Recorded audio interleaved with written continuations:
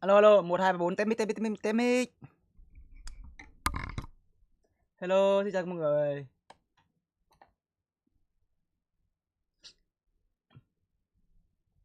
Hello Thái Võ. Hello Nguyễn Việt Hùng. Hello Sang Phạm. Hello Petman. Hello Đức Phạm. Đổi nhà rồi anh đâu, cái đổi nhà đâu, anh thay một cái rèm đằng sau mà. Lắp thêm một cái rèm đằng sau thôi mà. Sao đổi nhà được?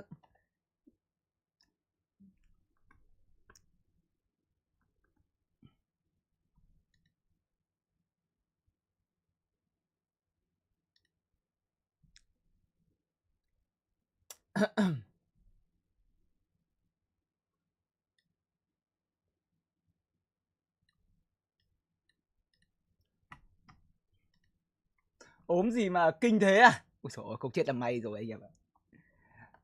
Còn sống là may rồi, chứ nói gì đến chuyện là ốm nhẹ ốm nặng.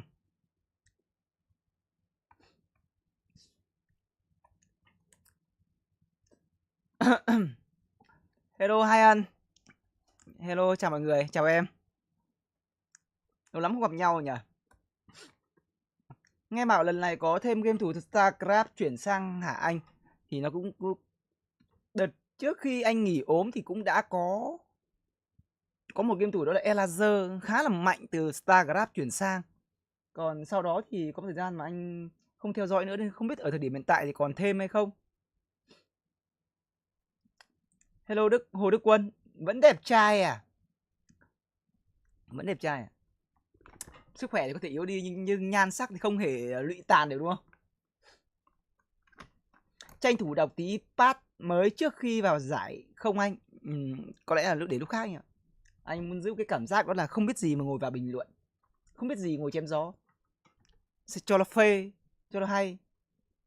Giảm ánh sáng đi anh, mặt anh chói quá. Cái này là do ánh sáng màn hình nhỉ? Đây là ánh sáng của màn hình nhỉ. Với cả căn bản là dạo này mặt nó bị bóng, nó kiểu nhiều dầu quá nên nó bóng. Anh em nào muốn nhìn Clement phong cách đẹp trai hơn thì mọi người có thể chuyển sang kênh TikTok nhé. TikTok anh em ơi, ghé qua kênh TikTok của Clement nào.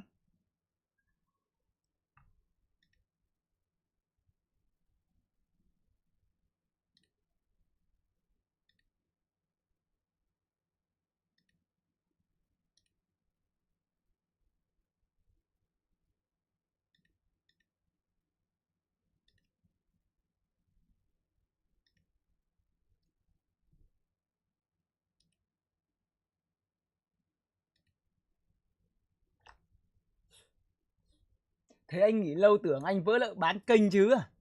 Mình cũng có thông báo rõ ràng mọi người là trước khi cái giải Bát Vương kết thúc mình đã bảo là sau giải Bát Vương là mình chắc phải đi chữa bệnh một thời gian rồi. Nhưng mà mình cũng không nghĩ là lâu đến như vậy. Thứ hai nữa trong quá trình chữa bệnh thì mình cũng có thông báo liên tục với mọi người là hiện tại sức khỏe của Clement đang gặp vấn đề nên là chưa hồi lại được. Anh em toàn đi đồ linh ta linh tinh, bao nhiêu người nhắn tin hỏi mua kênh thôi. Em tưởng anh nghỉ luôn rồi chứ à? Chưa. Nó vẫn còn duyên còn nợ, chưa nghỉ ngay được. Tìm cách xoay sở để sống thôi chứ chưa nghỉ ngay được. Hello CC, hello em. Anh đổi phòng like rồi hay sao lạ vậy? Thì anh chỉ lắp mỗi cái rèm ở đằng sau thôi, thay mỗi cái rèm rồi là bố trí lại không gian cho nó rộng rãi một chút để có thể trưng bày thêm một gian cây ở đây, tranh thủ vừa trò chuyện với mọi người vừa bán hàng thôi. Cuối tháng còn sắp lễ lên hết lúa ủng hộ anh rồi, chắc sang tháng sau em sẽ ủng hộ. Ok em, lúc nào cũng được mà, có vấn đề gì đâu. Anh em click vào cái kênh TikTok Clement vừa game trên phần comment cho Clement xin thêm một mắt xem ở trên TikTok đó mọi người nhé. Cảm ơn mọi người rất nhiều. Mèo Maika đấm vô trịch mấy lần mà chưa được à? Đâu phải dễ vượt, đâu có dễ dàng vượt qua được vô trịch đâu. Bình tĩnh. Bệnh lần này tốn kém nhiều không anh? Cũng gần là 1 năm đi làm anh em ạ. 35 kiếm tiền từ AOE4 không biết, chắc chỉ đủ một lần chữa bệnh. Mình không nghĩ là nó lại tốn kém nhiều đến như vậy. Nằm ở sai tuyến nên bảo hiểm mới chỉ có 32% thôi, chả ăn thua. Chào Clement nha, chúc Clement mau khỏi bệnh. Ok, cảm ơn Hiếp Mang rất nhiều nha. Hiện tại thì mình đang trong quá trình gọi là phục hồi sức khỏe. Mấy giờ vào game anh? 22 giờ em ơi, 22 giờ vào game. Từ lúc ốm dậy game đã thay đổi nhiều rồi đấy, đã cập nhật lại chưa? Bây giờ game như mới luôn. Trăm sông đổ về một biển. Thay rời thay bể thì cuối cùng nó vẫn là nguyên lý như vậy. Các chỉ số nó chỉ khác. Còn chiến thuật thì nó vẫn giữ nguyên. Nói chung là nó cũng là chỉ giữa cũ bình mới thôi. Nó không mang tính chất là thay ngược hoàn toàn như kiểu là còn thay đổi chức năng của như kiểu con máy phóng nào. Những cái thay đổi tính năng như thế thì những cái mình cần quan tâm. Còn tăng công thêm một tí, giảm công đi một tí, kinh tế tăng thêm 5%, kinh tế tụt đi 10%, thực ra nó cũng không ảnh hưởng quá nhiều. Cũng chưa nhất thiết là mình phải lúc nào thuộc lầu những cái đấy. Nó không có thể nó ảnh hưởng đến quá trình chơi, nhưng mà nó không ảnh hưởng đến quá trình mình xem và bình luận. Tưởng anh bỏ like rồi à? Đâu, anh có bỏ đâu. Chót lỡ yêu rồi, sao bỏ dễ được. Anh khỏi bệnh nhìn hốc hác quá à? Ôi, còn sống là được rồi. Từ từ sẽ hồi lại thôi. Cố gắng lên anh nhé. Ok, cảm ơn em rất nhiều nhé. Thank you em. Anh em có rảnh tay bật thêm có TikTok cho Clement xin thêm một mắt xem ở trên TikTok nhé. Chút nữa thì chúng ta sẽ chút nữa thì Clement sẽ bắt đầu ngồi gọi là bán thêm ít cây. Anh em có thể ủng hộ cho Clement bằng cách là mua hàng ở trên TikTok cho mọi người nhé. Nhìn bác già đi hẳn à? Ai rồi cũng già thôi. Thôi 10 giờ đánh, tranh thủ giới thiệu sản phẩm đi anh à. Hiện tại ở trên TikTok mới có 5 người xem anh em ạ. Anh em ghé qua gian hàng của Clement ở trên TikTok nhé. Đường link thì mình để ở phần ghim comment rồi đấy. Anh em mở thêm điện thoại click vào cái đường link Clement để trên phần comment ấy. Ghé qua gian hàng để Clement bắt đầu bán sản phẩm. Hy vọng là mỗi người ủng hộ cho Clement một đơn. Mỗi người một đơn, 50 người 50 đơn. Thế là từ ngày mai cứ mỗi ngày 4 tiếng. Nó là chung là nó có thực với bậc được đạo anh em ạ. Cũng vừa muốn duy trì đam mê, nhưng mà nếu như mà không có cái gì bỏ mồm thì nó cứ một năm nó cứ 2 lần bệnh này chắc vỡ lở. Vỡ lở thật. Weston giấu tên đã tặng 20.000 đồng. Ok, cảm ơn bạn rất nhiều, thank you bạn nha. Mình để ở đây nó bị che đi, chả nhìn thấy gì.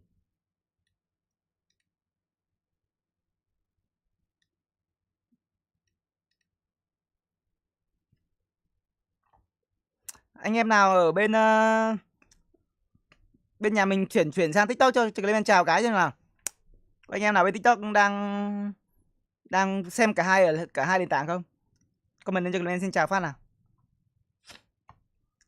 Mọi người tranh thủ gõ cho Clement mấy cái tap tay vào màn hình mọi người nhé. Ô, cảm ơn Thanh Phong nhé. Thành Phong. Anh các bạn rất nhiều nha. Sao nhìn cam thấy mờ mờ mà tiếng mic hơi bé à? Cam thấy mờ mờ mà tiếng mic hơi bé.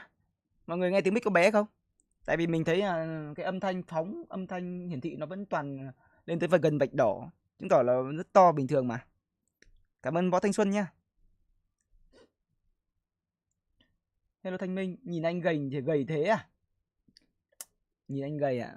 Thì cũng hơi gầy một tí anh em ạ. Nói chung là ốm đau thì nó chuyện hốc hác, già, xấu. Nó sẽ gầy đi một tí bình thường. Mọi người ở ngoài mọi người không để ý chứ da Clement bây giờ xấu lắm. Da ở trong anh em ở bên TikTok nhìn có thể trông tươi tỉnh đẹp trai tí, nhưng đấy là do ứng dụng thôi. Da bây giờ nó dày, nó bì, dầu, kiểu nó vết thâm do sởi để lại, rồi là do bị nhiễm bẩn, nhiễm trùng các thứ nên da nó trông nó cứ bì bẩn, xấu. Tiếng mic ổn mà không bé. Bên TikTok làm cái filter mặt gọn VL à? Cái này nó tự động đấy. Ok, cảm ơn Minh Lâm rất nhiều, thank you em nha. Ổn rồi chứ anh ổn rồi. Bây giờ chỉ từ từ để phục hồi thôi. Anh. Đầu tư camera mới đi anh ơi.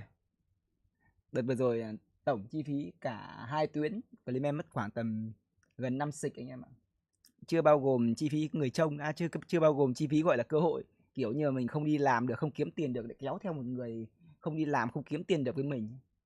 Chỉ riêng ăn cho hai người. Tại vì thời khoảng tầm 15 ngày đầu Clement gần như là nằm liệt giường, không dậy được. Nó rơi vào khoảng tầm 50 anh em ạ. Nó hơi tốn kém tí.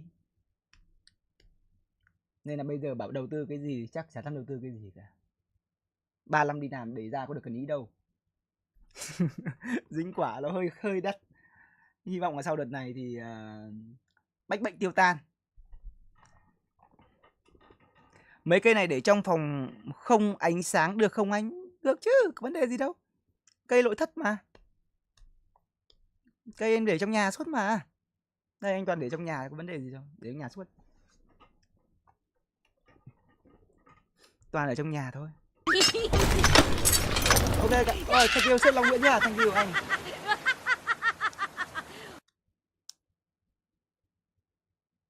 À, đấy, nhắc từ Long nên mới nhớ. Cũng nhân đây thì Clement cũng xin gửi lời cảm ơn chân thành đến em Bun, tức là em Hoàng Long, rồi là Minh Long, rồi là Opa Xoài, rồi là anh Nguyễn, rồi là bạn Trương. Thì trong quá trình nằm viện chữa bệnh thì của Clement thì cũng có sự hỗ trợ rất lớn đến từ mọi người, nên là cũng giảm bớt cho Clement được một cái gánh nặng về chi phí. Thật sự là một miếng khi đói và một gói khi no anh em ạ. Anh em hỗ trợ Clement đúng những cái lúc mà Clement cần nhất. Thật có nhiều hôm nằm trong viện tủi. Vì cũng không phải là thật sự là có cả những người thân, thật có cả những người thân, những người mà gọi là thân máu mủ ruột già, đôi khi là cũng chả hỏi mấy đâu. Hỏi thăm mà chả có thì đừng nói đến chuyện Thần Long, đúng không?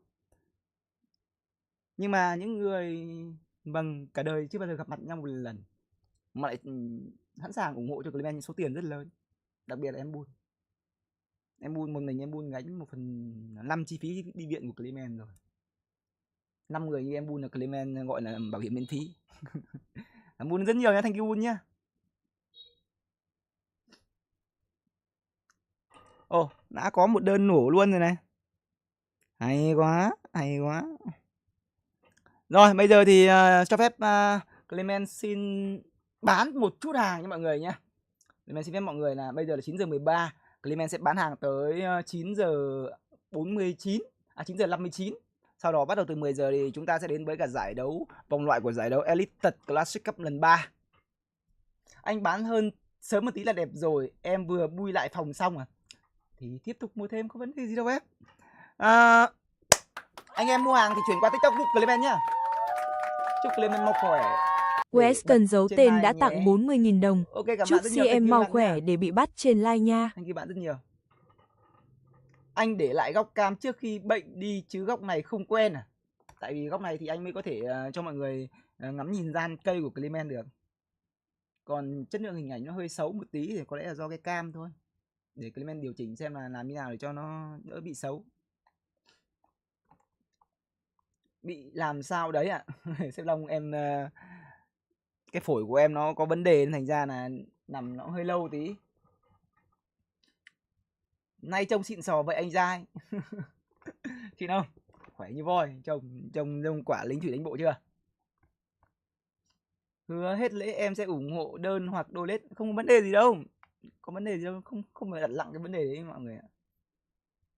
Hello Bôn Nguyễn nha. Welcome back. Hello chào em. Đầu tiên là sản phẩm đầu tiên đi. Sản phẩm đầu tiên nó là phẩm gì? Cây kim ngân 3 thân chậu thủy sinh. Kim ngân 3 thân chậu thủy sinh. Anh em cho mình hỏi đường like trên TikTok của mình vẫn đang ổn chứ mọi người? Sao đây nó lại nhiễu sóng nhỉ? Vẫn đang ổn đây.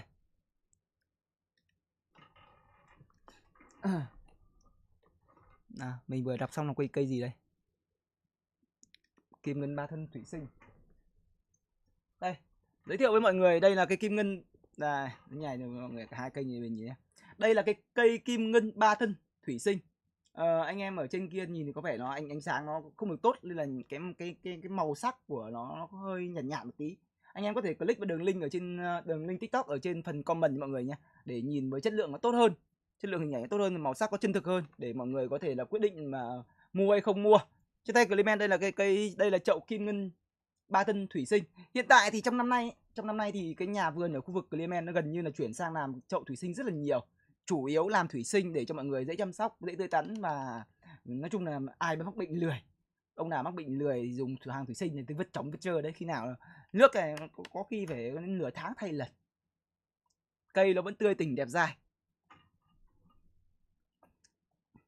Mệnh mộc cây gì để bàn làm việc với trong nhà để vợ đồng ý cho có cả người yêu nữa? Mệnh mộc thì nó có khá nhiều cây, tại vì đa phần là cây nó là cây xanh, nó là hệ mộc rồi, nên là mệnh mộc thì gần như là hợp với tất cả các những loại cây. Quan trọng nhất là mình muốn có người yêu muốn có người yêu tìm tí ngọc ngân nhỉ, xếp long nhỉ. Còn xếp long thì mình sẽ tư vấn sau. Cái kim ngân cho mọi người nhá. Ý thì nó như tên rồi, ý thì nó như tên. Anh em nào mà làm ăn kinh doanh buôn bán, đặc biệt là nhà mở cửa hàng như kiểu tạp hóa, bán đồ ăn hoặc là bán tạp hóa gì đó, nói chung là có khách ra vào liên tục, thì không thể thiếu được một cái cây kim ngân này ở trên cái gọi là bàn thu ngân được. Chiêu tài hút lộc cực kỳ tốt.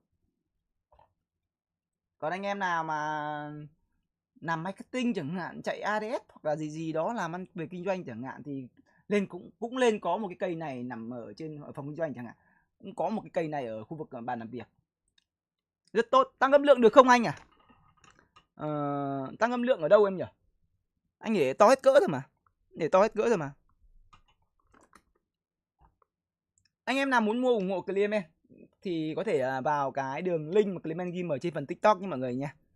Giá thì yên tâm, mọi người mua cây thì cực kỳ yên tâm. Giá hiện tại thì là 127.000 à.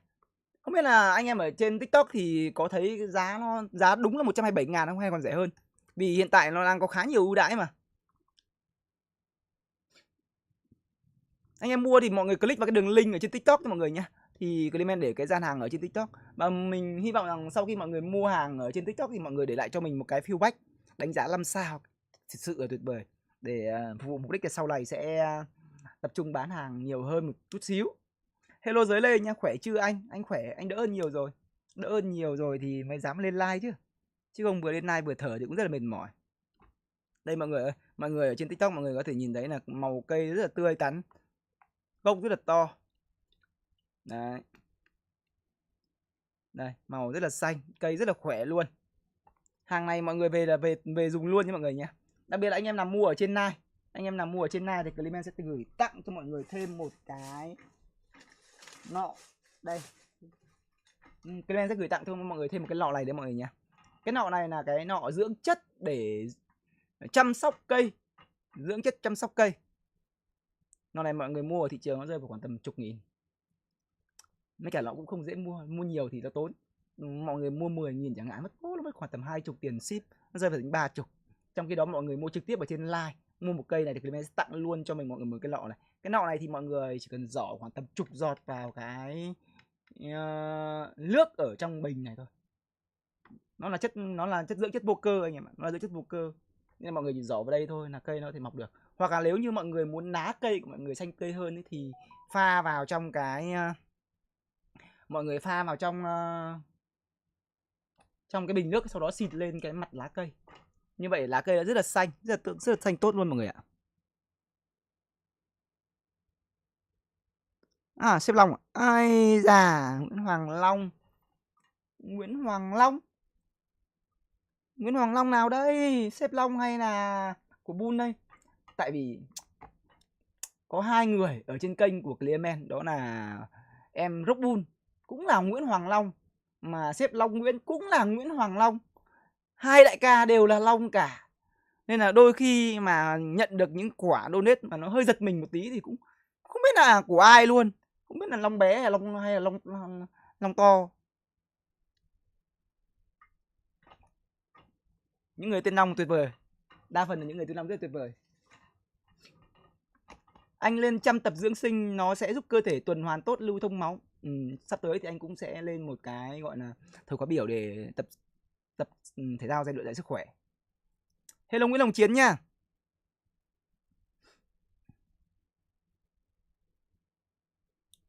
Đây, mọi người anh em click vào kênh TikTok đi, hiện tại đi. Nào.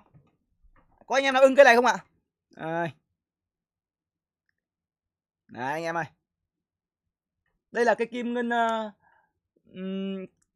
ngân 3 thân nha mọi người nhé. 3 thân phúc lộc thọ. Kim ngân 3 thân phúc lộc thọ. Hàng thủy sinh Chậu này là chậu nhựa nha mọi người nhé, chậu này chậu nhựa. Giá bao nhiêu nhỉ mọi người nhỉ? Mọi người ở trên TikTok nhìn thấy giá hiện tại là bao nhiêu nhỉ? 127.500 à?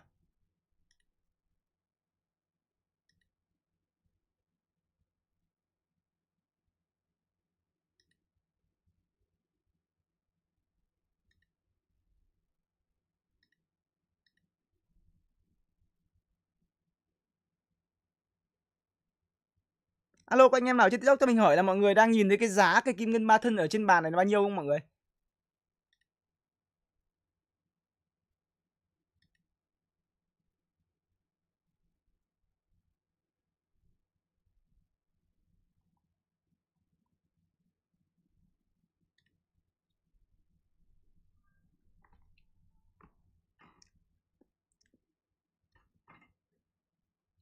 Có cây nào giúp học vào chữ tốt không? Anh em đại học sắp thi cuối kỳ rồi, em ủng hộ rất nhiều luôn em ạ. Có rất nhiều cây để cho liên quan đến việc học hành, ví dụ như cây tùng, ví dụ như cây tùng hoặc cây xương rồng. Đó là đại diện cho ý chí nghị lực vươn lên. Anh cũng có một cây tùng gọi là cây tùng bách tán, cái tùng mili đấy. Ở tầm chút nữa anh sẽ gửi cho. Mọi người cho Clement xin thêm một vài mắt xem vào trên TikTok mọi người nhé. Đường link thì Clement có để ở phần ghim trên màn hình. Mọi người click vào cho Clement xin thêm một vài cái mắt xem nhé mọi người nha. Thank you mọi người rất nhiều. Rồi chúng ta sẽ qua cây tiếp theo nha mọi người nha.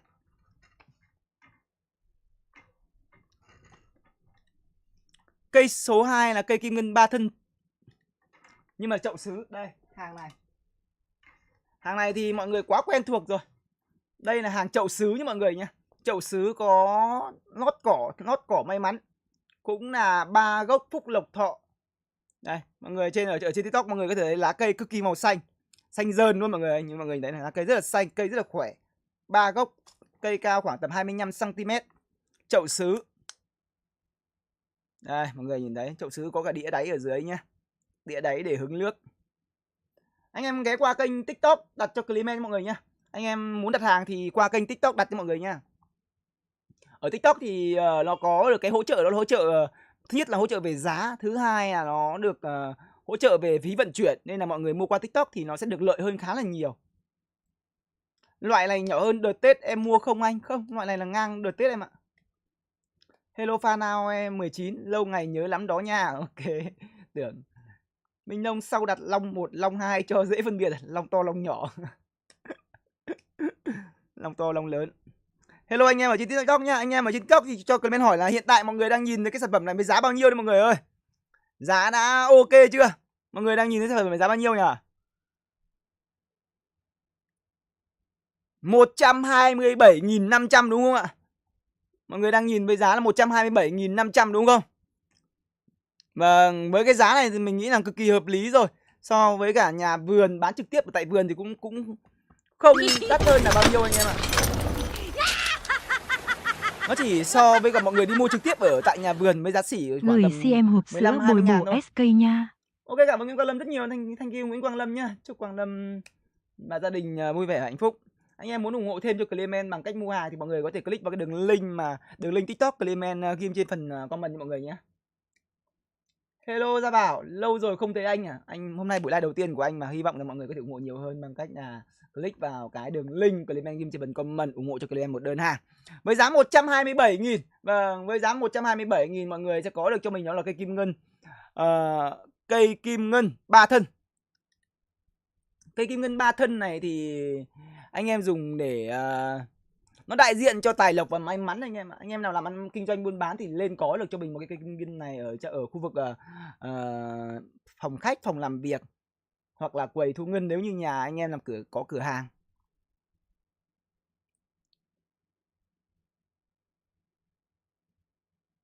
Nào, có anh em nào muốn hỏi gì về cây kim ngân 3 thân chậu sứ này không mọi người? Đây, cây kim ngân 3 thân chậu sứ đây. Clement sẽ gửi tặng thêm cho mọi người đó là một cái, đối với cái kim ngân này thì nó sẽ có một cái bình, nó là cái này mọi người nhé. Đây, anh em nào mua trên Nike thì mới được tặng anh em ạ. Mua trên Nike thì sẽ được tặng cái này. Anh em nào mua trên Nike sẽ được Clement gửi tặng. Đây là cái dưỡng chất, nhưng mà nó không phải dành cho nước mà là nó dưỡng chất dành cho đất. dưỡng chất dành cho đất anh em ạ. Tại vì trong cái quá trình mà mọi người dùng ấy thì đối với cả mỗi một cái diện tích mỗi cái thể tích đất như này thì nó sẽ giúp cho cây tồn tại sống khỏe được khoảng tầm 6 tháng nhé. Sau 6 tháng thì cái dưỡng chất ở trong đất nó sẽ không còn nhiều, vì nó không được bổ sung mà. Thế nên là đây là cái dưỡng chất mà mọi người cần có để cho cái đất này nó có thể nó có nhiều dưỡng chất cung cấp cho cây hơn. Mọi người mua ở bên ngoài nó rơi vào khoảng tầm 10 đến 15 nghìn, chưa bao gồm tiền ship. Còn mua ở trên phiên này Clement mọi người chỉ mua cây thôi, Clement sẽ tặng cho mọi người thêm một cái dưỡng chất cho đất nha mọi người nha. Anh em có thể click vào cái đường link Clement ghim trên phần comment ấy, để đặt hàng nha mọi người nhé. Trên TikTok ấy. Đặt qua TikTok ấy thì mọi người sẽ có nhiều lợi thế hơn. Thứ nhất là nó được free ship, thứ hai là nó sẽ được giảm giá từ TikTok Shop. Tùy từng người, có người thì là 127.000, có người thì là 110.000, có người 135.000. Nó cũng tùy từng người anh em ạ, mình cũng không rõ, nhưng mà cái mức mà Clement đang giảm giá là 127.500. Còn có thể có anh em mua với giá rẻ hơn. Chị em mới xây nhà xong thì mua cây nào hợp? Mới xây nhà xong thì anh nghĩ là lên có cho mình đó là những cái cây như kiểu cây kim ngân, cây kim tiền. Và đặc biệt là nếu như mà xây nhà xong thì anh nghĩ là hai vợ chồng mà vợ chồng trẻ, vợ chồng son thì lên có được cho mình một cây hạnh phúc. Cây hạnh phúc mà em có thể cái mã số đó là đâu nhỉ? Cây hạnh phúc mã số mã số 19 em ạ. Cây hạnh phúc mã số 19 ấy, em lên có một cây hạnh phúc mã số 19 đây. Anh có thể cho em xem luôn. Anh xem qua luôn cây hạnh phúc này.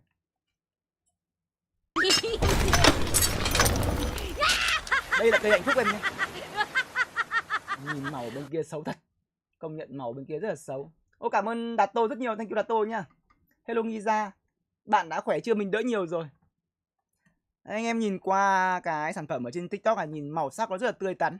Rất là tươi tắn và rất là thật. Đây là cây hạnh phúc em nhé. Hiện tại thì giá đang bán ở trên Nike là 238.000. Với cái giá 238.000 ở cái phiên Nike thì mình nghĩ là đây là một cái giá khá là ổn rồi. Mọi người có đến trực tiếp mua thì nó cũng chỉ rơi vào khoảng tầm 180-190.000 cơ. Đấy là giá mua buôn đấy mọi người ạ, giá mua tại vườn. Còn nếu như mọi người mua qua online thì Clement cũng chỉ có đâu đó khoảng tầm 30-40 thôi. Và đặc biệt là nếu như mà bạn đặt cái này, vâng, đối với những sản phẩm mà trên 150k thì Clement sẽ gửi tặng thêm đó là một cái sứ. Đây là sứ nha mọi người nha, đây là sứ của mình nhựa nha. Sứ Phúc Lộc Thọ. Ông sứ này nếu như mà ai mua ở trên thị trường nó rơi vào khoảng tầm 20.000 mọi người nha. Cây sứ này mua tầm 20.000. Nhưng nếu như đặt hàng ở trên phiên này Clement sẽ gửi tặng không nha mọi người nha. Đây. Đây Clement sẽ ghim cây hạnh phúc này lên cho mọi người nha. Cây hạnh phúc này thì nó phù hợp với cả những vợ chồng mới cưới, phù hợp rồi với những vợ chồng mới cưới hoặc là cho những cái lễ tân gia lên nhà mới, sửa nhà mới, thay đổi nhà cửa, thay phòng thì lên có được cho mình một cây hạnh phúc này để cảm giác cuộc sống nó thoải mái hơn. Đây anh em ơi, anh em nhìn thấy cây rất là khỏe, cây rất là cao mọi người nhá, cây rất là cao và to, cây rất là cao và to. Và ở đây thì mọi người cũng có thể nhìn thấy đây là nó có được lót một lớp đá đây, lớp đá đen ở đây này. Có đá đen này, có cái con gấu ở đây này. Đó. Mà đặc biệt đó là cái màu, anh em nhìn cái màu, mọi người nhìn qua Nike cũng đã cảm thấy là cái men của cái chậu sứ này nó rất là tốt, rất là đẹp rồi. Và hàng rất chuẩn luôn đấy mọi người ạ. Anh có dưỡng chất giúp cho hoa ra bông đẹp không? Dưỡng chất ấy, cái dưỡng chất ra hoa đó chính là cái anh bao giờ bắt đầu chơi vậy bác? 22 giờ bạn nhé. Bao giờ bắt đầu chơi vậy bác? Đây mọi người click vào cái đường link Clement ghim trên phần comment nha mọi người nha. Để đến với gian hàng ở trên TikTok của Clement thì mọi người sẽ quan sát được với màu sắc cũng như là mua hàng với giá tốt hơn rất là nhiều. Còn xem ở trên này màu nó hơi nhợt nhạt. Màu nó hơi nhợt nhạt, sang bên TikTok thì màu nó sẽ thật hơn, trông nó tươi tắn hơn, đẹp hơn rất nhiều.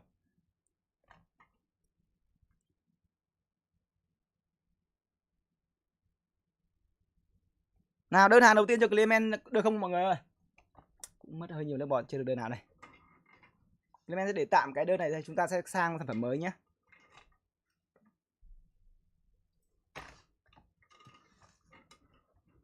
Hello Xu nha. Clement đã quay trở lại rồi à? Clement quay trở lại rồi mọi người ơi.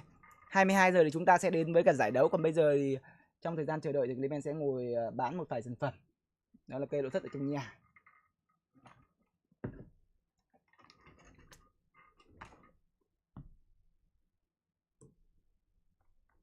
Tiếp theo là chúng ta sẽ đến với cả cây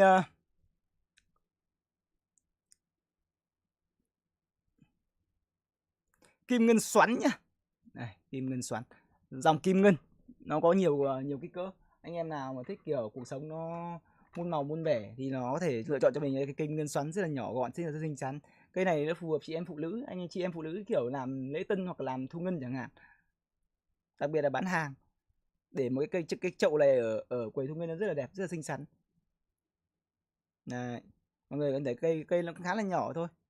Cây nó cao khoảng tầm 25 cm. Chậu rất là nhỏ, chậu một tay ôm vừa. À không, một tay ôm chưa vừa được, hai tay mới vừa. Đấy. Trông rất nhỏ và xinh.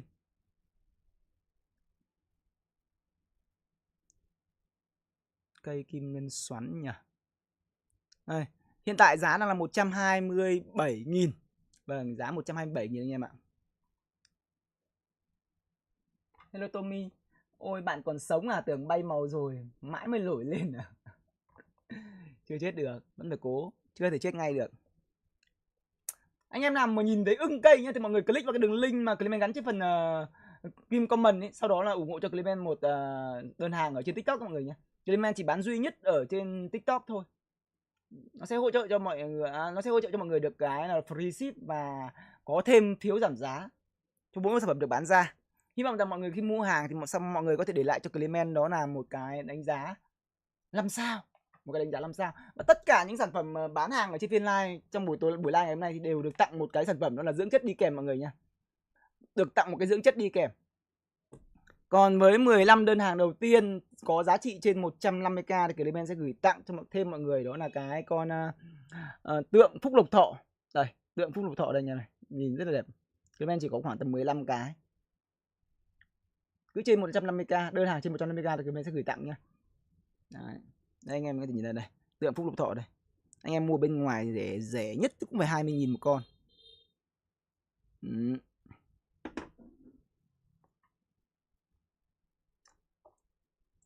Hello Công Phạm, mừng bạn đã trở lại. Chúc bạn và gia đình khỏe mạnh. Chúc Clement giữ vững phong độ để tiếp tục truyền lửa tới mọi người.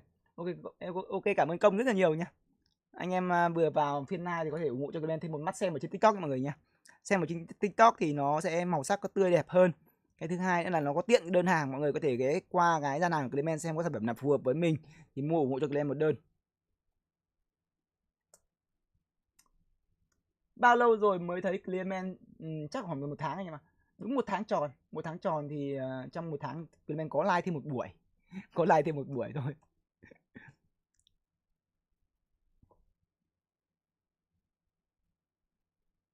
Long, thế em có được tặng không? Anh mua từ hôm qua ấy có. Anh sẽ gửi tặng cho em một anh sẽ đính kèm vào trong cái đơn hàng của em nha. Có nha Long nha. Clement gầy quá, mong bạn giữ sức khỏe để tiếp tục livestream. Mình sẽ cố gắng.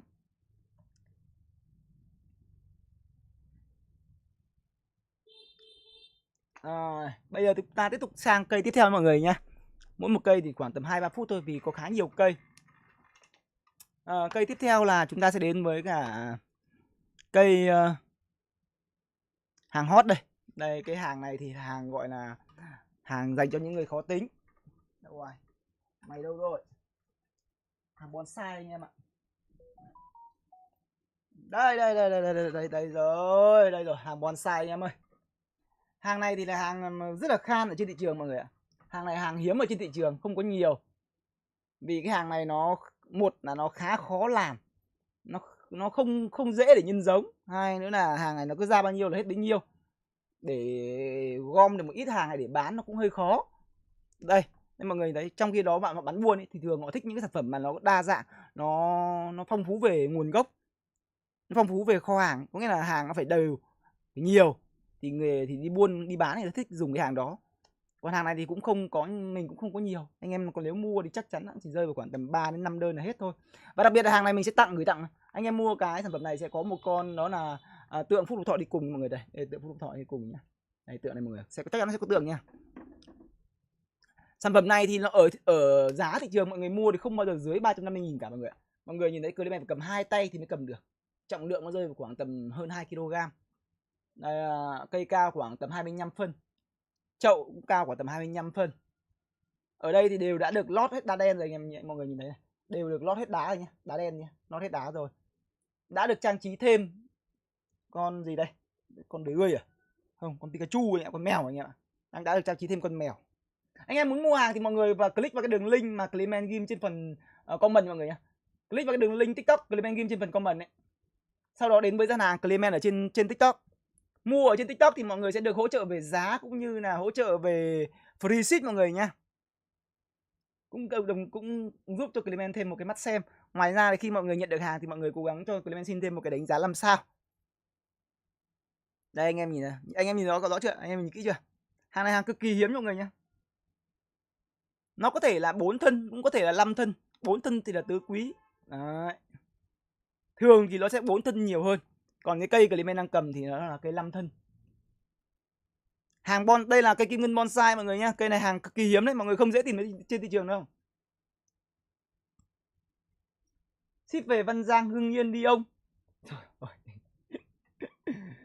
Nếu như mà Dũng Bùi mà ở Văn Giang Hưng Yên thì xem nhà có gửi cho Clement cái địa chỉ để mai Clement tới nhà giao luôn được. Lạc Lâm nay không bình luận mà bán cây luôn hả anh? Như có thông báo thì Clement sẽ ngồi bán hàng tới 10 giờ mọi người ạ. Ngồi bán hàng tới 10 giờ, hy vọng rằng mọi người có thể ủng hộ cho Clement một vài đơn hàng cũng như là ủng hộ cho Clement một ít mắt xem ở trên TikTok mọi người nha. TikTok. Đường link thì Clement có để ở trong phần ghim comment. Hiện tại thì cũng đã được 2 đơn hàng rồi. Mục tiêu đặt ra là ngày hôm nay phải được 10 đơn hàng. Thì hiện tại đã được 2 đơn rồi. Anh em nào có nhu cầu thì có thể ủng hộ cho Clement một đơn nhé. Đơn này thì cái sản phẩm này hiện tại đang được bán với giá, đây là quên mất thì các ghi rồi, 238.000 nha mọi người nha. 238.000. Free ship trong tỉnh không anh à? Cái ship này thì bên TikTok họ anh không có cái free ship. Nhưng mà nếu như mà Lương Minh mua thì anh gửi tặng cho Lương Minh thêm một con, đó là con này thôi. Gửi tặng cho Lương Minh thêm một con, là một con tượng Phúc Lộc Thọ, cũng như là một cái lọ dưỡng chất. Đây, một lọ dưỡng chất và một tượng. Cái lọ dưỡng chất này cực kỳ tốt đấy mọi người ạ. Vì đôi lúc mà chúng ta mua ấy, sau đó chúng ta không để ý, xong bây giờ lại đi tìm cái vị trí chỗ bán phân. Đi tìm chỗ bán phân, chỗ bán gọi là bán đất. Một là thay đất, hai là tưới phân. Thì nó sẽ cảm giác nó bị lười ấy. Trong khi đó thì Clement đã gửi tặng cho mọi người cái này rồi, thì mọi người ít nhất là trong một năm mọi người không phải lo đến dưỡng chất cho cây nữa. Đây, Clement sẽ gửi tặng cho mọi người cái này, cũng như là thêm cho mọi người một cái Weston hoàng tử xấu xí đã tặng 20.000 đồng. Không cần phải lo đỡ nhiều chưa anh? Chăm sóc cây nữa. Mình không tìm thấy shop trong TikTok để mua hàng. Ở bên dưới cùng bên tay trái của màn hình ấy thì nó đã có cái giỏ hàng đấy. Quang Lâm click vào đó. Cái sản phẩm của mình đang cầm đây là mã số 4 anh Quang Lâm ạ. Cây kim ngân bonsai chậu sứ trang trí để bàn. Đây chậu sứ mọi người nha. Lê Dũng đã ủng hộ anh một đơn, mong muốn anh mau khỏe. Ok, cảm ơn Lê Dũng rất nhiều nha. Ship về Kiến Sương Hưng Yên anh ơi. Ok em ơi, cứ lên đơn đi em ơi. Lương Minh em chuyển em sang tên TikTok đặt hàng cho anh nhá. Em đặt ở bên TikTok giúp anh nhé. Đặt ở bên TikTok để anh lấy cái doanh số. Vì nếu như mà đáp ứng được cái nhu cầu về doanh số ấy, thì anh lại có thêm được cái voucher 10% cho tất cả những sản phẩm được bán ra. Hiện tại thì được 3 đơn rồi. Còn thiếu 7 đơn nữa thì từ ngày mai anh sẽ được bán với giá là giảm thêm 10% nữa. Doanh số càng cao thì sẽ được TikTok hỗ trợ về giá, nó được trợ giá khá là nhiều. Mình ở nước ngoài không tìm thấy Clement ơi, Quang Lâm ơi, nước ngoài thì làm sao mà tìm thấy được. Nước ngoài thì chịu rồi, hàng này nó ship ra sao ra nước ngoài được. Quang Lâm ủng hộ mình như thế là tuyệt vời Quang Lâm ạ, không cần phải mua cây ủng hộ nữa rồi. Cầm lặng tay quá, anh em chắc là tôi chuyển sang sản phẩm mới. Và chuyển sang cây khác nha mọi người nha. Thời gian của chúng ta không còn quá nhiều. Bây giờ bao nhiêu? Bây giờ là 41 rồi, còn 20 phút nữa. Còn 20 phút nữa thôi nên là cố gắng đi nhanh qua từng sản phẩm một. Bây giờ thì chúng ta sẽ đến với cả cây kim tiền. Và kim tiền nha mọi người nha. Hàng kim tiền này thì nó là cái hàng mà gần như là ai cũng thích rồi. Đây, trên tay Clement đây là cây gọi là cây kim tiền thủy sinh nha mọi người nha. Như Clement đã giới thiệu thì ở thời điểm hiện tại thì gần như tất cả cây phong thủy người ta đều hướng sang dòng cây thủy sinh hết rồi. Đây mọi người có thể nhìn thấy đây là cây kim tiền. Nhìn màu sắc ở bên kia thì nó phải là bên này nó phải là hơi xấu một tí. Anh em có thể click luôn trực tiếp vào cái đường link Clement Kim trên phần comment ở bên TikTok ấy. Click vào cái đường link trên TikTok ấy, thì nó sẽ được nhìn với nhìn được màu sắc nó tươi sáng hơn, thật hơn, sống động hơn để mọi người có thể dễ dàng quyết định là có hay không mua hàng. Ngoài ra thì ở trên TikTok thì nó cũng sẵn cái biểu tượng đó là giỏ hàng này. Mọi người có thể click vào giỏ hàng. Nó có thể nhận được voucher giảm giá từ TikTok Shop cũng như là những cái phiếu miễn phí vận chuyển.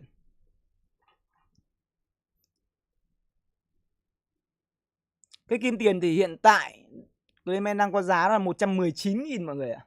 Hiện tại đang có giá là 119.000, cũng được tặng thêm một lọ dưỡng chất đi kèm mọi người nhé. Tất cả những sản phẩm được bán ra ở trong buổi livestream thì đều có tặng kèm một lọ dưỡng chất đi cùng. Nhưng với những sản phẩm trên 150k thì Clement sẽ gửi thêm cho mọi người đó là một tượng Phúc Lộc Thọ. Đây, tượng Phúc Lộc Thọ đây. Đây là tượng sứ cho mọi người nha, tượng sứ nha. Cây kim tiền này.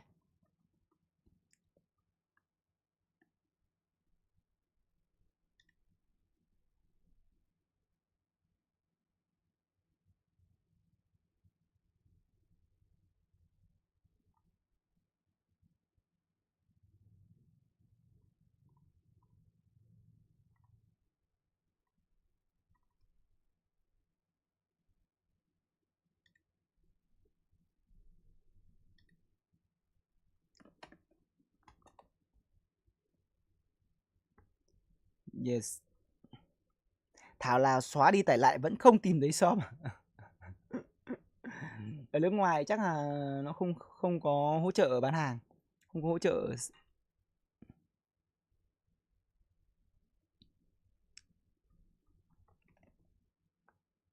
Một tuần anh live mấy buổi anh à? Có lẽ là sắp tới thì anh sẽ cố gắng một tuần này thì khoảng tầm 4 đến 5 buổi. Hello Bitgui, ôi trời Clement đây rồi à? Clement tỉnh rồi. Hẹn mọi người là 9 giờ tối nay live ngồi bán hàng. Anh em chả thấy đâu cả, toàn đi ngồi bên này thôi. Bảo chạy sang bên TikTok để cho Clement xin thêm ít mắt xem cũng như là click cho Clement một vài đơn hàng, chả thấy đâu cả.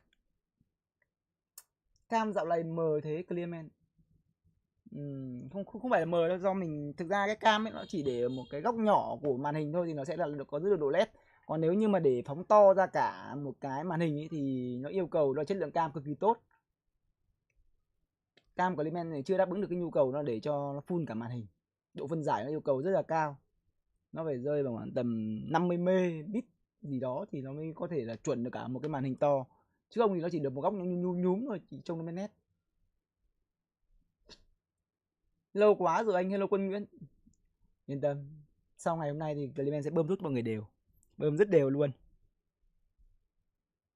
Trên tay Clement đây là cái kim tiền cho mọi người nha.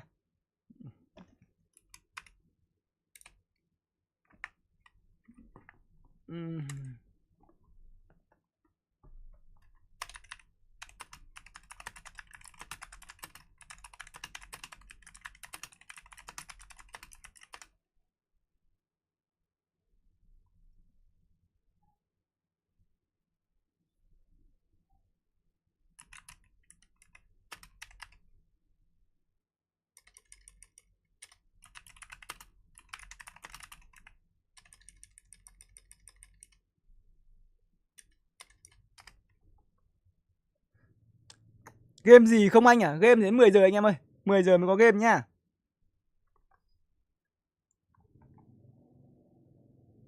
Khỏe lại chứ anh ơi, anh đỡ rồi.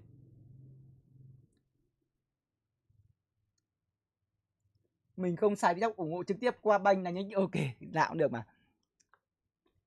Đối với cái kim tiền thì nó là tên cây thì nó cũng đại loại, nó mang ý nghĩa phong thủy nhiều. Kim tiền thì ý nghĩa là vàng bạc, tiền bạc, biểu tượng cho sự giàu sang và thịnh vượng. Đặt cây ở bàn làm việc hoặc quầy thu ngân ấy, sẽ giúp cho công việc của mọi người hanh thông hơn, tiền vào như nước, đúng không? Rất hợp với những người làm ăn kinh doanh buôn bán, cũng như là tăng thêm may mắn cho cuộc sống. Cây nó cũng có tác dụng là trừ tà, xua đuổi những cái điều không may mắn trong cuộc sống mọi người nhé. Hiện tại mọi người đang gọi là muốn bắt đầu kinh doanh, hoặc là đang có một cuộc sống nó cảm giác là nó có một cái điều gì đó nó chưa thật sự ổn định chẳng hạn, thì lên có một cây kim tiền này để nó củng cố về mặt tâm linh. Giá cây thì đối với cả thị trường thì mình nghĩ rằng với cái giá 119.000 cho một sản phẩm đó là cây kim tiền đã được trang trí bằng một cái chậu nhựa cứng, thì với cái giá này thì mình nghĩ là cực kỳ ổn rồi. Còn Clement chỉ chắc chắn sẽ cam kết được cho mọi người được 3 thứ. Một đó là về giá, chắc chắn mọi người sẽ mua về giá, đó là giá không dám cam đoan là giá rẻ nhất, nhưng sẽ là một cái giá ổn định, không phải lo bị bịt. Cái thứ hai nữa là mọi người sẽ được nhận cây với cái chất lượng cây khỏe và cây tốt nhất. Tất cả những sản phẩm cây Clement đi hàng đều là những sản phẩm cây khỏe và cây tốt. Còn những cái sản phẩm gì mà những cây nào mà nó ốm yếu chẳng hạn thì chắc nó là vứt xó. Cái thứ ba đó là hậu mãi nhé. Clement chắc chắn là chịu trách nhiệm cao nhất với những sản phẩm mình bán ra, từ cây tới chậu. Nó có vấn đề về sản phẩm, nó có một cái vấn đề gì thì mọi người đừng vội đánh giá hoặc là đừng vội trả hàng. Chỉ cần liên hệ với Clement thôi thì Clement sẽ đảm bảo để xử lý một cách tốt nhất và nhanh nhất có thể. Ví dụ như nó với chậu chẳng hạn thì Clement sẽ gửi cho mọi người cái chậu mới. Ví dụ nó hỏng cây, Clement sẽ gửi cho mọi người cây mới. Nên là mọi người yên tâm nhá, Clement sẽ chịu trách nhiệm cao nhất với cái sản phẩm của mình bán ra. Anh em chỉ việc cảm thấy là nó phù hợp thì mua thôi. Nó phù hợp với cả nó phù hợp với cả nhu cầu của mình thì mình xúc thôi.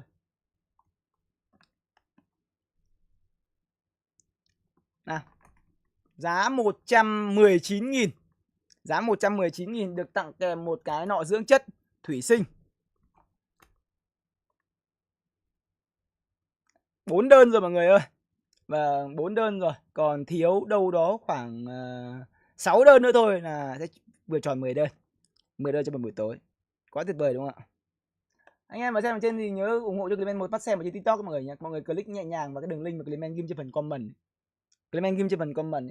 Khi mọi người đã cảm thấy ok rồi thì mọi người click vào góc trái bên phía màn hình TikTok ấy, nó có cái biểu tượng giỏ hàng đấy. Cây kim tiền thủy sinh mình đang được ghim đây, và nó là mã số 5 nha mọi người nha. Giá 119.000.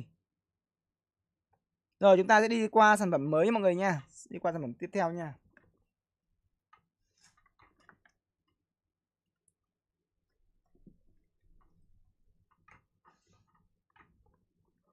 Cam hơi ngược sáng ý nhỉ. Ngày mai mình sẽ chỉnh lại cam, vì nó là do cái màn hình máy tính nó hất xa. Đây mọi người nhìn đây, mình che cái màn hình máy tính cái là nó cam bình thường ngay. Cam hơi ngược sáng tí do góc chỉnh. Rồi bây giờ thì Clement sẽ tới một cái sản phẩm, đó là sản phẩm mà rất được ưa chuộng dành cho anh em đàn ông, con trai, nam giới rất thích điều này.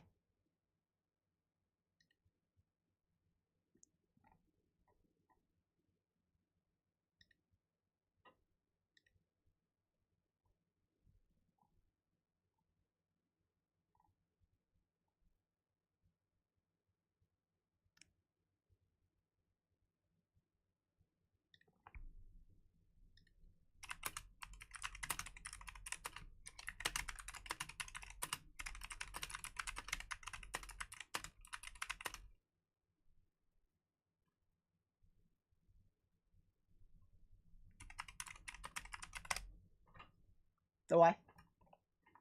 Đây rồi. Đây rồi mọi người ơi. Trên tay của Clement đây là cây tùng nha mọi người nha. Tùng, trúc, cúc, mai. Trong 4 loại cây quý và 4 loại cây được ưa chuộng, tùng là cây đứng đầu rồi. Và đặc biệt đó là cây tùng đại diện cho nó là biểu tượng của sự trường thọ và kiên cường. Nhắc đến cây tùng thì mọi người nghĩ là nó là những cái cây mà sống rất là lâu năm, sống rất là kiên cường rồi. Ngoài ra thì nó cũng là biểu tượng cái sự quân tử, sống ngay thẳng anh em, vững chãi không khuất phục trước nghịch cảnh. Đây là cái sản phẩm mà mình nghĩ rằng anh em thanh niên thì chỉ cần để cây này ở trên cái bàn làm việc của mình ở trong một văn phòng thôi thì nó đã thể hiện được mình là người như thế nào rồi. Sếp đi ngang qua, đồng nghiệp đi ngang qua biết ngay thằng này là một thằng rất là bản lĩnh, rất là kiên cường rồi. Đừng động vào nó, vua lì đòn, đừng động vào nó. Nên là mình nghĩ rằng với một cái sản phẩm như thế này thì dành cho anh em làm ở dân văn phòng ấy thì nó rất phù hợp để cho mọi người có thể thể hiện được cái tôi của mình ở trong một khu tập thể. Giá không hề rẻ nha mọi người nha. Cây này thì nó cũng không rẻ. Mọi người nhìn thấy cây này nó chỉ nó bé tí teo thôi. Nhỏ nhưng nó có võ anh em ạ. Ở trên Vietnam thì hiện tại Clement đang bán là 165.750 đồng. Ủa shop ở chỗ nào? Mình ở Xuân Quan Văn Giang các bạn nhá. Làng hoa Xuân Quan, anh em lên GG gõ cái làng hoa Xuân Quan, làng hoa lớn nhất miền Bắc. Chủ yếu là bán buôn chứ không bán lẻ. Clement mở OnlyFans sao? Đâu, OnlyFans, OnlyFans gì đâu. Anh em ơi, mọi người ủng hộ cho Clement mua một cái sản phẩm này thì mọi người có thể click vào. Đây là cây tùng, mọi người, tùng bách tán anh em ạ. Đây là cây tùng bách tán. Hay gọi là tùng kim tiêm.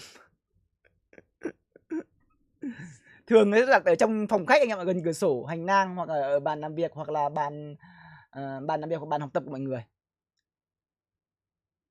Anh em nào mà thi lên thi xuống mà không đỗ thì cũng lên mua cây tùng này để ở bàn học. Kiểu gì cũng sẽ đỗ. Không 5 lần thì 7 lượt. Sớm hay muộn cũng sẽ đỗ anh em ạ. Lâu lắm mới thấy anh à. Có lẽ từ hôm nay mọi người sẽ thấy Clement nhiều đấy. Tại vì chắc xác định phải bán hàng nhiều anh em ạ. Bây giờ phi thương bất phú. Không buôn bán không giàu được. Thực ra mình chẳng mong giàu đâu, nhưng mà không buôn bán thì không sống được. Nếu như mà chỉ ở nhà ôm vào máy tính, trông vào việc đó là bình luận, gọi là thi thoảng nhận donate thì chắc chắn là chết đói, không sống được, buộc phải tìm một cái nghề khác. Trừ một là tìm một cái nghề khác để sống, hai là tìm một cái nghề gì đó liên quan để đi cùng. Mình nghĩ rằng cái việc mà có thể bán được hàng thì nó cũng sẽ giúp cho cái việc mà mình phát triển kênh nó sẽ tốt hơn, tại vì dù sao nó cũng có tí liên quan với nhau. Nguyễn Vũ, kênh vẫn sống à anh em? Đây em đang tìm cách để nuôi sống kênh đây anh ơi. Anh xem như thế nào. Hiện tại thì em đang được 4 đơn rồi, em còn thiếu 6 đơn nữa để đủ KPI cho một buổi tối anh em. Còn thiếu 6 đơn nữa để đủ KPI cho một buổi tối đây. Anh xem anh có cố được thì anh huých lốt cho em phát cho nó tươi, cho mặt nó tươi tỉnh để 10 giờ chúng ta đến với cả giải đấu nào. Hiện tại là 9 giờ 54 rồi, còn khoảng tầm 6 phút nữa. Vâng, 6 phút cho 6 đơn hàng. 6 phút cho 6 đơn hàng anh em. Tùng Trúc Cúc Mai, Tùng đứng đầu. Không mua Tùng thì còn mua cái gì, đúng không? Chỉ có Tùng thôi anh em ạ. Tùng là chân ái. Cây này rất là nhỏ nha mọi người nhé. Mọi người đừng bảo là cây này là em không có chỗ bày, không có lý do. Cây này không có lý do đi chấu được anh em ạ. Chỉ có mua hay không mua thôi, chứ không có lý do để từ chối. Muốn mua thì mọi người rất là đơn giản, là mọi người click vào cái đường link mà Clement ghim trên phần comment đến với gian hàng của Clement ở trên TikTok, ủng hộ cho Clement một đơn hàng. Và sau khi nhận hàng thì mọi người cho Clement xin một cái đánh giá 5 sao. Bro bỏ thuốc lào chưa? Mình bỏ được khoảng tầm 1 tháng nay rồi, bỏ từ hôm bắt đầu làm viện. Chắc là không dám sờ, không dám sờ ở đây anh em ạ. Một lần đi viện chữa phổi, làm quả cái ống ti thông bụi. Thề mọi người, chứ mọi người ai mà đi nội soi dạ dày rồi ấy, mọi người đi nội soi dạ dày rồi mọi người đã cảm thấy là kinh con nhà bà Tởm đúng không? Nhưng mà mọi người đi nội soi phế quản, mọi người đi nội soi phổi ấy, thì nó là bố của nội soi dạ dày anh em ạ. Chưa là cái gì cả. Đi nội soi phế quản nó như kiểu một chân mình bước vào quỷ môn quan rồi, nhưng biết thế nào là chết rồi anh em. Nó không khác gì cảm giác là mọi người bị rơi xuống biển, sau đó là mọi người bị không thở được, bị kiểu bị chết đuối ấy. Nhìn thấy mình đang chết dần. Đấy chính là cái cảm giác khi đi nội soi phế quản. Tớ một đơn nhá không mua được ở shop thì mua ngoài rồi mình nhờ người chuyển khoản hoặc mình gửi qua cho Clement. Ok, cảm ơn Quang Lâm rất nhiều nha. Quang Lâm cứ nhắn tin cho mình ấy.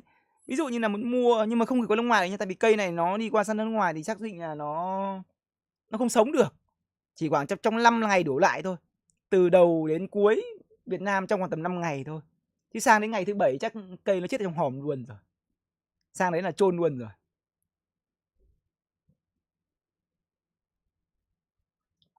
Và hiện tại là 116 vị khán giả đang xem. Cái men xem là bao nhiêu đơn rồi, nào đủ KPI chưa? Không đủ thì tôi cũng chuồn vậy.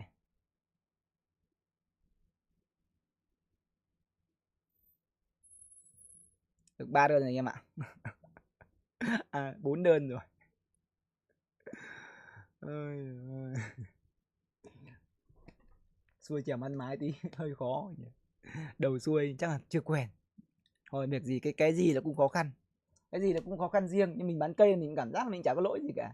Ví dụ như mình bán sữa chẳng hạn, bán sữa hoặc thuốc tân dược chẳng hạn, thì mình cũng lo vớ phải sữa đều hoặc là thuốc đều chẳng hạn, thì mình sẽ hại mọi người. Cảm giác nó cũng cắn rứt, nhưng mà mình được mình thấy mình bán cây thì bán được thì bán, chả bán được không sao cả. Mọi người mua được thì tốt cho cả người mua lẫn người bán, nó không ảnh hưởng gì. Cây chắc chắn là cây nó không thể gây hại cho sức khỏe con người được, đúng không? Giải Fuel Blues sao rồi anh? Anh sẽ tổ chức giải Fuel Blues sau khi kết thúc giải Elite Classic cấp 3 này nha mọi người nha. Tối nay có cát không anh ơi? Tối nay bắt đầu vào cát lúc 10 giờ. Đây còn khoảng tầm 3 phút nữa đây anh em ơi. Chuẩn bị đến giờ cát rồi đây. Đang cố gạ lốt cho nó mấy đơn cho nó tròn này. Nào, Tùng Trúc Cúc Mai. Xúc được không anh em ơi?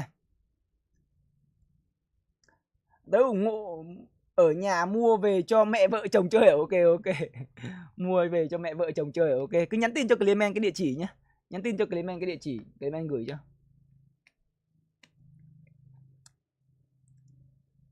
Clement cho tớ giá cây đắt nhất đi à? Giá cây đắt nhất à? Cây đắt nhất của Clement ở trong gian hàng Clement đó là cây kim ngân, à đây. Cây này mới là cây đắt này, quên mất. Đây cây cuối cùng nha mọi người nhé.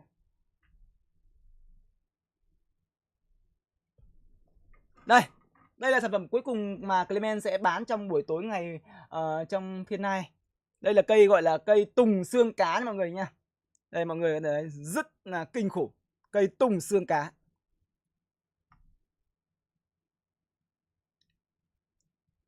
Hiện tại thì với cái giá flash sale hiện tại thì là cây tùng xương cá đang có giá là 290.000 mọi người nha. Cây tùng xương cá này ngoài cái tác dụng đó là thể hiện cái sự kiên cường, bản lĩnh sống của một con người, của một người đàn ông, thì cây tùng xương cá này có tác dụng thực tế, đó là nó có giúp cho mọi người xua muỗi nha mọi người nhé. Cây tùng này nó phát ra một cái mùi, chúng ta ngửi thì không thấy cái vấn đề gì cả, nhưng mà muỗi nó không ngửi được cái mùi cây tùng này.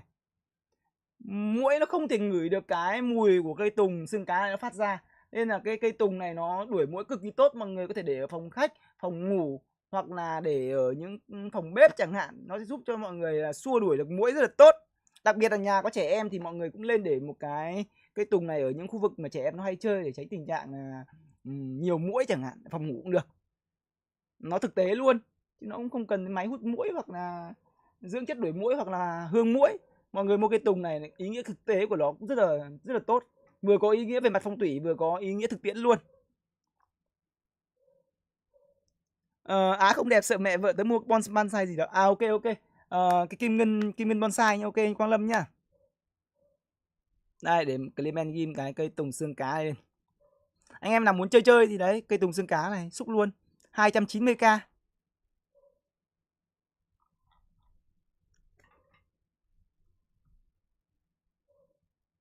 Rồi anh em ơi, khoảng tầm 10 giờ rồi mà Clement sẽ vẫn để những sản phẩm được ghim. Gian hàng TikTok Clement vẫn mở cửa nha mọi người nha. Gian hàng TikTok của Clement vẫn mở cửa. Còn bây giờ thì Clement sẽ không giới thiệu sản phẩm nữa. Anh em có nhu cầu hoặc là có nhu cầu hoặc là mọi người muốn mua chẳng hạn, thì mọi người có thể click vào đường link trên TikTok của Clement, sau đó vẫn có thể mua được sản phẩm hoặc là đặt những cái câu hỏi để Clement có thể trả lời ở trong phiên live nhé mọi người nha. Bây giờ thì Clement sẽ bắt đầu chuyển sang đó là live game mọi người nha.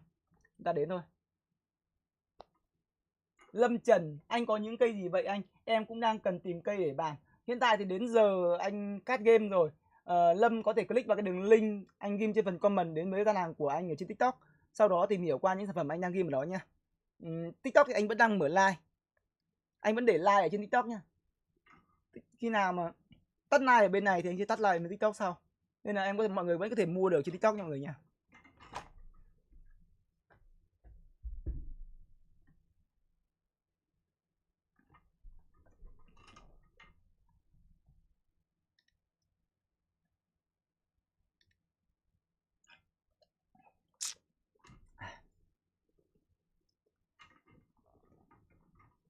Không thấy link ở comment. Ghim comment này. Có luôn rồi. Hoặc là mọi người gõ chấm than TikTok. Mọi người gõ chấm than TikTok mọi người nha. Là con bot nó sẽ gửi đường link lên. Còn bây giờ thì chúng ta sẽ đến với cả tiết mục chính thôi.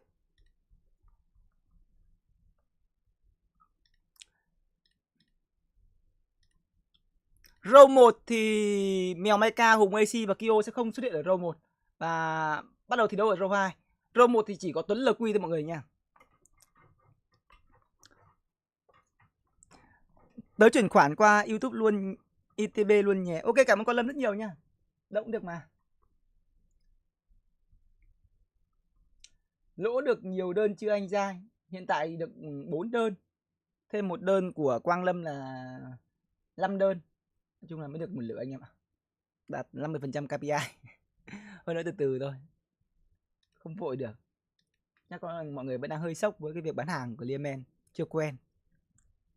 Quen một Clearman đó là bình luận rồi. Quen một bình luận bên Clearman rồi.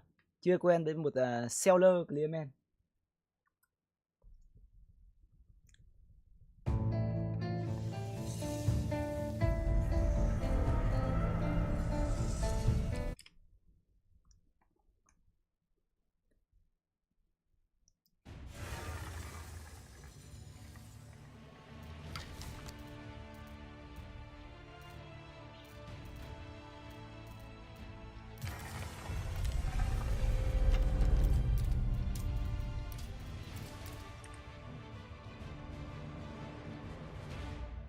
Mình hỏi Tuấn xem là Tuấn chơi chưa.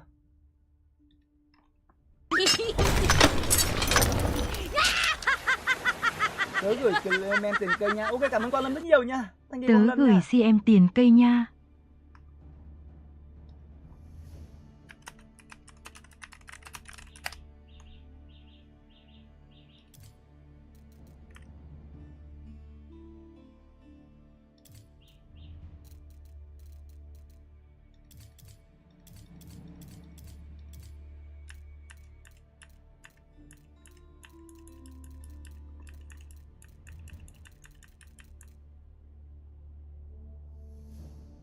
Con địa chỉ gửi cho Clement ở FB sau. Ok ok Quang Lâm ơi.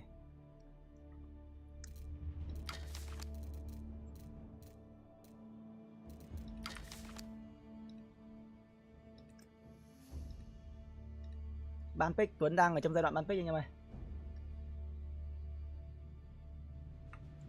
Rồi thì hiện tại tôi đã nhận được thông tin đó là một kèo đấu BO3 giữa Tuấn NQ và một đối thủ cực kỳ mạnh nhỉ.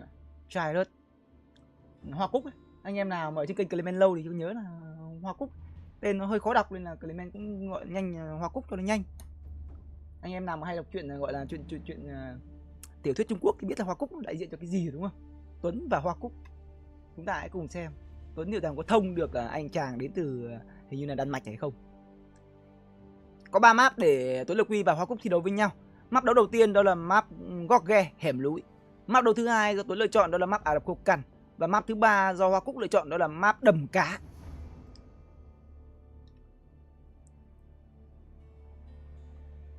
Giải này HOL có bị ban không? HOL là cái gì? Đem hoa về sợ bị nát à? Duy ơi yên tâm. Trong trường hợp mà nhận hoa cây nó nát hoặc là chậu nó dập, nó vỡ chẳng hạn thì mọi người quay video và gửi lại cho Clement nha mọi người nhé. Hiện tại thì TikTok đi đơn đó là không cho đồng kiểm nên là trước khi mở hàng thì mọi người quay video lại. Trong trường hợp mà cây nó bị vấn đề gì thì Clement chịu hoàn toàn trách nhiệm nha. Có thông báo rồi Quang Lâm ơi. Mình nhận được thông báo rồi. Có lẽ là nó không đồng thời nên là Quang Lâm tua lại vài phút là được mà. Có thông báo rồi.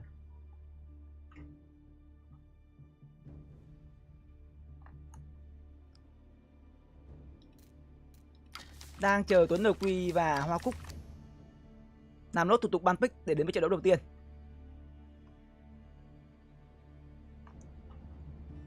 Game thủ đầu tiên của Việt Nam xuất trận thi đấu ở đấu đầu tiên. Và rất cần sự hỗ trợ của mọi người, sự ủng hộ của mọi người dành cho cả Tuấn LQ cũng như là Clearman. Dự đoán tiếp tục được đưa ra. Đấy, 200.000 đến từ vị trí của Nguyễn Việt Hùng. Tuyệt vời, cảm ơn Nguyễn Việt Hùng rất nhiều nha.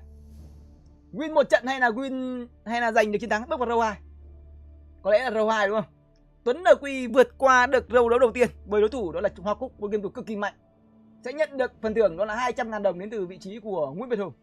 Thay mặt Tuấn NQ gửi lời cảm ơn chân thành tới Nguyễn Việt Hùng, mặc dù là không chắc đã nhận được. Vì Hoa Cúc rất mạnh.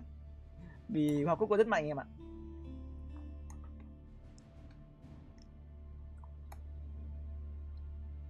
Tuấn cho Hoa Cúc lở hoa luôn à? Tuấn cho lở hoa luôn à? Thế thì anh em phải gửi nhiều dầu ăn vào, cho Hoa Cúc lở hoa luôn. Gửi nhiều dầu ăn vào anh em ạ.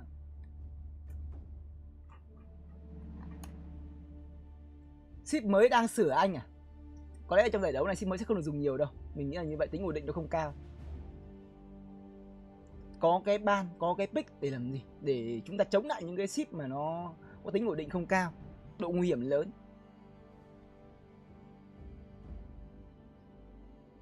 AD nhìn trẻ ra 10 tuổi à? Trẻ ra 10 tuổi cơ à? Có lẽ là sức khỏe thì nó suy giảm nhưng mà nhan sắc thì nó vẫn giữ nguyên anh em ạ. Thế là cũng là cái tốt rồi, trong cái rủi vẫn có cái may đúng không? Tí cắt xong có vô test ship mới không anh? Chắc là anh không đủ rồi. Sẽ cố gắng bình luận được chuyện nào hay chuyện đấy thôi. Vì ở thời điểm hiện tại thì sức khỏe của anh nó chỉ hồi phục được khoảng tầm 70 đến 80% thôi. Ở thời điểm hiện tại là Clement không thể nói to được là nhất. Nói chung là cái ngực, cái phổi này nó không thể phồng lên to được. Nên là bất cứ cái việc gì nó liên quan đến việc đó là gồng người lên là không làm được. Không gồng được người lên. Ví dụ như bê vật nặng mà phải gồng cơ thể lên là không gồng được, không bê được. Chuyển màn hình anh ơi, hiện tại trận đấu vẫn chưa bắt đầu. Vẫn đang ở trong quá trình ban pick nên là chuyển màn hình cũng chưa có gì cả. Khi nào vào game thì chắc chắn sẽ chuyển mà.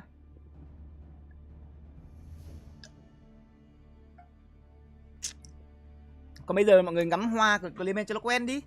Nhìn hoa này. Anh em nào muốn nhìn nhan sắc của Clement một cách gọi là cận cảnh hơn thì mọi người có thể click vào đường link Clement Game trên phần comment này. Đường link TikTok ấy. Giao lưu ở trên TikTok này nhìn có vẻ tự tin hơn rất là nhiều. Trông mặt mũi đẹp dai, nhìn rất là tự tin. Hello Hàn Phi nhá, lâu lắm mới thấy anh live bên này. Anh live bên này chủ yếu để bán hàng. Cảm ơn em rất nhiều nha. Hy vọng là có mọi người ở trên TikTok có thể trong thời gian rảnh mọi người có thể tham quan qua cái gian hàng của Clement xem sản phẩm nào nó phù hợp. Sản phẩm nào nó phù hợp thì mọi người có thể ủng hộ cho Clement một đơn hàng mọi người nha. Gian hàng TikTok sẽ live đồng thời với cả luồng livestream game, luồng livestream chính. Hai bên sẽ live đồng thời với nhau nên là mọi người muốn ủng hộ thì mọi người cứ qua bên TikTok ủng hộ cho Clement một đơn hàng. Tất cả những sản phẩm được bán ra trong phiên live đều sẽ được Clement gửi tặng kèm đó là một lọ dưỡng chất. Với những sản phẩm mà có giá trị trên 150k thì Clement sẽ gửi thêm đó là một cái tượng Phúc Lộc Thọ, tượng sứ. Hello Sơn, Clement sao dạo này nhìn gầy hốc hác thế? Clement nằm viện nửa tháng thì chắc 1 tháng thì chắc chắn họ sẽ có gọi là sự yếu kém đi một tí.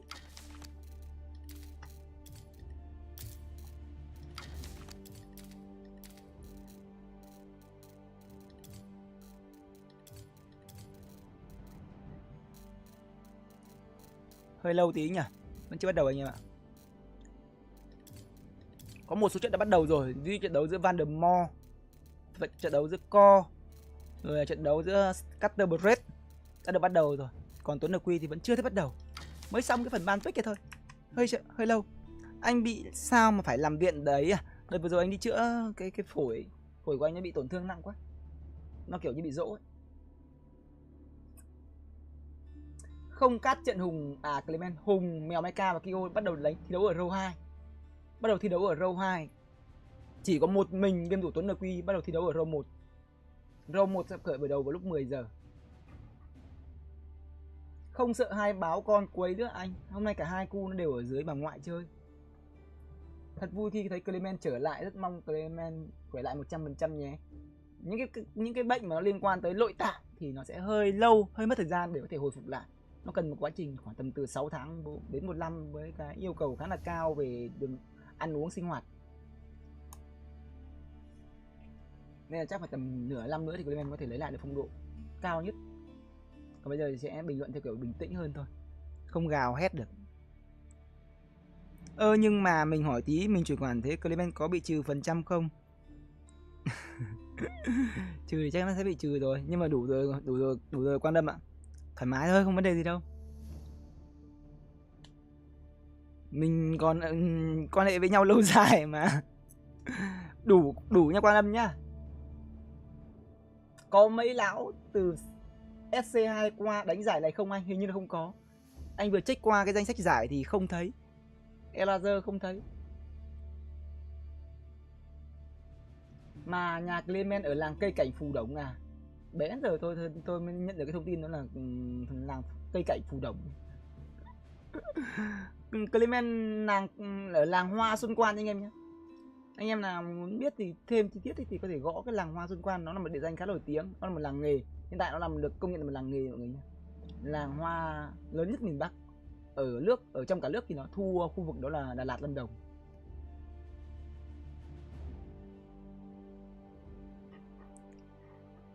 Ủng hộ Clement thôi, sợ Clement không lỗ mất công. Không lỗ đâu, không lỗ. Lỗ làm sao được. Mà còn lỗ tí kinh tế thì lại lãi tình cảm, không thể lỗ được. Nó với nhỉ?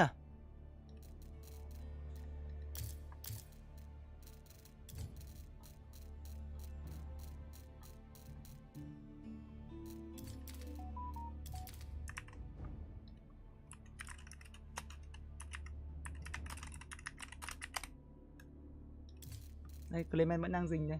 Đây, Clement chuyển sang cho mọi người nhìn. Không lại bảo là bắt đầu rồi, cho mọi người đỡ sốt ruột.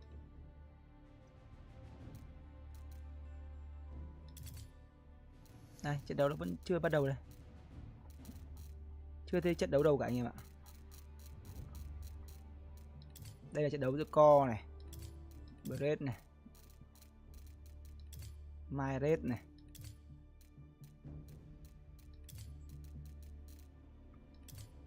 Chaco này, Drageban. Chưa trận đấu của Tuấn đâu. Tầm 3 phút nữa, Tuấn vừa nhắn tin khoảng tầm 3 phút nữa anh em ạ.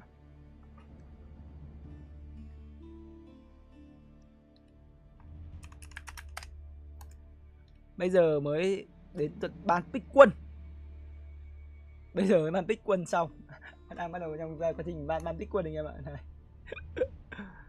ạ. Hiện tại thì Trident ban con House of Lancaster, vương triều Lancaster à?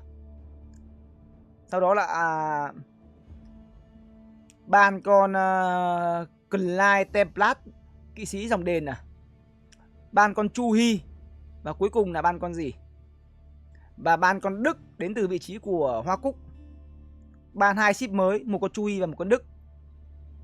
Trong khi đó Tuấn NQ lựa chọn ban đó là một con Mông Cổ, một con House of Lancaster, một con Malian và một con Azubit. Lựa chọn của Tuấn NQ đó là một con Mông Cổ, một con Abasit. Mông Cổ á? Liệu rằng có phải một đòn đánh lạc hướng đến từ vị trí của Tuấn NQ không nhỉ anh em nhỉ? Ok, cảm ơn Ngô Phi Vân Phi nha. Mới đặt cây thủy sinh có thả ngập nước hay không để hở lá? Ê, thủy sinh thì mọi người chỉ lên để cái mực nước nó gọi là đi vừa tới cái rễ cây thôi, vừa tới cái rễ thôi, không cần phải nhiều quá.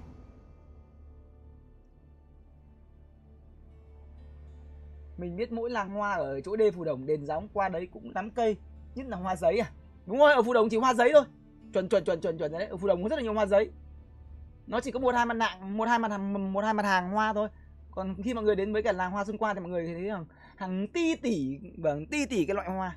Từ hoa lền, hàng công trình đến hàng nội thất. Nói chung từ trong ra ngoài, từ trong nhà ra ngoài sân rồi đến ra cả ngoài bãi, ra ngoài đường đều có thể tìm được ở làng Hoa Xuân Quan. Kể cả cỏ để rải vào các cái sân bóng, rồi là cỏ để trải vào các cái hành lang, đều có hết, cái gì cũng có. Clement đọc tên hai con mới mắc cười vậy. Tôi cũng chả biết đọc như nào. Tôi đã miệt mài nhìn lại được cái 4K. Thực ra ở cái bên TikTok này Clement không live game. Clement chỉ live bán hàng thôi, nên là cũng để cho anh em ở bên kênh nhà mình, ví dụ muốn mua hàng chẳng hạn thì có thể nhảy qua TikTok này để đặt đơn. Chúc Clement có nhiều sức khỏe. Ok, cảm ơn Nguyễn Giang nha.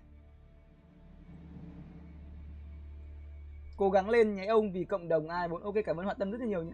Thank you Họa Tâm. Rồi, lựa chọn của Tuấn Lực Huy đã có Mông Cổ, Abasit, Azuit và Nga. Kèo đấu BO3 Tuấn lựa chọn cho mình con Mông Cổ. Mình nghĩ cái tỷ lệ Tuấn cầm Mông Cổ không cao.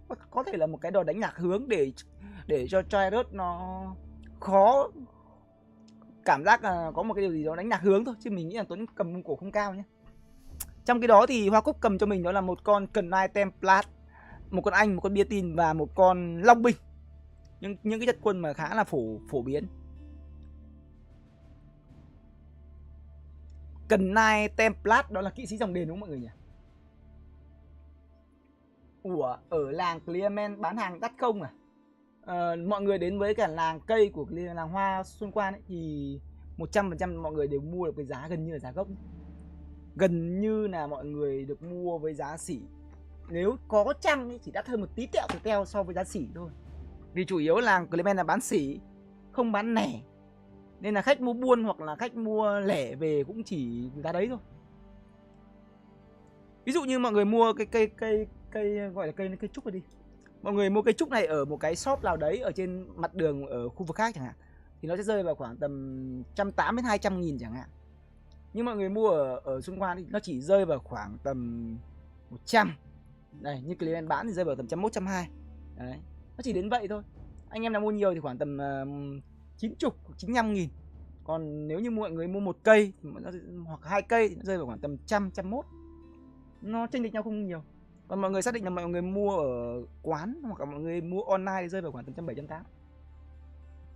In game của Kyo tên gì vậy anh? Anh cũng không rõ nữa. Anh em muốn mua cây ủng hộ Clement thì mọi người có thể click vào cái đường link Clement gắn trên phần comment mọi người nhé.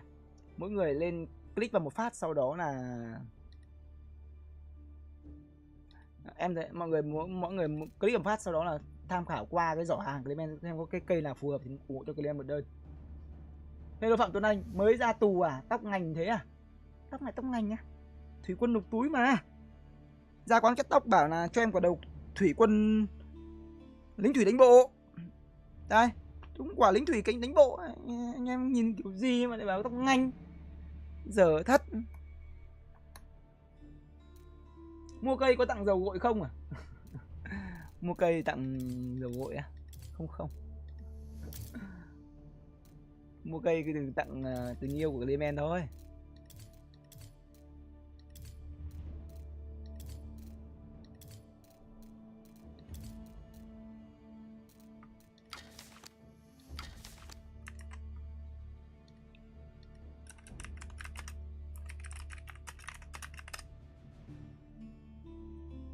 Mọi người có thể thả cái dấu chấm than bracket để lấy cái thông tin về giải đấu mọi người nhé. Đây, để Clement thả luôn cho. Thông tin về bảng đấu. Xem ai gặp ai.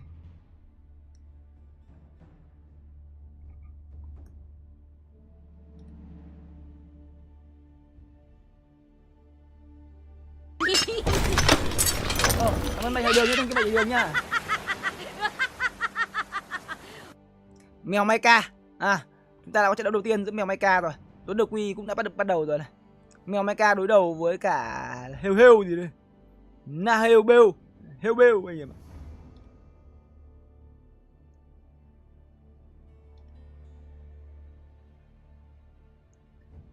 Nhìn qua bảng đấu thì Tuấn Được Quy và mèo Maika cùng một nhánh anh em ạ. Cùng một nhánh, có nghĩa là nếu như Tuấn Được Quy là người chiến thắng, mèo Maika cũng là người chiến thắng thì họ sẽ phải gặp nhau ngay trận đấu tiếp theo. Ai da. Xem trận mèo đi anh à.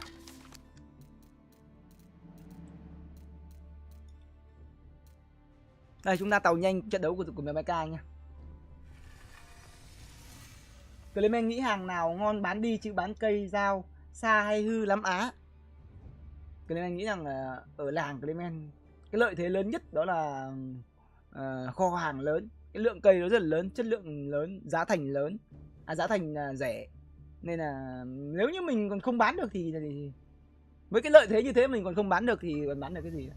Người ta bán được, người ta chấp nhận được rủi ro thì mình cũng chấp nhận được. Tất nhiên là người ta bán được số lượng lớn thì cái rủi ro nó không là gì cả, nhưng mình nghĩ rằng mình cũng sẽ cố gắng. Bán 1-2 đơn nó lỗi thì đúng là lỗ to thật, nhưng bán một vài trăm đơn Nó lỗi một tí thì nó không ảnh hưởng gì nhiều đâu. Cam bị cháy sáng rồi, do anh để ở chế độ ngược sáng thì mai anh sẽ chuyển lại góc cam. Anh em muốn mua ủng hộ Clement click vào cái đường link mà Clement ghim trên phần TikTok nha mọi người nha.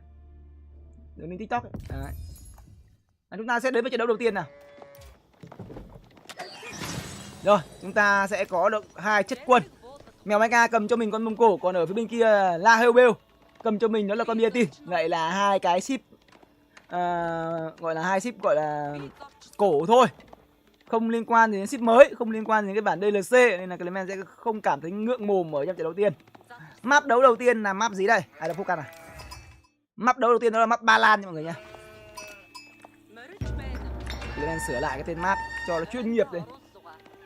Làm cái gì đó mà chuyên nghiệp lên một tí đúng không? Ba Lan.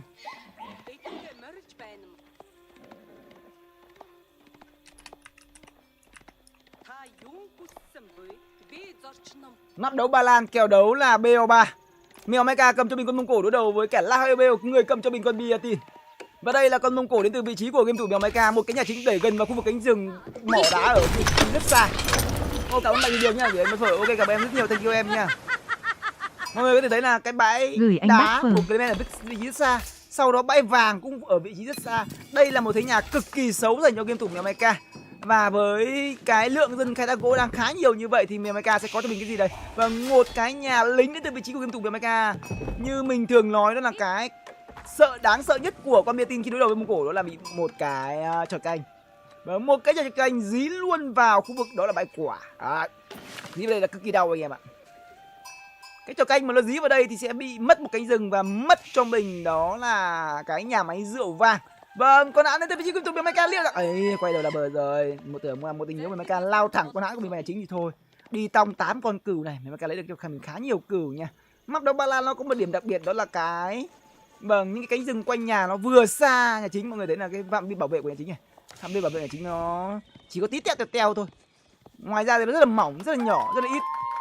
Ok, cảm ơn em Hùng hết lời, thank you em rất nhiều nha. Western Hùng SL đã tặng 50.000 đồng. Lâu không gặp nhớ A quá. Dừng lại ở 227 vàng đến từ vị trí của La Hellbell. Di chuyển dân của mình về nhà chính. Dân của anh ta ăn cừu ở ngay thời điểm đầu tiên. Vậy là hứa anh sẽ là một cái công trình nhà máy rượu vàng rồi. Và anh em bảo tôi là anh đã đọc DLC chưa? Anh đã nghiên cứu meta mê tủng gì chưa? Thì tôi trả là rồi. Meta nó không thay đổi quá nhiều đâu. Dăm ba cái chỉ số nhỏ nó sẽ không ảnh hưởng quá nhiều đến cái việc chúng ta xem và cảm nhận, cũng như là chúng ta cảm nhận trận đấu. Sẽ không ảnh hưởng quá nhiều đâu. Nó chỉ khó khăn ở cái việc đó là thi đấu bằng những ship mới thôi. Nhưng ở trong giải đấu này mình nghĩ rằng cái ship mới với tính ổn định không cao thì cái tỷ lệ được sử dụng sẽ không quá nhiều. Hello Crodile, like ở đâu đấy anh, không like TikTok nữa à? Ở TikTok là nơi Clement gọi là bày cái gian hàng cây của mình lên mọi người nhé. Anh em nào muốn mua ủng hộ cây cho Clement thì có người có thể là vào cái đường link Clement ghim trên mình comment ủng hộ cho Clement một đơn hàng ở trên TikTok. Vì ở bên kia không có đường link, không bán được hàng, nên là TikTok là nơi bán hàng mọi người nhé. Và ngoài ra thì mọi người có thể lên kênh TikTok để nhìn cái khuôn mặt của Clement một cái cận cảnh hơn. Đây là nhà máy vàng đến từ vị trí của game thủ đến từ vị trí của La Hellbell. Mèo Mecha thì phong cách là đập cái chạy khai thác này. Nhưng không thấy Mèo Mecha di chuyển dân của mình lên cắm cho mình một cái trò canh ở khu vực đó là bãi quả này.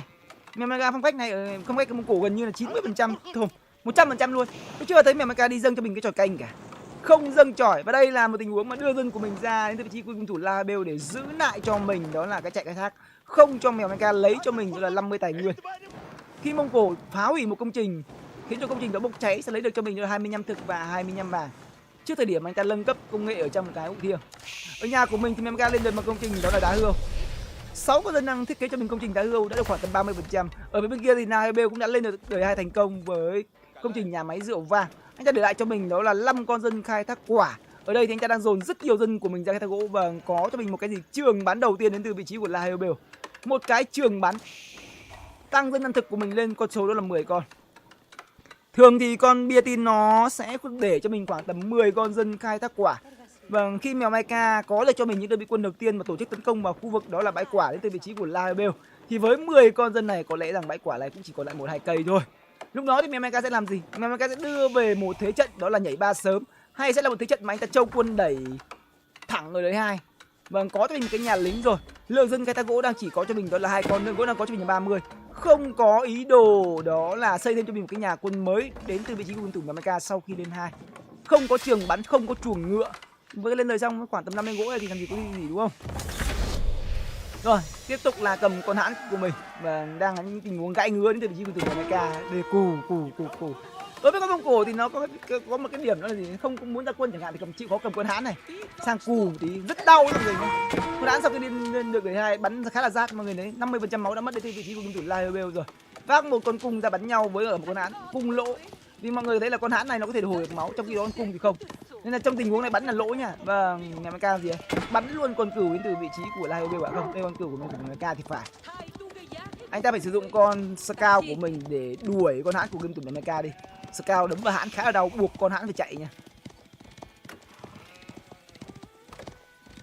Cầm về cho mình đó là 8 con cừu đến từ vị trí của Lahebel. Và Mecha vẫn tiếp tục cầm con hãn của mình bắn vào con dân đang đỏ máu đến từ vị trí của game thủ Lahebel. Và máu đỏ tiết canh rồi, té không? Không còn bút tốc độ rồi. Quả đấy còn bút tốc độ, tôi nghĩ rằng Mecha sẽ liều vào ăn con dân này, nhưng không còn bút tốc độ nên Mecha quyết định là giữ con hãn của mình lại. Một trường bắn rồi, bây giờ thêm cho mình một cái nhà lính đến từ vị trí của game thủ Lahebel. Và anh ta có cho mình đó là 2 con dân đảo đá từ vị trí của game thủ Lahebel. Anh ta làm gì với 2 con dân đảo đá đây? Tăng thêm bể chứa. Ở thời điểm hiện tại thì anh ta đã đủ sức để lên cho mình cái bể chứa bậc 2 rồi, nhưng tôi không thấy anh ta nâng cấp cho mình cái bể chứa bậc 2, vẫn chỉ là bể chứa bậc 1. Lượng đá dự trữ của anh ta đâu rồi? Đây rồi, bắt đầu thêm cho mình cái bể chứa bậc 2. Còn ở phía bên này Mecha có thêm cho mình một cái chuồng ngựa, đang bắt đầu xin cho mình một đôi khiếp bệ. Lượng dân khai thác gỗ của game thủ Mecha là cực kỳ ít. Vâng, với một lượng dân khai thác gỗ chỉ là khoảng tầm 3 con ở đời 2 thì cái việc mà Mecha trông quân được 2 gần như là chuyện không có rồi. Đây bắt đầu Mecha sẽ dồn quân lên 3 sớm nhất có thể. Mecha đang tổ chức đưa rất nhiều dân của mình ra khai thác vàng.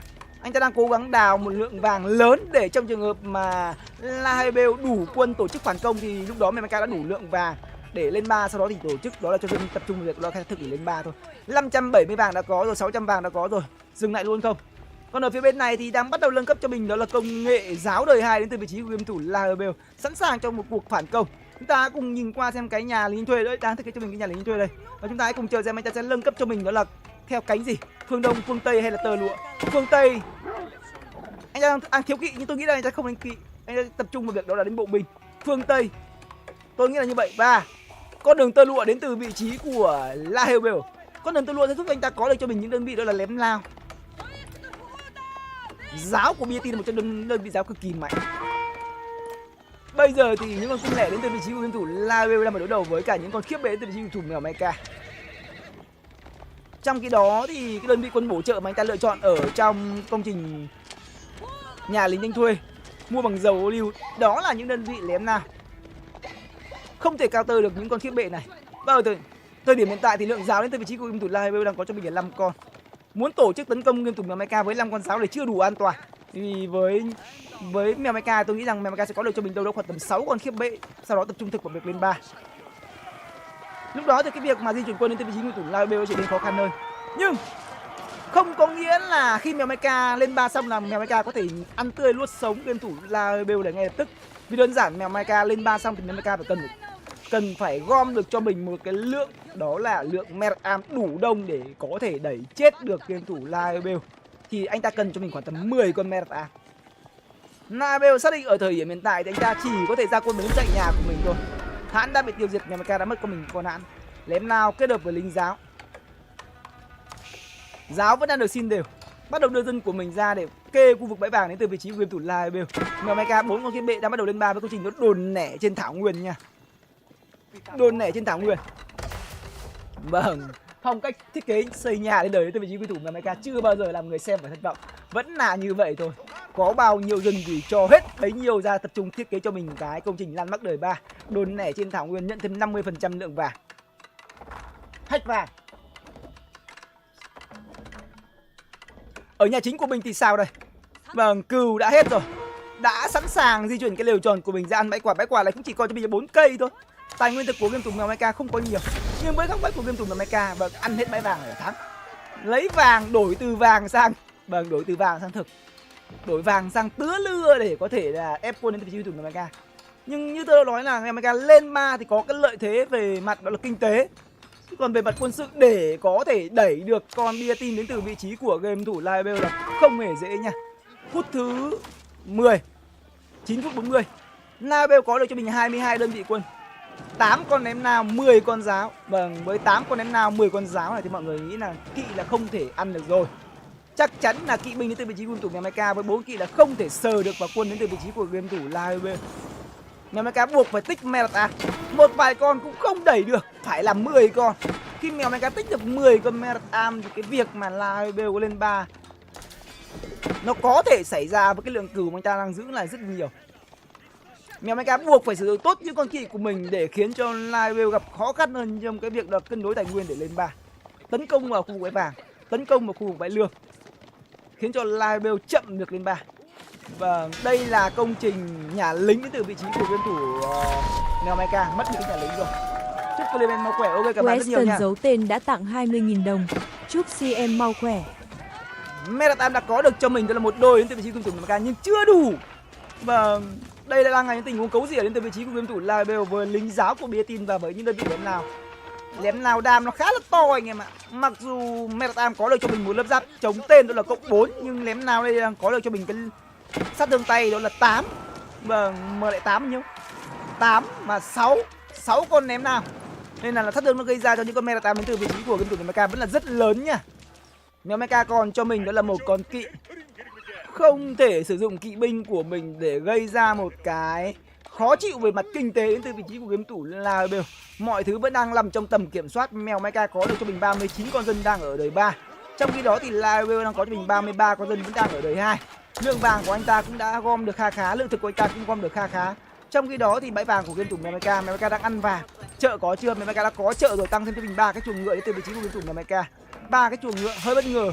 Tôi tưởng rằng mèo Mecha sẽ tăng thêm cho mình những cái nhà lính để ra thêm cho mình những con Metatam nhưng không. 1 2 3 đến cái chuồng ngựa thứ 4 đến từ vị trí game thủ mèo Mecha rồi. Mèo Mecha muốn đẩy nhanh tốc độ trận đấu lên, ra cho mình một lượng kỵ lớn, chém cả lính giáo đến từ vị trí của game thủ Laibêu. Ở thời điểm hiện tại mèo Mecha đang có cho mình một đôi kiếp bệ, một đôi Metatam. Còn ở phía bên này thì 12 con giáo, 7 con cung và 6 con ném nào rồi. Xe để tay có rồi. Công nghệ Seram đến từ vị trí của Laibêu. Ram nửa. Hơi bất ngờ trong tình huống mà quyết định lên Ram đến từ vị trí của game thủ Laibêu. Lượng gỗ ở trong cái bản đồ này không có quá nhiều để giúp cho Bietin đến từ vị trí của game thủ Laibêu có thể chơi ra một cách thoải mái. Vì anh ta còn phải ra thêm ruộng để có thể nhận thêm dầu ô liu. Anh ta không ăn thêm cho mình cái quả ở đây. Và một tình huống mà Bietin đến từ vị trí của game thủ Laibêu quyết định đẩy Ram khá là nguy hiểm, bởi nếu như anh ta đẩy thành công một khu vực bãi vàng của game thủ Mecha nó sẽ ảnh hưởng tới tất cả những gì mà Mecha có thể phấn đấu nha. Mecha đang một bài đấu mà ăn hết tất cả những cái gì ở gần nhà, sau đó là kết thúc trận đấu, được thua. Lấy đồn nảy cho là nguyên, lấy vàng đổi trang thực. Nên là tài nguyên xung quanh nhà của Clement của Mecha sẽ mất đi là rất nhanh, mất đi cực kỳ nhanh. Nhưng tôi nghĩ đây không phải là một cái biện pháp an toàn đến từ vị trí của game thủ Laibêu. Rõ ràng ở trong tình huống vừa rồi thì anh ta hoàn toàn có thể quyết định được cái tình huống là gây áp lực và gây áp lực xung quanh game thủ Mecha bằng cách bắn tỉa khu vực cánh rừng, bắn tỉa bãi lương, bắn tỉa bãi vàng. Không tỉa được cái gì thì không quan trọng. Quan trọng nhất là anh ta có thể cơ cấu nhà cửa và tìm cách lên 3 một cách sớm nhất. 1000 thực, 600 vàng. Lượng dân đang có cho mình là 39, Mecha là 43. Lên 3 đến từ vị trí của game thủ Laibêu là cực kỳ hợp lý. Nên cái việc mà anh ta nâng cấp cho mình công nghệ Seram tôi cảm thấy nó là một tín hiệu cực kỳ hơi khó hiểu, và đúng ở thời điểm hiện tại thì anh ta cũng không dám đẩy ra. Vâng, anh ta lên 3 vào công trình tháp sừng vàng. Với tháp sừng vàng sẽ khiến cho cái lượng quân của game thủ Laibêu sau khi lên 3 sẽ lở ra là rất nhanh, mà sẽ là một tín hiệu không tốt dành cho game thủ Mecha khi lựa chọn đến từ vị trí của game thủ Laibêu, đó là tháp sừng vàng. Mecha sẽ không còn nhiều thời gian. Tài nguyên xung quanh nhà của game thủ Mecha còn cho mình cái gì? Và mưa cũng đã gần hết rồi. Bãi vàng tiếp tục là bao nhiêu? 23 con dân được gửi ra khu vực bãi vàng từ vị trí của game thủ Mecha. Mecha liên tục bán vàng của mình sang tài nguyên thực để có thể ép quân một cách đều hết. Và ở nhà của mình thì Laibêu đang phải đối đầu với cả 11 con kỵ đến từ vị trí của game thủ Mecha đang được đẩy lên. Một trường bắn, 2 trường bắn. Vậy là lên 3 sau anh ta có thêm cho mình một lượng lỏ binh để có thể chống lại. Vâng. Mecha từ trước nay chỉ chơi cho mình đó là những đơn vị quân giáp nặng. Không mấy khi Mecha chơi cho mình đơn vị quân giáp nhẹ như kỵ nhẹ. Metatam đang có cho mình 4, kỵ nặng đang có cho mình là 11. Câu hỏi được đặt ra của game thủ Mecha bây giờ anh ta sẽ chuyển sang cho mình lại quân là gì để có thể đối đầu với combo giáo kết hợp với lỏ binh bây giờ. Một tình huống mà rất khó khăn, tôi nghĩ là rất khó. Theo anh em khán giả thì với phong cách của game thủ Mecha, anh ta sẽ lựa chọn cho mình đó là cái phương án gì ở thời điểm hiện tại? Tất nhiên là Mecha bây giờ không thể ngừng được những cái tình huống như thế này. Không thể ngừng được những tình huống đó là harass và gây áp lực vào nhà của đối phương. chớm để cho La Hebel có cơ hội đi quân thì lúc đó là cửu tử nhất sinh dành cho game thủ mèo Mecha. Buộc phải gây áp lực và khiến đi quân một cách liên tục và gây áp lực một cách liên tục để cho game thủ La Hebel có thể đứng quân tại nhà của mình. Nhưng đấy cũng chỉ giúp cho game thủ mèo Mecha có thể câu đâu đó được khoảng tầm 3 đến 4 phút thôi. Với cái lượng lỏ binh đâu đó khoảng tầm chục con thì chắc chắn sẽ là một tình huống phản công ngược đến từ vị trí của game thủ La Hebel.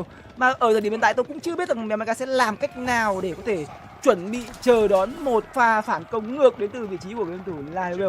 Lưu ý rằng ngoài việc có được cho mình những cái dầu ô liu đến từ những cái ruộng và đến từ bãi quả thì anh ta còn có được cho mình một lượng quân đến từ cái tháp sừng vàng. Nên là cái lượng quân mà game thủ La Hebel sẽ có được thì có tới là khá đông nha.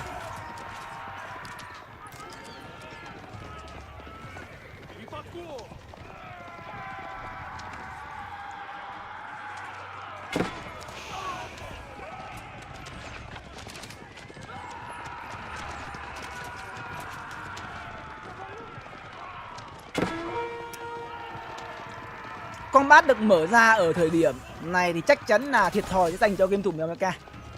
Bộ binh trong tay của La Hebel đã có được cho mình đâu đó khoảng tầm 45 đơn vị quân rồi. Và như đã nói là khi anh ta đã cầm trong tay một lượng lỏ binh đủ lớn thì chắc chắn sẽ là một tình huống phản công ngược. Khi anh ta không còn e ngại những đơn vị meta đến từ vị trí của game thủ mèo Mecha nữa. Mèo ra cho mình đó là những con giáo sĩ để đi nhặt thánh tích. Giáo sĩ đang được xin ra. Mèo Mecha đang có cho mình 52 con dân. Vâng, La Hebel đang bắt đầu dồn quân của mình về. Mèo Mecha vẫn phải giữ nguyên được cái áp lực liên tục. Anh ta đi quân ở hai đầu, cố gắng khiến cho game thủ La Hebel gặp nhiều khó khăn về mặt tâm lý khi thấy lượng quân của game thủ Mèo Mecha cứ loanh quanh ở nhà mình, khiến cho cái việc đó là quyết định đẩy hay là thủ đến từ vị trí của game thủ La Hebel nó gặp nhiều khó khăn hơn. Và nếu như gặp phải một game thủ bằng cảm giác như là hơi yếu tâm lý thì có lẽ sẽ không dám đi quân. Sẽ không dám đi quân nếu như mà Tâm gặp một game thủ tâm lý yếu. Nhưng mà gặp phải một thằng nó như kiểu là Scatter Devin, như kiểu là Scarlet Devin, như kiểu là Starter Bread, hoặc là như kiểu Bade Aloten thì xác định là dân nó cũng vác lên anh em ạ. Cảm nhận trận đấu của những game thủ top họ rất là tốt. Khi nhìn thấy cái dấu hiệu ở đối phương không muốn giao tranh, chỉ loanh quanh ở nhà mình thôi thì chắc chắn mục tiêu của họ là gì? Là khiến mình không muốn đi quân mà chỉ đứng tại nhà. Và họ biết là đấy là cái thời điểm yếu nhất của đối thủ, nên họ sẽ dồn những quân rất lớn mặc kệ ở nhà mất cái gì. Và đây là một tình huống mà La Hebel cũng đang có ý đồ phản công. Vâng, lượng lỏ, lượng quân, tổng lượng quân đến từ vị trí của game thủ La Hebel đang có cho mình là 51, đối đầu với game thủ Mecha đang có cho mình 27 đơn vị quân. Và anh ta đang tổ chức tấn công vâng cực kỳ mạnh vào khu vực bãi vàng. Nếu Mecha thì lên cho mình những cái phóng lao ở khu vực bãi vàng của mình, 4 cái cho canh được xây ra. Vâng, những cái phóng lao được nâng cấp khiến cho game thủ La Hebel ôm đít bỏ chạy. Mèo vẫn giữ được cho mình một lượng quân cũng như một lượng dân. Bây giờ thì sao? Mèo đang kéo toàn bộ quân của mình về. Cách đây rất lâu thì tôi thường nói với mọi người rằng khi con bia tin nó lựa chọn cho mình nó là phương án đi bộ. Vâng, phương án đi bộ tức là nó dồn toàn bộ quân đội của mình vào việc đánh bộ binh thì cái việc chống lại bia tin tốt nhất đó là lên cơ giới. Nhưng với mèo Mecha thì nó là một điều gì đó quá xa xỉ anh em ạ. Với game thủ mèo Mecha thì những chiếc xe đó là điều gì đó quá xa xỉ. Phong cách của game thủ mèo Mecha là cả đời đi xe máy không bao giờ và có tiền không mua ô tô. Thì là không thể trông chờ vào những tình huống mà có những cái máy bắn đá từ vị trí game thủ mèo Mecha được. Lượng quân trong tay của game thủ La Hebel đã có được cho mình là 61 đơn vị quân, đông gần gấp 3 rồi. Gấp đôi rồi. Trong khi đó mèo Mecha đang bắt đầu thiết kế cho mình những cái đồng cỏ để có thể chăm nuôi cừu khi tài nguyên xung quanh là gần như vắt kiệt rồi. Mọi người lưu ý rằng vàng mèo Mecha còn đổi từ vàng sang thực, tức là uống thuốc độc để giải khát. Nó sẽ khiến cho cái lượng vàng của game thủ mèo Mecha bị tiêu hao đi là cực kỳ lớn. Và nếu như tiêu hao nhiều như vậy mà vẫn không thể kết thúc được trận đấu thì càng về lâu về dài người thiệt sẽ là game thủ mèo Mecha. Mèo Mecha đang cố gắng tìm cách để có thể làm suy yếu kinh tế của đối phương. Phải tìm mọi cách, không thể không có những tình huống này anh em ạ. Buộc phải có những tình huống này thì mới có thể xoay chuyển càn khôn được. Không có những tình huống mà kỵ binh của game thủ mèo Mecha chọc vào kinh tế đến từ vị trí của game thủ La Hebel thì cứ dần thôi. Lượng quân nó chỉ gấp đôi, gấp 3, gấp 4, gấp 5 thì sẽ sớm nữa chết. Nhưng với những cái tình huống như này thì may ra có thể tìm được đường sống cho chết. Đưa quân của mình đi liên tục. Và các bạn thấy là đấy là sức mạnh của kỵ binh. Sức mạnh của kỵ binh nó nằm ở cái việc đó đi harass vào kinh tế của đối phương. Sau đó vẫn có thể quay kịp về nhà đánh kiểu hồi mã thương để có thể bắt những đơn vị quân đi lẻ, đồng thời giảm áp lực ở nhà. Nhưng như tôi đã nói thì là gì? Mà như tôi nói thì khi các bạn cầm quá nhiều kỵ binh Khi các bạn harass quá nhiều, khi các bạn gãi hết chỗ này, gãi hết chỗ nọ, ai cũng có thể hiểu được một điều rằng là các bạn đang ngại giao tranh. Các bạn đang ngại giao tranh thì các bạn mới chơi kiểu phong cách harass, mới chơi cái kiểu phong cách đó là gãi ngứa. Và với những game thủ kinh nghiệm thì chắc chắn họ sẽ tìm mọi cách để có thể gom quân và tổ chức những trận đánh lớn. Đánh quy mô lớn luôn, được ăn cả ngã phải không? Lượng dân đến từ vị trí của game thủ Live đang có cho mình là 47, Mega đang có cho mình là 50 quân, 50 dân. Nhưng với cái lượng quân 51 của mình ở thời điểm hiện tại, 3 con giam lửa đến từ vị trí của game thủ Live, thì cơ hội để game thủ Mèo Mecha có thể sống sót qua cái cơn nguy kịch này thì tôi nghĩ rằng nó là con số nhỏ hơn 1. Không biết là số mấy nhưng chắc chắn sẽ là nhỏ hơn 1. Mèo Mecha thì sao đây? Vẫn đang có những tình huống đi kỵ đến từ vị trí của game thủ Live. Nhưng ở thời điểm hiện tại tôi nghĩ rằng Live sẽ không quay đầu về anh em ạ. Sẽ không quay đầu về, anh ta sẽ sử dụng lốt đống quân này của mình. Lốt đống quân này và 3 con ram nửa này để tìm cách lấy mạng game thủ Mèo Mecha. Đốt lăn mặt rồi, mọi người có thể thấy anh ta đốt lăn mặt rồi. Khác với câu nói đó là hòa thượng chạy được nhưng mà chùa không chạy được. Thì Mông Cổ nó chạy được cả hòa thượng lẫn chùa anh em. Mông Cổ thì nó chạy được cả nhà lẫn quân, được cả dân lẫn quân. Nên là trong trường hợp mà Mèo Mecha vác nhà của mình chơi trốn tìm thì cũng có lẽ là cũng rất khó khăn dành cho game thủ Live. Mông Cổ là đơn vị quân duy nhất mà chúng ta không thể chơi một canh bạc. Canh bạc nó đổi mạng với Mông Cổ được nếu như hai bên lượng quân là bằng nhau.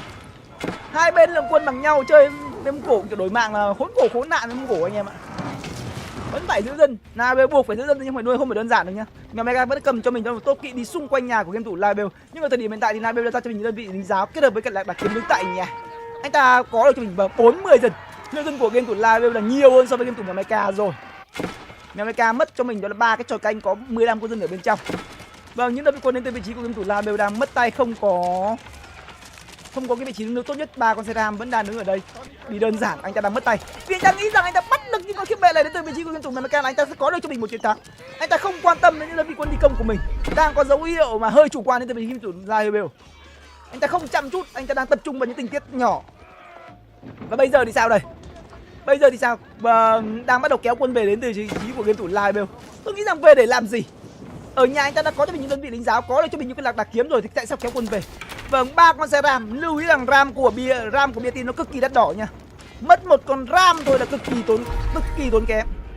Lượng quân của game thủ Mèo Mecha đang có cho mình là 15 con, lượng dân đang có cho mình là 38 con, trong khi đó vừa tròn gấp 3 đến từ vị trí của game thủ Live. Nhưng vẫn về. Mèo vần chuột chăng? Tôi nghĩ là tráng sĩ đã qua sông rồi thì làm sao phải quay đầu nhìn lại nhỉ? Với cái lượng quân đang còn khá nhiều của mình đến từ vị trí game thủ Live, nhưng anh ta vẫn đang tìm cách đó là đi gom quân đánh, tiếp tục tổ chức một trận đánh lớn tiếp theo. Anh ta mang cả quân ở nhà của mình lên thêm, bổ sung với cả đại quân của mình đang đây. Lựa chọn đến từ vị trí của game thủ Live ở trong lúc này là đốt lăn mắc rồi anh em ạ. Sẽ thêm một con xe ram nữa và toàn bộ quân của game thủ Live sẽ kéo lên. Mục tiêu đó là 2 cái lăn mắc cuối cùng, đá ưu và nhà chính. Và liệu rằng 41 con dân đến từ vị trí game thủ Live có cần phải kéo lên hay không đây? 42 con dân này nâng cấp cho mình công nghệ dệt may tăng thêm máu, 75 máu. Nó tương đương với khoảng tầm 3 con xe ram này. 3 con giam lửa của bia tin kết hợp với cả 50 con dân nên nó đặt cũng rất ra gì và lại lọ đấy nhá. 54 quân đến từ vị trí game thủ Live, trong khi đó ở bên kia Mèo Mecha đã có được cho mình một đội đó là cung thủ rồi. Có cung thủ rồi. 16 đơn vị cung thủ. Và với cái lối tấn công đang tìm cách tăng chỉ số an toàn lên đến từ vị trí của game thủ Live. Anh ta đang cố gắng, anh ta đang kiểu như là đang cố gắng vận nội công, đẩy cái đòn đánh của mình lên cái gọi là sát thương lớn nhất, nhưng mà vô hình chung thì anh ta lại khiến cho game thủ Mèo Mecha đang có được cho mình một cái đội tại lớn hơn. Bởi khi game thủ Mèo Mecha có cho mình một lượng cung đủ lớn thì cái sát thương mà Mèo Mecha gây ra cho game thủ Live là cực kỳ mạnh nha. Cực kỳ mạnh luôn. Mèo Mecha vẫn đang cầm cho mình đó là một con hãn và một con kỵ. Harass đến hơi thở cuối cùng. Đây là chiến đấu tới một con kỵ cuối cùng này anh em ạ. Mèo Mecha sử dụng kỵ binh một cách cực kỳ vất vả, rất chăm chút với đơn vị kỵ binh của mình. Có một con thì vẫn phải đi câu. Nhiệm vụ của kỵ binh trong tay của game thủ Mèo Mecha được phát huy đến mức tối đa nha. Xin ra những con ngựa chỉ có mục tiêu đó là làm phân tán cái lực, phân tán cái sự tập trung đến từ vị trí của game thủ Live. Một vài con kỵ đỏ máu thôi cũng đau đầu với mèo. Thức nối nha. Và lượng quân trong tay của game thủ Live vẫn đang có cho mình là 61 đơn vị quân. Vẫn đang trông chờ vào cái gì đây? Lương thực anh ta đang có cho mình là 600 thực, bằng 600 thực và 400 gỗ. Tài nguyên thực của anh ta là 500, 600 phút. Ở phía bên này Mecha cũng là khoảng tầm 700 phút. Mecha đang có được cho mình những đơn vị đó là cung thủ. Bao nhiêu cung được? 34 đơn vị cung. 34 con cung thủ rồi. Và một pha vận lửa công có vẻ như là hơi chắc đến từ vị trí của game thủ Live. Tất nhiên là với 28 con ném nào này thì anh ta cũng khá tự tin. Với 28 con ném nào này thì tôi nghĩ rằng cái việc mà game thủ Mecha không có cơ giới thì cũng rất khó để có thể xử lý được nhé. Ra cung thủ mà mọi người có thể thấy là Mecha có cho mình khoảng tầm 34 con cung thủ đúng không? Nhưng bên này lại có được cho mình là 28 con ném nào. Với 28 con ném nào kết hợp với cả 19 đơn vị lỗ binh này thì tôi cũng chưa hình dung ra được lấy cái gì ra để có thể hạ gục được cái đống này. Kỵ nhẹ ư? Nếu như kỵ nhẹ ăn được 28 con ném nào kết hợp với cả 19 đơn vị lỗ binh nó cần bao nhiêu?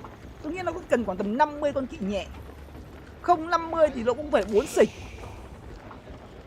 Thực tế là ở cái thời điểm hiện tại thì cái duy nhất mà có thể ngăn cản cũng có thể coi như là gây cái áp lực lớn như cái vị trí cung thủ Live nó chỉ có thể là bắn đá. Bắn đá một con quân thủ, 4 con bắn đá thì nó có thể gây áp lực về mặt tâm lý đến vị trí cung thủ Live khiến ta không vào combat. Còn ngoài ra thì tôi nghĩ là không sợ gì cả anh em ạ. Cung Mecha có 37 con, nhưng lém lao trong tay của Live là có 27 con. Vâng, một con lém lao bắn chết 3 con cung. Nên là mở combat ở thời điểm hiện tại người bất lợi vẫn là mèo. Chúng ta hãy cùng chờ xem ở trong tình huống này. Giáo đến từ vị trí của game thủ Live đang đốt giáo để cho lém lao cũng như lỗ binh của mình phát huy sức mạnh. Mecha đang có cho mình một cái canh có bố trí không nào, đam là 40+2. Đang bắn rất mạnh đến từ vị trí của Mecha. Vâng, hai con xe đam đến từ vị trí của game thủ Live lên là hơi muộn. 65 và 25. 24 con cung, bên này 23 con ném nào. Một con đi về, đi đâu rồi? Và tôi thề mọi người rằng Live này nó thần giữ của anh em ạ. Ông thần giữ của rồi. Mọi người cảm thấy rằng anh ta đánh một cách gọi là cực kỳ chậm. Khi cảm thấy rằng mình có lợi cái anh ta đánh rất chậm luôn. Vâng, con xe ram của anh ta có đi quệt, quay trở lại và quệt luôn cái trò canh mà Mecha xây ra ở cái vị trí mà nó chả liên quan gì đến cái đường đi quân cũng như là kinh tế nhà của game thủ Live này. Cái cảm giác như là chuẩn bị chạm tay vào chiến thắng rồi, đánh chắc quá. Chắc đến mức đó là Mecha phải cảm thấy khó chịu. Khó chịu vì sao? Vì nếu như nó đánh gắt lên thì Mecha quýt mẹ từ lâu rồi. Còn nó đánh kiểu này thì Mecha cảm thấy mình vẫn còn cơ hội để thi đấu tiếp. Chứ còn nó đẩy gắt thì với phong cách của game thủ Mecha có lẽ 10 phút trước là quýt rồi đúng không? Đúng là với phong cách của game thủ Mecha thì cách đây khoảng tầm 10 phút, rơi vào tầm phút 17 18. Lúc mà game thủ Live có được gì vào tầm 60 đơn vị quân mà anh ta đẩy lên thì Mecha quýt rồi. Muốn quýt nắm chứ đối phương không cho anh em ạ. Tỷ số là 1-0 dành cho game thủ Live trong một bài đấu mà Mecha cầm cho mình con cổ đối đầu với con Bia-tin. Hơi khó. Với con Bia-tin tôi nghĩ rằng Mecha vẫn lên có cho mình một cái trò canh ở khu vực bãi quả để phế cái công trình nhà máy rượu vang đến từ vị trí của con Bia-tin. Làm nó phải đứng ở nhà của mình lâu hơn một tí. Mecha ra một cái nhà lính, 2 con lính giáo. Không ăn được cả một cái chạy khai thác đến từ vị trí của game thủ Live. Và nó khiến cho cái việc đó là Live vẫn khỏe, gần như không mất gì. Khỏe nguyên. Chỉ số chúng ta cùng nhìn xem chỉ số quân sự nào. Mecha kill được 168. Vâng, chết thì cũng phải giết được nhiều hơn anh em ạ. Có chết thì cũng phải giết được nhiều hơn để khẳng định nhầm câu là ta điều quân tới mày. 160 đơn vị và 168 đơn vị quân tiêu diệt được đến từ vị trí cuối cùng của Mecha. Trong khi đó thì để chết 135 đơn vị. Về mặt kinh tế, điểm số Nabe 1001, Mecha 980. Nó rơi khoảng tầm là trên 20%.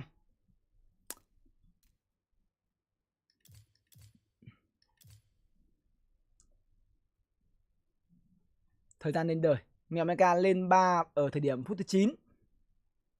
Nabe lên đời sau game thủ Mecha khoảng tầm 5 phút. Lên 3 sau game thủ Mecha khoảng tầm 5 phút nhưng với lượng quân đông ở gấp 5. Nên là cái việc mà Mecha không thể tổ chức phản công ngược được. Mặc dù đã rất cố gắng đi harass với những con khiếp bệ của mình, nhưng mà cảm giác kinh tế của con Mông Cổ nó phỏ quá. Khó.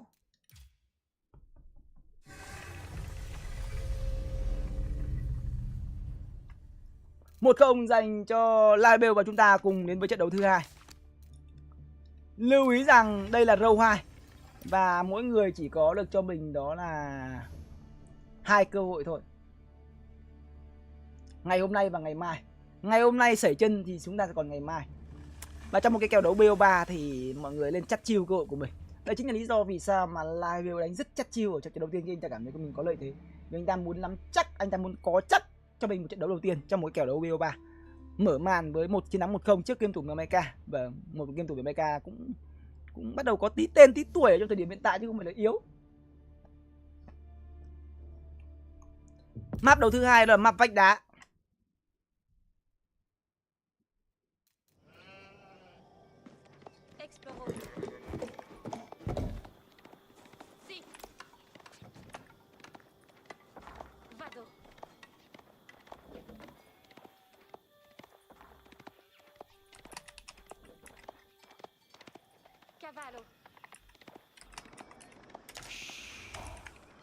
Map đấu thứ hai là map vách đá. Hiện tại thì Live đang dẫn trước game thủ Mecha với tỷ số là 1-0.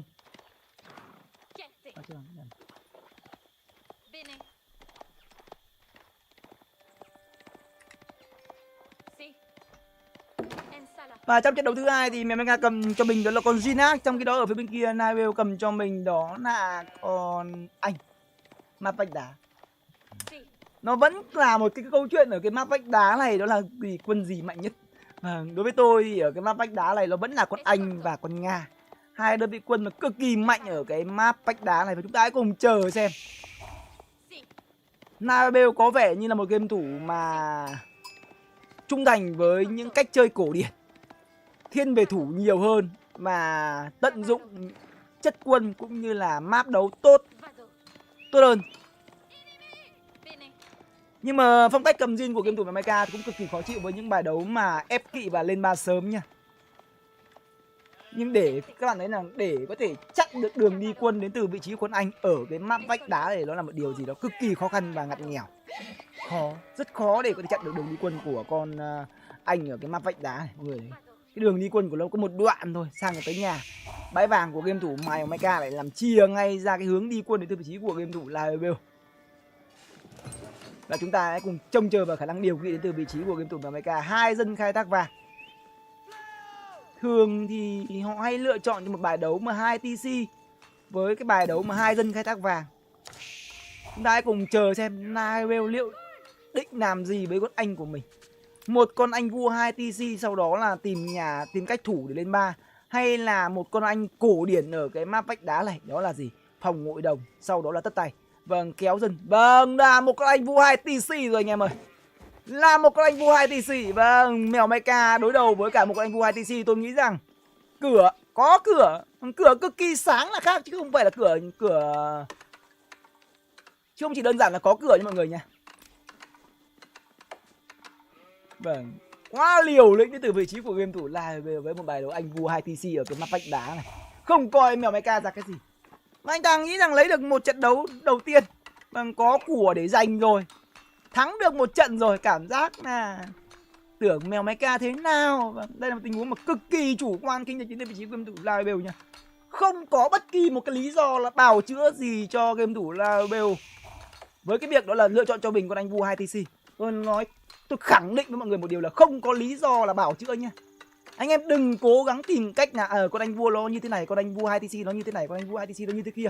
Không có bất kỳ một cái lời bào chữa nào hợp lý dành cho game thủ Live ở trong một trận đấu quan trọng, một trận đấu bản nề, trong một giải đấu khi cầm cho mình con Anh ở map vách đá đối đầu với cả con Jin mà lựa chọn cho mình công trình đó là tu viện của các đức vua, sau đó lựa chọn cho mình phương án 2 TC. Khẳng định luôn là không có một lời bào chữa hợp lý nào cả.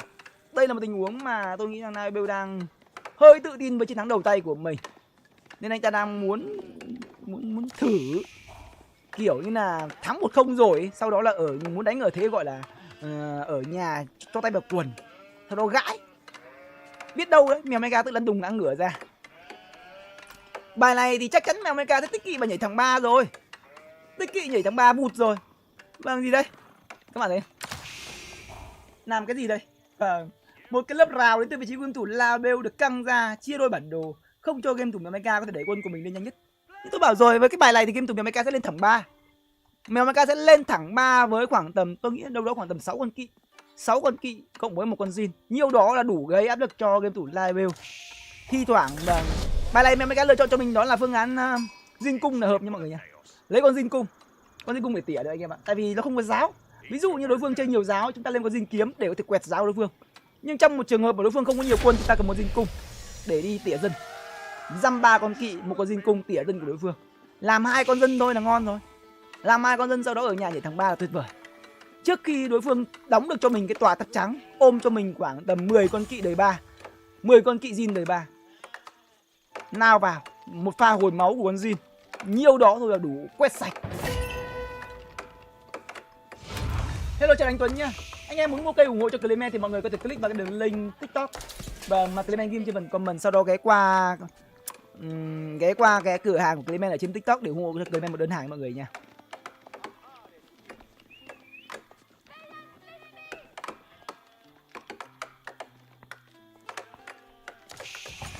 Nào. Cái bài anh vua 2TC là cái bài anh vua mà cái bài mà cực kỳ hay được sử dụng, hay được ứng dụng ở trong một giải ở trong trận đấu rank. Đặc biệt yêu thích của game thủ Tuấn LQ. Nhưng đây là trận đấu rank rải, đây là trận đấu giải. Ngoài ra thì đây là một cái map mà tôi nghĩ rằng cái việc đánh anh vua là cực kỳ khó khăn. Vâng, nhà chính thứ hai đóng ở khu vực đây để có thể bảo vệ khu vực cánh rừng đến từ vị trí của game thủ Live. Chúng ta định làm cái gì với một bài đấu mà định đóng cho mình một cái nhà chính ở gần khu vực cánh rừng chứ không phải khu vực bãi vàng? Là một bài đấu mà Live xác định là ở đời Châu Quân ở đời 2 à? Châu Quân ở đời 2 để có thể bảo vệ nhà của mình cũng như là ra ruộng đến từ vị trí của game thủ Live. Không có chuyện đấy đâu. Vâng, đúng là một con dân cung đến từ vị trí của game thủ Mecha, một con dân nằm xuống. Tôi bảo rồi, chỉ cần làm được 2 con dân thôi. 2 con dân nó tương đương với 40 giây. Nó tương đương với cái việc cái nhà chính thứ hai đến từ vị trí của game thủ Live nó bị delay đến 40 giây. 2 con dân thôi là chúng ta đã tiết kiệm được 40 giây lên đời đến từ vị trí của game thủ Live rồi. Nào, còn bây giờ thêm con nữa nào. Jin đang phục hồi. Một mũi tên nữa không được, nó chui vào nhà nhanh quá nhỉ. Con Jin vua đấy, con vua đến từ vị trí của game thủ Live vẫn đang đứng tại nhà của mình.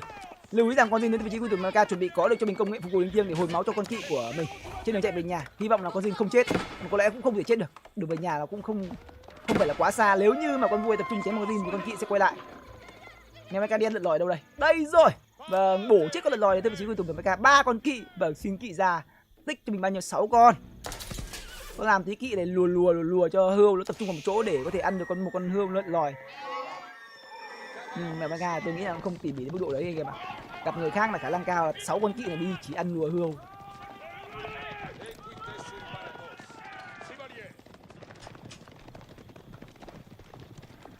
Lượng kỵ trong tay của game thủ Mecha đang có cho mình là 5 con, một con Jin cung.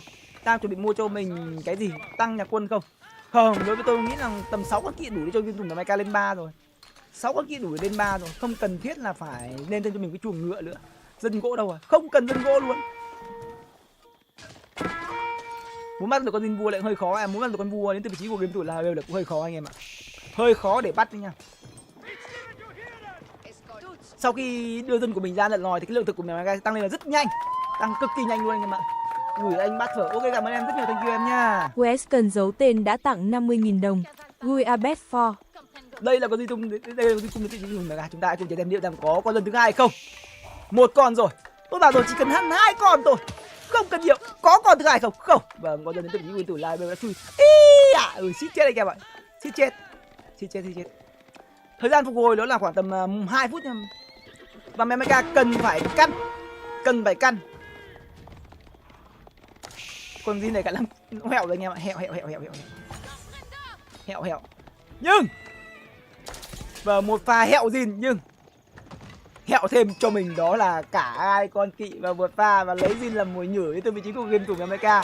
Sau đó lao kỵ vào nhà đối phương với ý đồ đó là gì? Lấy Jin làm mồi nhử, nhưng cuối cùng là gì? Vâng, trộm gà không được, mất bố nó lắm tóc anh em ạ. Thành không cướp được lại bồi phu nhân đến từ vị trí của game thủ Mecha trong pha vừa rồi. Mất thêm cho mình đó là 2 con kỵ binh và một con Jin. 6 con kỵ còn lại đến từ vị trí của Mecha với lượng tài nguyên đã gần đủ để lên 3 rồi. Hơi đáng tiếc là con Jin nó đã chết. Bây giờ phải chờ đợi một tình huống mà con Jin nó phục sinh. Bắt đầu ra cho mình những đơn vị lính giáo đến từ vị trí của game thủ Live. Anh ta ra giáo là hợp lý nhưng Tôi thấy anh ta có được cho mình những con cung thủ, tức là anh ta thêm cho mình cái trường bắn rồi. Một cái nhà lính đến từ vị trí của game thủ đã là cực kỳ hợp lý. Nhưng cái trường bắn này nó là một điều mà tôi cảm giác là hơi lăn tăn một tí. Xây nhà thì cảm giác này, xây nhà các bạn thấy nào. Thực ra là nó bảo chê trách thì mình bảo là mày có đánh bằng tao đâu mà chê mà trách.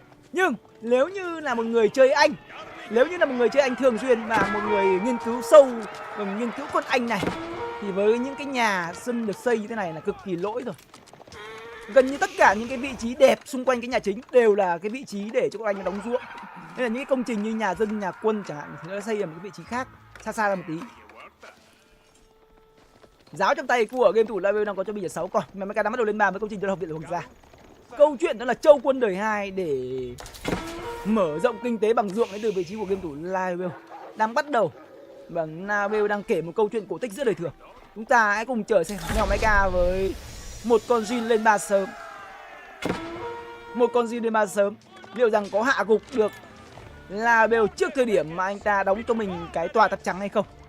Bởi lẽ nếu như để game thủ Navel đóng cho mình cái tòa tạp trắng thì Mèo Mecha không thể giải quyết được con anh trong tay của game thủ Navel ở đời 3, mà buộc phải tiếp tục làm một bài đấu mà cực kỳ khổ với vị trí game thủ Mèo Mecha bằng cách là cầm chân đối phương, sau đó tìm đường lên 4 sớm.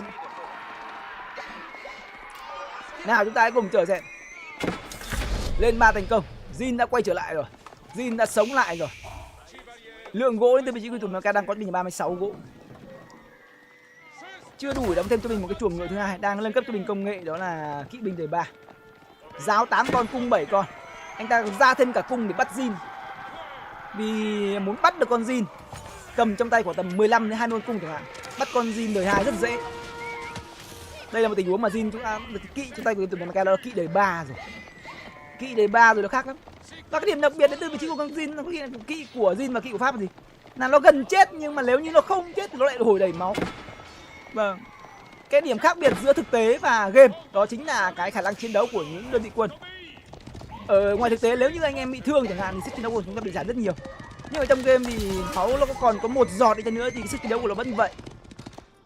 Kỹ pháp và kỹ Jin nó nguy hiểm với những đơn vị kỹ khác, đó chính là cái khả năng hồi máu, đầy máu của mình. Đối với những đơn vị như kiểu kỵ Trung Quốc hoặc kỵ gì đó chẳng hạn thì những con này chắc chỉ 1-2 chạm mà sẽ chết. Nhưng đối với con Jin thì ai mèo, mèo, cùng anh mèo ơi, cùng anh. Còn Jin này mà chết thì thôi không chết anh em ạ. Không chết nhưng mà cái lượng máu mất đi của con Jin nó khá nhiều, mất khá nhiều máu khiến cho Mèo Mecha lại phải có một cái quãng thời gian ngơi quân là khá sâu. Nếu con Jin là còn đẩy máu cơ thì đẩy quân lên rất là sớm, đẩy quân thêm một tơn nữa, đẩy quân lên cao thêm một tơn nữa. Nhưng con Jin mất máu nhiều quá.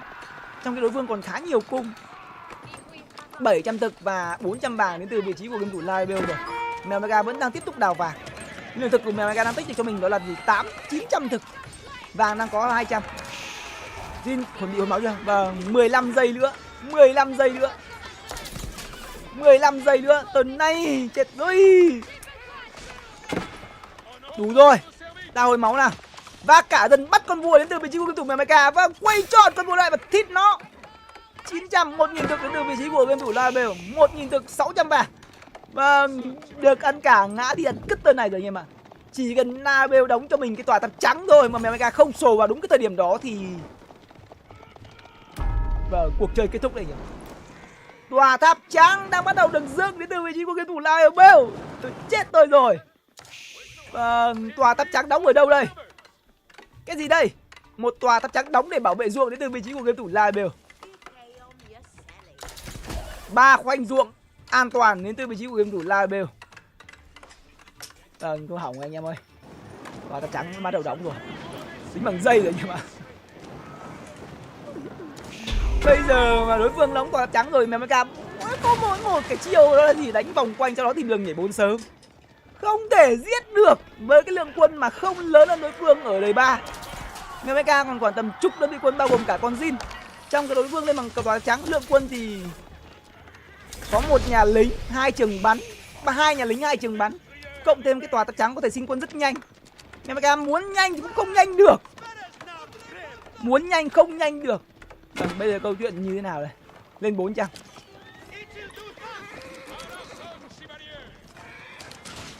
Một tình huống Mèo Mecha mất con Jin cộng với cả 2 con kỵ ở giai đoạn sớm, nó không đáng. Mục tiêu đặt ra lúc đấy là gì? Ăn được 2 con dân của đối phương thôi, sau đó chạy vòng quanh rồi nó tìm đường gọi là tích lực nhảy 3 sớm nhất có thể. Lên 3 đúng cái thời điểm mà tích được tân kỵ, đúng cái thời điểm mà đối phương chuẩn bị xây nhà lên 3. Nó sẽ là ngọt ngào nhất, chứ không nhất thiết phải đổi mạng. Vì với khoảng tầm 6 con kỵ thì làm sao mà có thể lấy được quá nhiều dân của đối phương được. 2 con là ngon rồi. Mất đi cái tân kỵ đấy, trông chỉ là 2 con thôi, nhưng nó là một cái điểm và mấu chốt để cho game thủ Mecha có thể ăn tươi nuốt sống được game thủ Live ở trong đúng cái tham minh. Mọi người cứ hình dung đi, là cái thời điểm mà Mecha đời điểm Live này xây nhà lên đời, ở cái thời điểm mà cái lượng quân của game thủ Mecha nhiều hơn khoảng tầm 8 đơn vị quân thôi, là có thể lao vào quét sạch rồi. 8 con kỵ đời 3 cộng với con Jin còn nguyên máu, đúng là một pha quét sạch luôn đấy. Tình huống này thì nó sẽ hơi vất vả một tí, vẫn phải cố. 2 nhà chính cộng với cái tòa tắc trắng. Mèo Mecha đang băm được bao nhiêu dân rồi?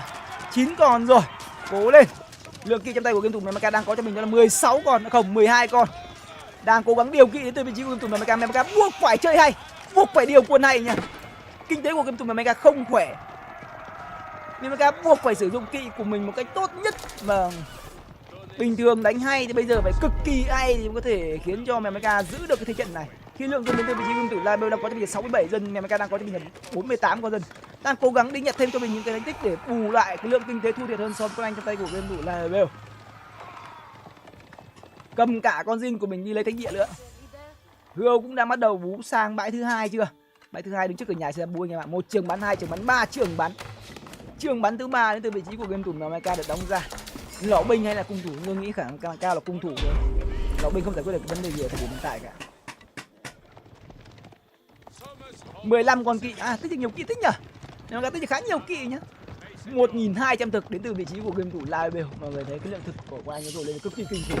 1.200 trong khi đó Mecha thì 300 thực phút. Nó có 3 cái khoanh ruộng ở gần cái tòa tháp trắng này thì không công được rồi. Vàng nó vẫn còn rất nhiều.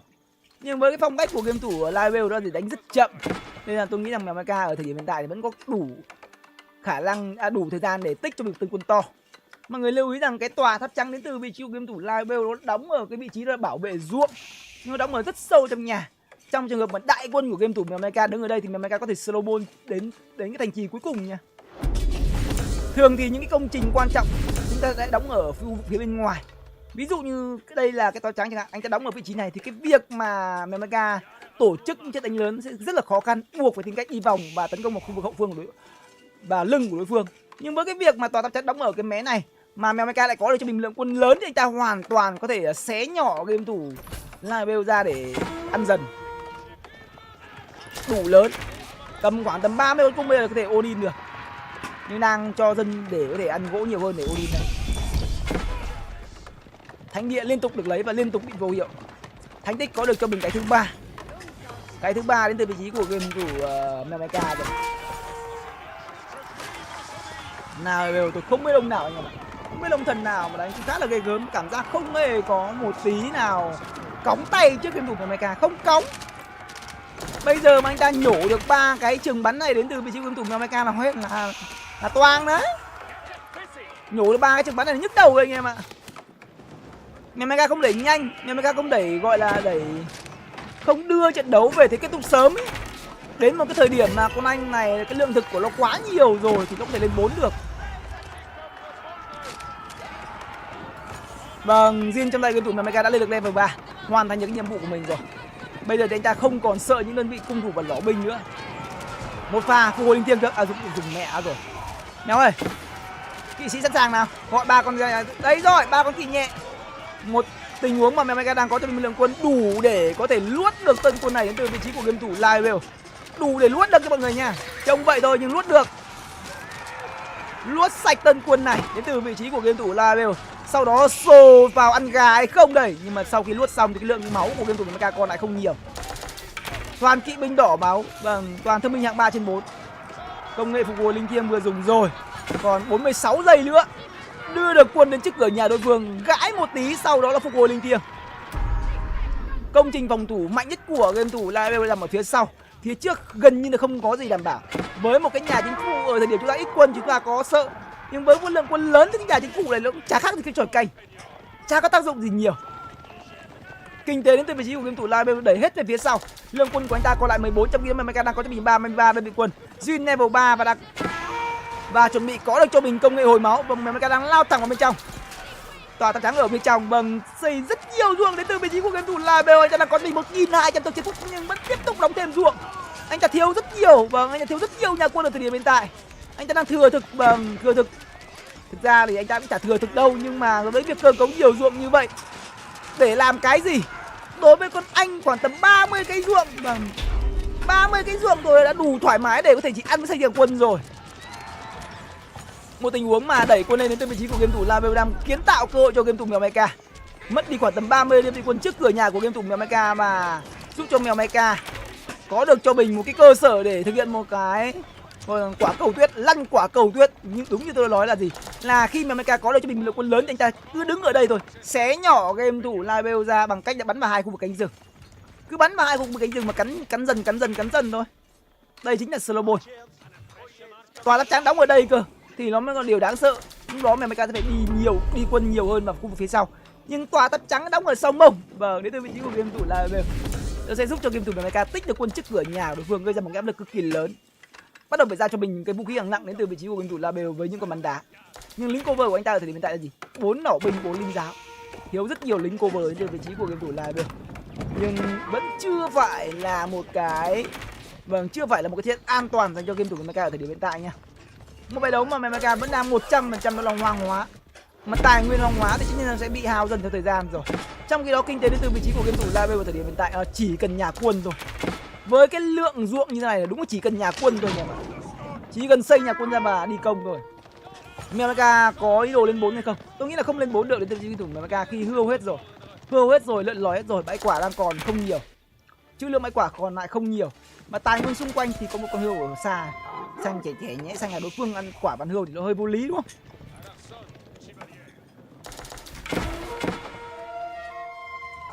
Ăn sang bãi bảng thứ hai đến từ vị trí của game thủ Live.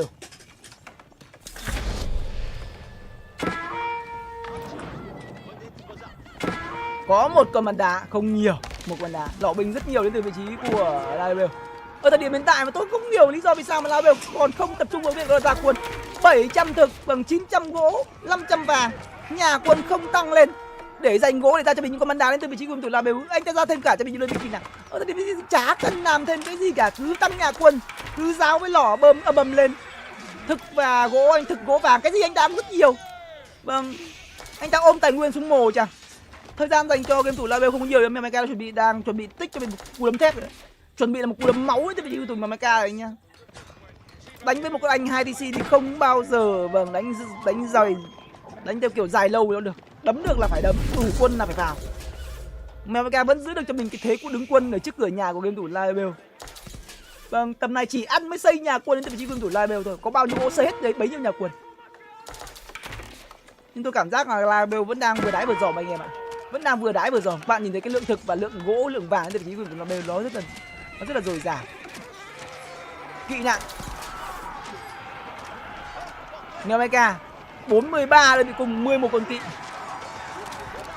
Đang chuẩn bị một cú đấm máu đến từ vị trí của game thủ Mecha, nhưng bất ngờ là một tình huống mà sồ gian gà. Khi kỵ của game thủ Mecha không đứng ở đây. Mecha không đứng kỵ ở đây khiến cho Live với những con kỵ được sinh ra của mình ngay lập tức quét một lượng cung không hề nhỏ đến từ vị trí của game thủ Mecha và đẩy game thủ Mecha rời khỏi khu vực trước cửa nhà của mình. Tròi canh của game thủ Mecha nâng cấp cho mình công nghệ bố trí phóng lao. Vâng, đây là một tình huống mà lên có vẻ như là hơi xa đến từ vị trí của game thủ Live rồi. Trước thì đại quân, sau lưng là một cái tròn. Chạy cũng lỗ mà không chạy cũng lỗ, có thêm cho mình 1-2 cái bắn đá, nhưng khi của game thủ Mecha đã vu hồi.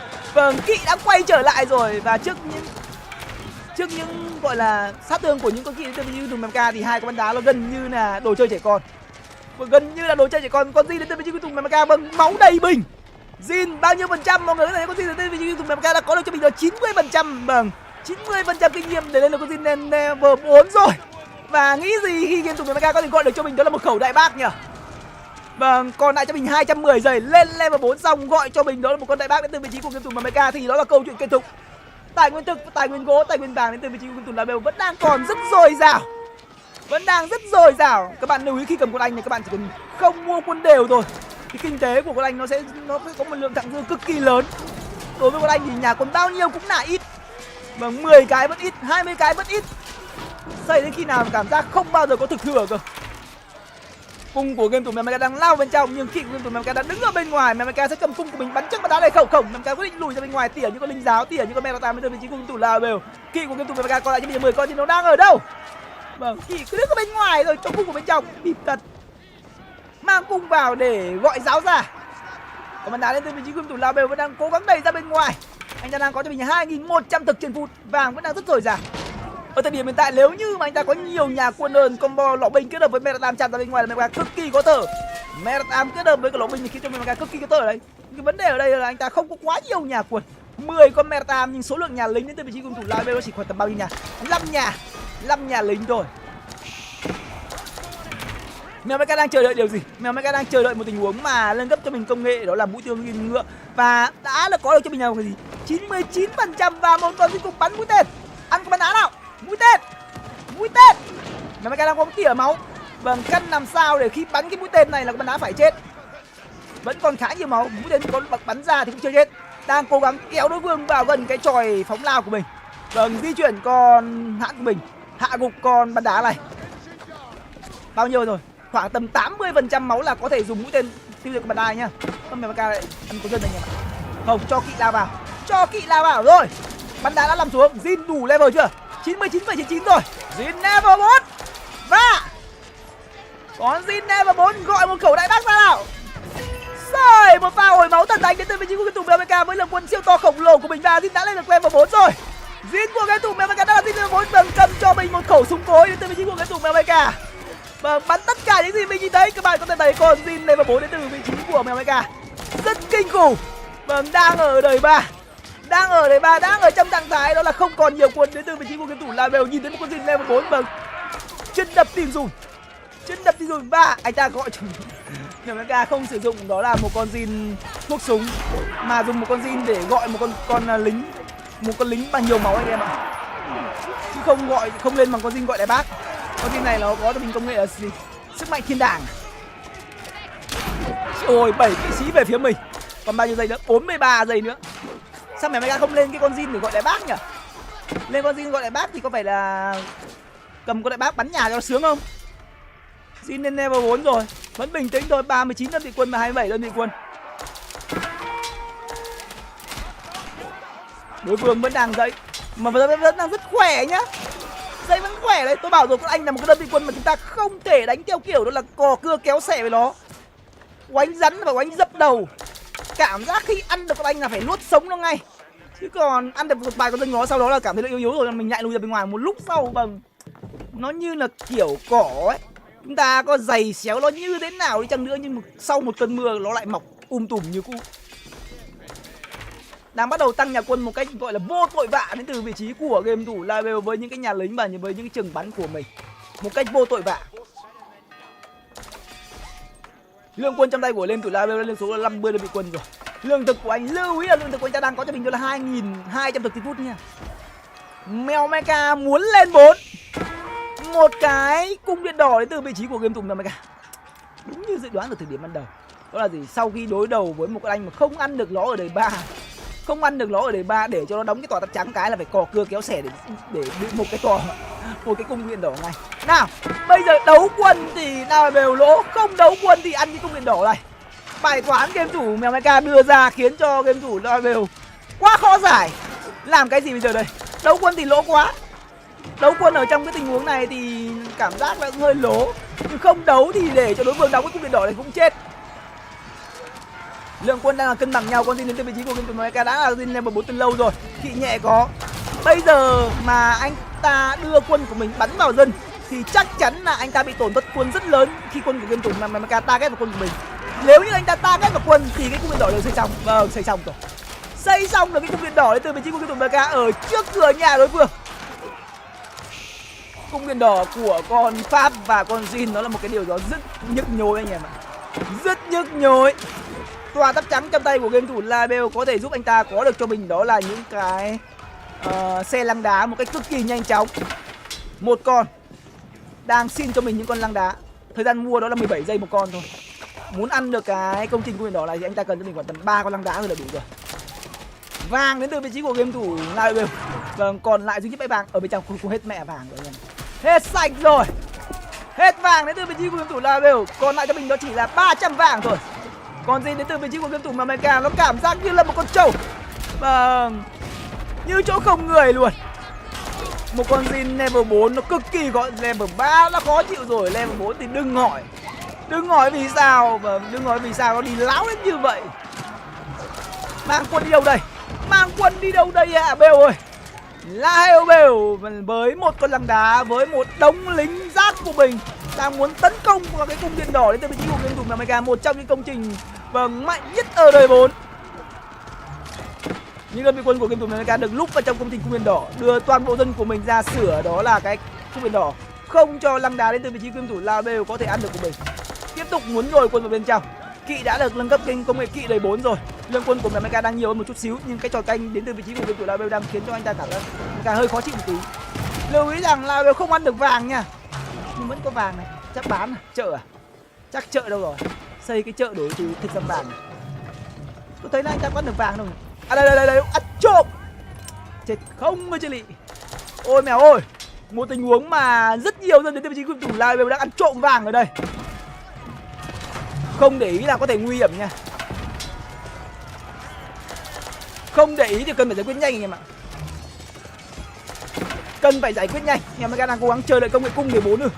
Cung chưa lên được công nghệ cung để 4, không sao, kỵ đã là kỵ để 4 đủ rồi. Tòa tháp tuổi đỏ. Lượng quân còn lại 22. Lưu ý rằng chớm quân đội về không đến từ vị trí của game thủ Live là chết nha. Vì đây là quân công nghệ đời 4 và tỷ số là cân bằng là 1-1 đến từ vị trí của Mèo Mega. Vâng, láo với cậu à.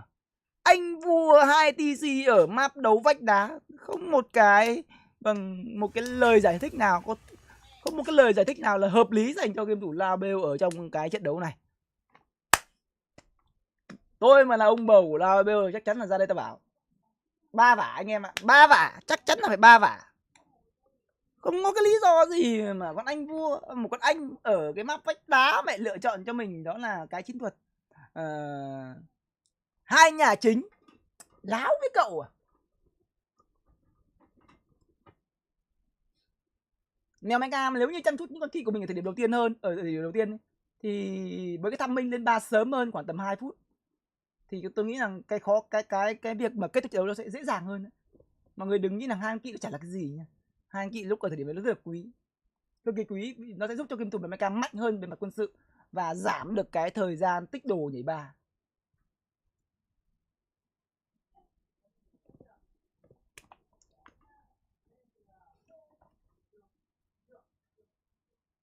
Thắng không clean lắm, thắng rồi mà. Lúc đấy thì kỵ là kỵ đời 4, chất lượng chống tên của nó cực kỳ mạnh. Cái lượng quân đến từ vị trí của game thủ Live nó chỉ lở từng con một, đối đầu với 10 con kỵ. Mà kỵ lúc đấy nó lao vào nhà thì khác gì nó lao vào chỗ trống đâu. Đừng nghĩ là ở trong nhà chính mà an toàn. Với một vài con kỵ đời 1, đời 2 thì nó còn sợ, chứ kỵ đời 4 rồi thì còn sợ cái gì nữa.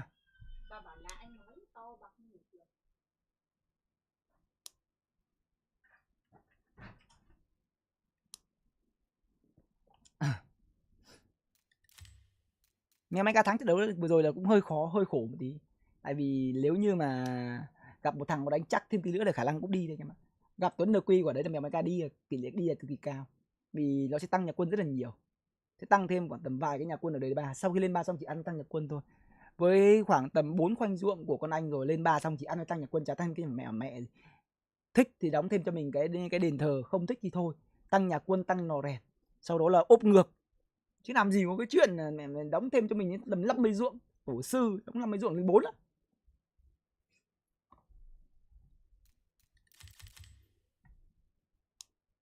Kinh tế. Quân sự nhỉ. Mameka thịt bao nhiêu nhỉ? 367. Chết 215. Trời. Chỉ số kill của game thủ Mameka luôn luôn là ở trong trạng thái không biết thắng hay thua, nhưng mà chỉ số kill lúc nào phải dương. Kinh tế thì Nile hơn game thủ Mameka đâu đó khoảng tầm 35.000 và 21.000. Chắc là rơi khoảng tầm 40-50%. Tỷ số được cái bằng là một đều thôi. Bây giờ thì sẽ đến trận đấu quyết định ai sẽ là người đi tiếp. Mèo Mecha sẽ là người đi tiếp hay là Live. Và mọi người đừng quên click vào cái đường link bằng Clement ghim trên phần comment ủng hộ, ghé thăm gian hàng của Clement ở trên TikTok, và nếu như có thể ủng hộ cho Clement một đơn hàng nha mọi người nha. Rất nhiều ưu đãi đang chờ đón. Bất kỳ một cái đơn nào được đặt ở trong ngày hôm nay thì đều sẽ được Clement tặng. Đó là một cái lọ dưỡng chất thủy sinh và dưỡng chất hữu cơ. Ngoài ra thì với những đơn hàng trên 200.000 thì Clement sẽ gửi tặng thêm cho mọi người đó là một ông tượng Phúc Lộc Thọ. Tượng này tượng sứ mọi người nha, tượng sứ đấy, không phải tượng vớ vẩn đâu. Anh em có mua thì chắc chắn nó rơi vào khoảng tầm 25-30.000 một con đấy.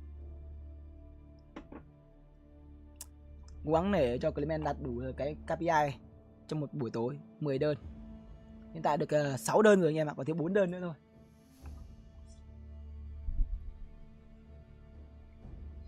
Chúng ta hãy cùng chờ xem trận đấu cuối cùng giữa game thủ mèo Mecha và Live. Lựa chọn của cả hai sẽ là map gì?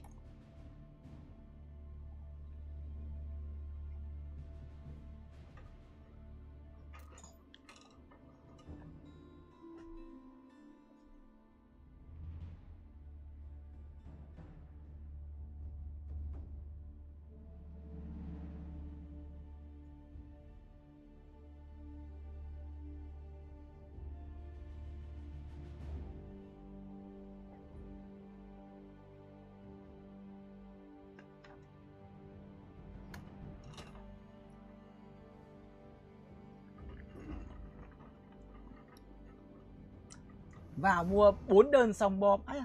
Tư duy thế này thì chết dở. Tư duy nhanh nhạy như chip pin này, tư nảy số nhanh thế nhỉ? Để kiểu như cho mày sướng tí, sau đó ăn quả đắng luôn. Chết. Ai cũng như bạn này mấy mà. Các bạn lưu ý rằng khi bị bom đơn cây ấy, thì Clement gần như là mất trắng nha mọi người nhé. Vừa mất tiền ship cả chiều đi đến chiều về, và vừa mất luôn cả cái cây đấy luôn. Vì cây nó không chịu được 8 ngày ở trong thùng. Chưa kể cái thời gian mà delay ở kho hàng nữa, nó bảo tầm 10 ngày. Tức là nếu đi 4 ngày về 4 ngày cộng với cả 2 ngày ở bãi thì nó rơi vào khoảng tầm 10 ngày. Thì đúng là chỉ có cây đa cây đề cũng chết, chứ nói gì mấy cây xanh. Nên là bom hàng gần như nó mất trắng. Bom một đơn thôi để bán 10 đơn bù lại được.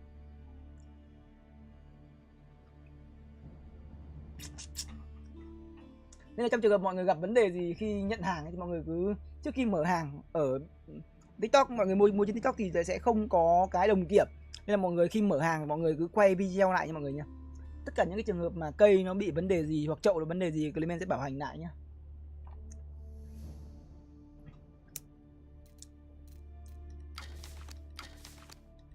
Chúng ta cùng chờ đợi trận đấu cuối cùng giữa mèo Mecha và Nihil.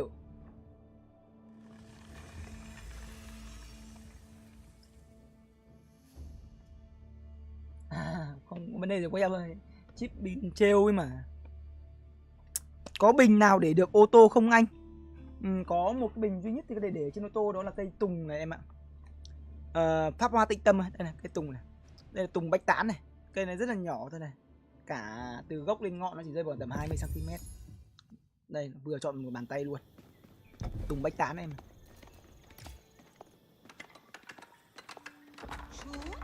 Đấy, rất gọn, rất nhỏ, rất gọn, để trên cây được, để trên ô tô được. Vâng, chúng ta đến với trận đấu tiếp theo. Tỷ số hiện tại đang được cân bằng là 1-1.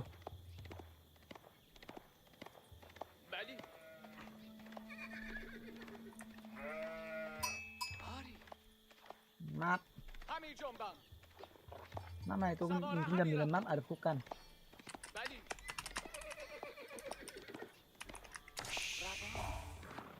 Tỷ số cân bằng là 1-1. Trận đấu chung kết. Trúc phát lộc để được không anh? Cái trúc phát lộc để được em ơi. Đây, em lấy cái chậu sứ nhá. Ở trên cây thì em lên lấy chậu sứ nhá. Cái này nó cũng khá là nhỏ thôi, để ô tô thoải mái. Đây. Đấy. Khá là nhỏ là cái trúc này. Để được. Cây chăm bao lâu thì chết hả Clement? Cây tiểu cảnh này thì mọi người, nếu như mọi người đổi được đất thay được đất đi thì mọi người trồng không chết được nhá. Còn nếu như mọi người không thay đất thì nó khoảng tầm 8 tháng đất nó hết dinh dưỡng, mọi người không chăm thì khoảng tầm 1 năm là cây nó tự khô, tự héo, tự chết. Còn mọi người mà cảm giác là không, kể cả nước mọi người không tưới thì chắc là khoảng tầm 3 tháng là cây nó tự mục ruộng nó chết hết.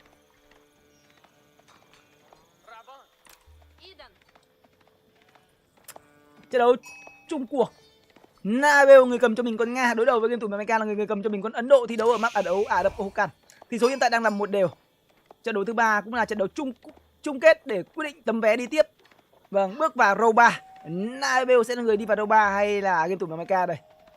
Liệu rằng có một tình huống mà sách vali về nước đến từ game thủ Mecha đối đầu với một game thủ mà tôi không biết là ai không? Cảm giác hơi có tí vô danh hay không này? Đất mua ở đâu à? Chắc là một vài ngày nữa thì Clement sẽ lên một cái túi đất để cho mọi người có thể mua thêm đất nhá.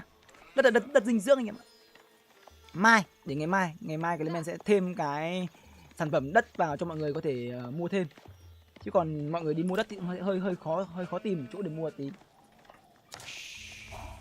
Anh ơi sao em cừu lâu thế nhỉ? Nó nhau nhỉ?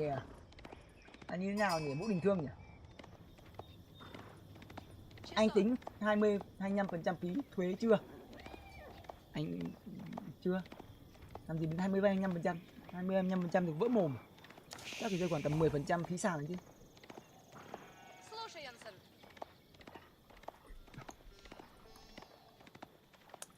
Mái vòm đưa tin đến từ vị trí game thủ Mecha khi cầm cho mình con Ấn Độ, trong khi đó thì Nabel người cầm cho mình con Nga lựa chọn cho mình đó là công trình cổng vàng. Vâng, cổng vàng. Cổng vàng đến từ vị trí của game thủ Nabel. Trong khi đó đây là mái vòm đưa tin đến từ vị trí game thủ Mecha với 6 con dân xây. Còn ở phía bên kia bao nhiêu dân xây? 4 dân xây. Bunty.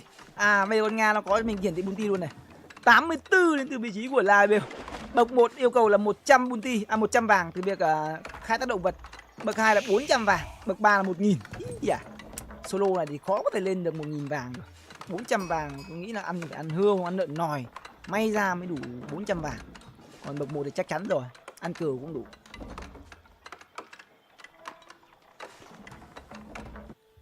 Anh em theo dõi luồng livestream của Clement thì mong rằng mọi người có thể ủng hộ cho Clement bằng cách là thả like mọi người nha.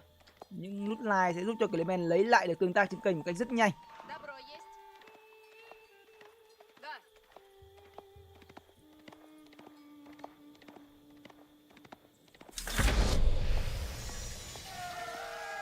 Đây là thành công rồi. Chờ xem Mecha sẽ quyết định cho mình open là gì.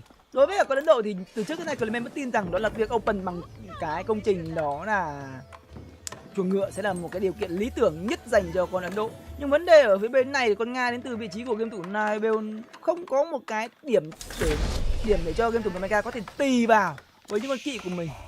Mà mèo Mecha thì lại không thích chơi cái phong cách đó là đi gắp hươu. Nếu như không gắp hươu thì làm gì? Đây là một cái nhà lính đến từ vị trí của game thủ Nabel. Một cái nhà lính có gắp hươu rồi. Gia giáo vừa vô hiệu hóa thánh địa và vừa cover cho những con scout của mình đi gắp hươu đến từ vị trí của game thủ Nabel. Trong khi đó đây là một cái nò rèn đến từ vị trí của game thủ Mecha. Thiết kế cho mình một cái nò rèn. Open bằng một cái nò rèn. Công chậm và nâng cấp cho mình công nghệ nghề làm vườn, công nghệ chặt gỗ, công nghệ đó là khai thác vàng. Cảm ơn bạn Nguyễn Quang Vinh nha, thank you bạn Nguyễn Quang Vinh rất nhiều. Và cảm ơn bạn đã donate cho Clement qua tài khoản nha. Hello Mikako, khỏe rồi à Clement. Clement thì hiện tại vẫn đang trong giai đoạn đó để điều trị tại nhà. Khỏe thì cũng chưa khỏe hẳn nhưng mà vẫn có thể bình luận được một cái quãng thời gian nó không phải là quá dài thôi. Ở bên kia thì đang nâng cấp cho mình đó là công nghệ gắp hươu đến từ vị trí của game thủ Nabel. Lính do thám chuyên nghiệp đã có được cho mình đó là 3 con scout, đang có 2 con trong hàng chờ. Trong khi đó Mecha đang bắt đầu xin cho mình những con kỵ chùy đầu tiên. Đây rồi, vụt nó không, Mecha đang chạy thẳng vụt. Và đây là những con trình rảo kim, tay cầm chùy, vụt rất khỏe. Một tay cầm chùy, một tay cầm khiên.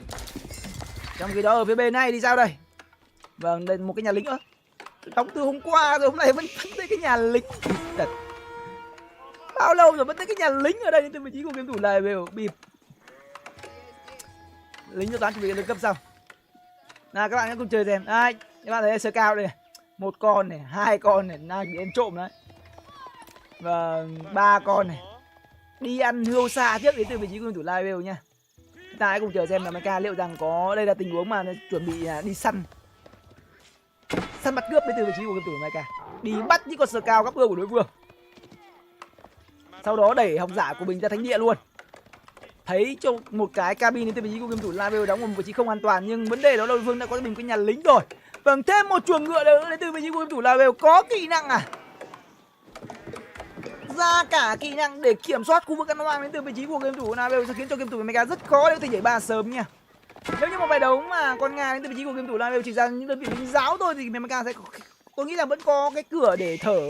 Nhưng đối phương ra thêm cho mình một cái chuồng ngựa thì sẽ khiến cho game thủ Mecha khó khăn hơn trong việc đó là đi khai thác, đó là những mấy quả hươu mà lại bị đối phương gấp trộm. Vâng, hươu bị gấp trộm mà đối phương lại có kỹ năng để kiểm soát những khu vực quả thì Mecha sẽ gặp khá nhiều khó khăn đấy nha.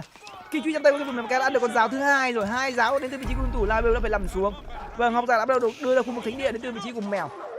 Kỳ truy mất máu nhưng không sao cả, vẫn có học giả để thể hồi. 5 học giả đến từ vị trí của game thủ Mecha và bắt đầu dừng lại, không mua thêm học giả. Và đây là tình huống mà mày săn bắt cướp đây rồi. Vâng, rất đông kỵ đến từ vị trí của Mecha đã đập chết một con scout của game thủ Live.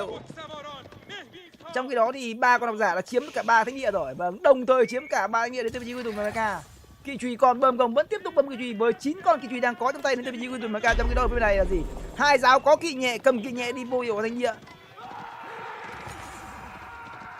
Scout đến từ vị trí game thủ Live còn cho mình đó là gì? Là 4 con Scout. Vâng, các bạn thấy đây tình huống mà Mecha đang tỏ rõ rằng đẳng cấp. Vâng, phong độ là nhất thời nhưng đẳng cấp là mai. Ăn được 6 con giáo của đối phương mà không mất bất kỳ một cái gì đến từ vị trí của game thủ Mecha. Vẫn tiếp tục là tình huống mà lấy kỵ chặt giáo. Vâng, những con kỵ truy trong tay của game thủ Mecha đó là những con kỵ truy bất tử. Những con kỵ truy bất tử trong tay của game thủ Mecha. Còn Scout thứ 3, 3 Scout 7 lính giáo rồi. Điểm sát thương của game thủ Mecha lên tới con số đó là 865. Trong khi đó chưa mất bất kỳ một cái gì nha. Bây giờ thì vác kỵ của mình về cho học giả hồi máu và lên 3 thôi. Lên 3 và có được cho mình những đơn vị kỹ nặng đời 3. Vâng, đó là end game. Trong khi đó ở phía bên này thì Live đang có cho mình là 5 con Scout. Lại để thêm Scout. Mày làm gì? Mày đi làm gì? Ôi trời ơi. Ơi, đang điên mất một con rồi anh em ạ. Khéo thêm tí nữa không có gì. Đây rồi. Mẹ cha mày. Không mất được anh ạ. Quả ấy đi chặn đường block có lại thì ngon quá. Ơi, tờ này cẩn thận nha. Thôi, thời điểm này không cần múa nữa. Vẫn tiếp tục là những tình huống mà Sexy Dan đến từ vị trí của game thủ Mecha. Vâng, vũ điệu cổng chiêng à. Mèo Mecha đang khiến cho cả thế giới chứng kiến cái khả năng điều kỵ của mình. Vâng, kỵ chặt giáo là có thật anh em ạ. Ăn được rất nhiều giáo đến từ vị trí của game thủ Live mà chỉ mới mất được cho mình là 1 con kỵ rồi. Mới mất 1 con thôi. Trong khi đó thì 100 nữa đang bắt đầu lên 3 với quy trình là ngôi nhà học tập rồi. Nhưng lưu ý rằng hươu nhà vẫn còn đầy anh em ơi, vẫn còn đầy, vẫn còn như nguyên. Vâng, vẫn như nguyên đến từ vị trí của game thủ Mecha. Nhà vẫn còn nhiều tài nguyên lắm nha. Trong khi đó 3 thánh địa vẫn đang còn nguyên. Đời học giả đã bắt đầu di chuyển ra những khu vực đó là thánh tích thôi nào. Di chuyển học giả ra khu vực thánh tích 400 multi đến từ vị trí của game thủ Live. Anh ta ra một cái chuồng ngựa, anh ta đi gấp bưu, anh ta mất rất nhiều giáo. Cái vấn đề là với cái lượng giáo đang có cho mình là 8 con đến từ vị trí của game thủ Live thì chống lại kỵ truy là đủ. Nhưng khi mà Mecha lên 3 có được cho mình thêm khoảng tầm 5-7 con kỵ nặng nữa là chết dở nha. Và bây giờ thì đang bắt đầu dắt chó đi dạo đến từ vị trí của game thủ Live để giúp cho những con học giả của mình có thể mang thánh tích trở về nhà. 1, 2, 3 thánh tích đang trên đỉnh. Vâng, chiến thắng bất ngờ đến từ vị trí của game thủ Mecha. Một tình huống mà mèo Mecha đã thể hiện tất cả những gì coi là tinh túy nhất của mình rồi. Điều kỵ và cảm giác Marinox cũng chỉ đến thế mà thôi anh em à. Marinox điều kỵ cũng chỉ như mèo Mecha thôi, cũng chả hơn được cái gì cả. Vâng, mọi người có thể thấy ăn chục con giáo mới mất 1 con kỵ, chục con giáo 3 con Scout mới mất cho mình đó là 1 con kỵ thôi. Nó quá tuyệt vời rồi. Cảm giác ở trận đấu cuối cùng thì Live đang còng cờ. Vâng, 1 con giáo anh ta cũng đã nhảy. Tôi bảo rồi, đối đầu với con kỵ truy của Ấn Độ ở trong những tình huống sớm thì mọi người tốt nhất là lé đi. Tốt nhất là tránh boy chạy số màn nào anh em ạ. Kể cả kỵ nặng của Pháp, kỵ nặng của Jin đối đầu với cả con kỵ truy cũng lé. Tại vì sao? Vì nó có học giả hồi máu, trong khi đó mình chưa được hồi máu, tốt nhất là lé. Cảm giác không ăn được nó ngay thì phải chuồn thôi. Vâng, bịp thật sự. Một trận đấu mà 2 trận trước thì thắng vượt cách vật vã anh em ạ. Thắng trận đấu thứ 2 một cách vật vã. Trận đấu đầu tiên cũng cực kỳ khổ sở, nhưng trận đấu thứ 3 nó cảm giác như nó về form rồi anh em ạ. Hay là Naibel biết đánh mỗi 2 quân, biết chơi mỗi con Bia và con Anh thôi. Cảm giác sang đến trận đấu cầm ngang, cảm giác yếu thật, yếu. Cho em xin mẫu đơn xin lỗi mèo. Ai da, em còn phải xin lỗi mèo nhiều. Ô, cảm ơn Mikako nhé, thank you Mikako rất nhiều nha. Cảm ơn tình cảm của Mikako nha. Mikako. Vậy là Mecha đã có được cho mình tấm vé đầu tiên bước vào row 3 rồi. Hùng ABC sao rồi anh ơi à? Mọi người muốn biết thông tin về giải đấu cũng như là cái gọi là timeline của giải đấu thì mọi người có thể chấm than bracket nha. Chấm than bracket để con bot nó gửi cho mọi người cái đường link để mọi người có thể check xem là các game thủ Việt Nam đã đi đến đâu rồi. Mèo Mecha đã vào được vòng row 3 rồi. Và liệu rằng chờ xem. Cây trúc phát lộc thủy sinh đâu? Anh cho em xem với. Cây sứ sợ nó đất ra xa xe quá à? À đây em ơi. Đây là cây trúc phát lộc. Anh đây. Trúc phát lộc thủy sinh đi em ơi. Giá tiền thì nó cũng như cây trúc phát lộc chậu sứ thôi, nhưng mà bình thủy tinh em nhé. Bình này bình thủy tinh đấy. Nên là trong trường hợp mà em để ở xe nhưng mà không gắn chắc, xe rung lắc là nó rơi là cũng chết dở đấy em ạ. Cái bình này bình thủy tinh chứ không phải bình nhựa đúng nhá. Nhìn trúc thì cũng là xinh thật. Anh em chơi trúc là chuẩn bài rồi. Nam Nhi chơi trúc. Trúc quân tử. Trúc là phải quân tử đúng không anh em? Anh em có thể ghé thăm qua và bây giờ thì đang trong giai đoạn chờ đợi. Mọi người có thể click vào cái đường link mà Clement ghi cho phần comment.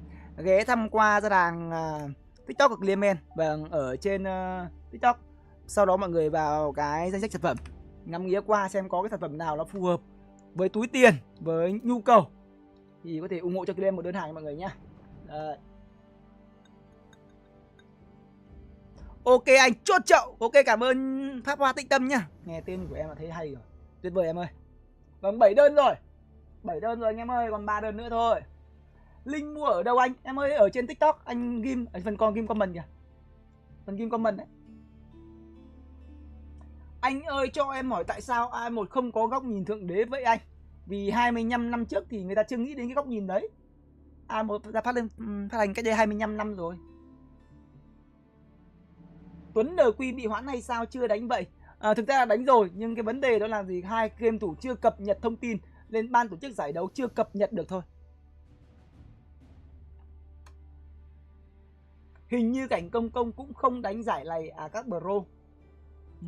Mình cũng không rõ được là các game thủ thi đấu đến đâu rồi nữa. Để mình check qua xem nào. Thực ra lại phải hỏi cơ. Mèo Mecha vào vòng trong. Tuấn LQ không biết là mình có cái bạn Tuấn hay không. Đây mình phải xem là Tuấn đánh xong chưa. Tuấn và mèo Mecha thì bắt đầu cùng với nhau. Phong cách của Tuấn thì thường sẽ đầu lâu hơn mèo Mecha một chút xíu. Mèo Mecha xong rồi Tuấn thì quy chứ chắc xong. Đây, tôi bảo ngay hơn mèo Mecha xong rồi. Tỷ số. Nào chúng ta hãy cùng xem Tuấn NQ và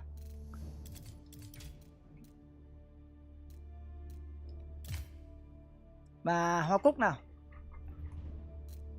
1-0 dành cho game thủ Tuấn NQ ở trong trận đấu đầu tiên khi cầm cho mình con Mông Cổ đối đầu với con Anh Quốc ở map không biết là map gì luôn. Vâng, tôi tưởng rằng Tuấn NQ cầm con Mông Cổ chỉ là dọa ma thôi, nhưng không, Tuấn NQ lại sử dụng con Mông Cổ của mình để hạ gục con Anh cho tay của game thủ Hoa Cúc. Kinh nhờ. Bất ngờ đấy em ạ. 1-0 dành cho game thủ Tuấn NQ ở trong trận đấu đầu tiên. Đến với trận đấu thứ hai, Tuấn LQ cầm cho mình đó là con Avasit đối đầu với cả hiệp sĩ Đền Thánh đến từ vị trí của game thủ Hoa Cúc. Và 42 phút vật lộn với nhau thì Tuấn LQ thất bại trước con hiệp sĩ Đền Thánh. Tổng số lượng dân. Ô, con hiệp sĩ Đền Thánh này nó chỉ sao nó nhiều dân thế nhỉ? bình thường với cái chỉ số về dân nào. Con Nam Madrid bao giờ cũng sẽ hơn so với cả đối thủ khoảng tầm 30% lượng dân, vì bao giờ nó sẽ nhiều hơn đối phương một cái nhà chính hoặc là hai cái nhà chính. Thường sẽ một cái nhà chính không? 30 đến 50% lượng dân nhé. Nhưng ở đây thì các bạn thấy là lượng dân đến từ vị trí của game thủ Hoa Cúc và Tuấn Lực Quy chỉ chênh nhau khoảng tầm 10% thôi. Tuấn Lực Quy lên 4 khá là sớm. Ở thời điểm mà anh ta bao nhiêu dân? Ở thời điểm mà anh ta 100 dân lên 4. Lên 4 xong. Vâng. Các bạn có thể thấy là tình huống mà tôi cảm thấy vô lý là mọi người nhỉ. Tuấn Lực Quy thua ở cái tình huống mà anh ta lên 4 này. Lượng quân đông hơn đối phương này. Lượng quân đông hơn đối phương. Công nghệ đời 4 nhưng thua combat. Có lẽ đây là thời điểm mà Tuấn Lực Quy buộc phải giao tranh khi công nghệ đời 4 chưa có công nghệ đời 4 mà phải giao tranh với cả đối thủ với một cái lượng quân mà ít hơn mình khoảng tầm 10%, thì tôi nghĩ rằng ở trong tình huống này thì chất lượng quân đến từ vị trí của game thủ Hoa Cúc thì cho mình đơn vị hiệp sĩ đền thánh khả năng cao là kỵ binh nhiều, còn Tuấn Lực Quy thì là bộ binh nhiều. Số lượng đông hơn nhưng chất lượng nó sẽ không ra gì. Nhưng mà nếu như Tuấn Lực Quy lùi lại và lên được công nghệ đời 4 ở trong tình huống này thì nó sẽ là câu chuyện khác. Công nghệ đời 4 chưa có phải vào giao tranh khiến cho cái lượng quân Tuấn Lực Quy mất đi là rất nhiều. Và sau đó thì bạn thấy lượng quân Tuấn Lực Quy lở ra cũng cực kỳ khủng khiếp. Mất quân lại nở, mất lại nở. Nhưng vẫn liên tục bị game thủ đó là Hoa Cúc đè xuống. Vẫn liên tục bị đè xuống. Và chết ở trong tình huống mà hình như là hết vàng. Nếu như tôi không nhầm là chết ở trong tình huống mà hết vàng. Đúng như vậy không nhỉ?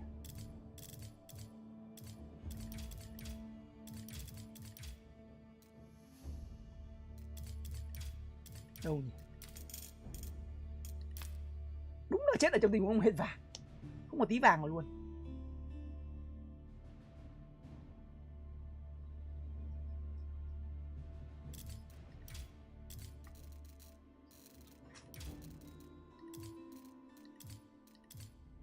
Bây giờ thì chúng ta sẽ đến với trận đấu cuối cùng giữa Tuấn Lực Quy và Chirrut và Hoa Cúc.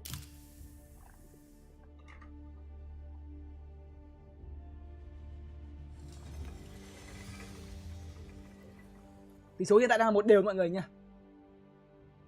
Trận đấu thi đấu cuối cùng cũng là ở Ả Rập Khô Cằn luôn.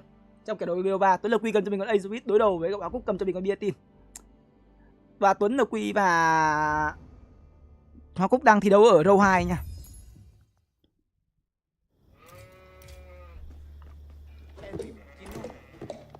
Hoa Cúc là người cầm cho mình con Biatin, Tuấn Lực Quy là người cầm cho mình con Azubit. Lựa chọn đầu tiên đến từ vị trí của game thủ Hoa Cúc đó là những con cừu. Ăn cừu trước đến từ vị trí của Hoa Cúc. Hứa hẹn sẽ là một cái nhà máy rượu vang để lên 2. Trong khi đó Tuấn Lực Quy, ta hãy cùng nhìn xem. Cừu trước cái gì đây? Đây là cừu. Bắt đầu đưa dân của mình ra khai thác vàng. Chúng ta hãy cùng chờ xem ở trong trận đấu này thì Tuấn Lực Quy sẽ lên đời bằng cánh gì. 1, 2, 3. 3 con cừu được lấy, liều số lượng cừu chưa phải là quá nhiều.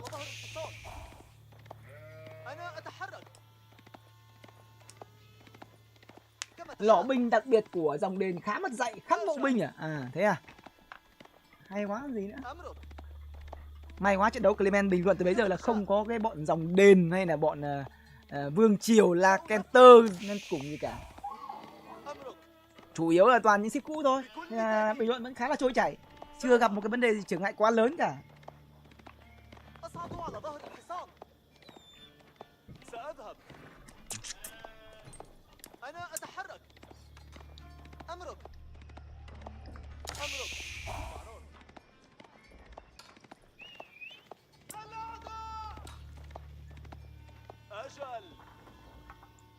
Bài đấu giữa con Azubit và con Biatin này. Thường thì người chơi Azubit sẽ lựa chọn cho mình đó là cánh quân sự, cầm cho mình một con lính đột kích sa mạc bắn vào khu vực đó là cái nhà máy rượu vang của game thủ Hoa Cúc. Nhưng mọi người có thể thấy là anh chàng Hoa Cúc này bây giờ mới vừa thiết kế cho mình công trình đó là bể chứa, một tình huống mà quên rồi. Quên anh em ạ. Hay quá nhỉ. Một pha quên xây bể chứa đến từ vị trí của Hoa Cúc. Cái giá phải trả sẽ khá là đắt đỏ. Cái giá phải trả cho cái việc quên cái bể chứa này là khá đắt đấy anh em ạ.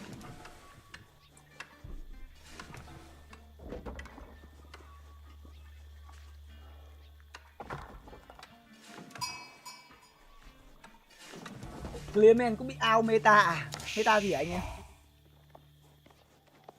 Có cái chiến thuật gì nó phải thay đổi à? Lép rồi 3 Clearman à? Chúng ta hãy cùng xem Tuấn Lực Quy lựa chọn mình cánh tăng trưởng đến từ vị trí của game thủ Tuấn Lực Quy. Sau khi lên lời xong sẽ có lên cho mình 3 con dân. Vườn cây sẽ có thêm cho mình 50 thực. 3 con dân. Tuấn lấy cho mình cánh 3 con dân và tăng thêm cho mình rất nhiều dân ra khai thác vàng. 5 con dân khai thác vàng đến từ vị trí của game thủ Tuấn Lực Quy. Một tình huống mà lấy thêm 3 dân cộng với việc là tăng thêm dưỡng dân vàng đến từ vị trí của Tuấn. Tuấn định làm gì? Không đào đá, không nhà chính thứ hai rồi. Dương được để lại cho mình là 4 con. Dương gỗ là tăng cường khá nhiều. Tuấn đang định chơi một bài đấu mà anh ta đang định ép khô quân ở đời 2 à?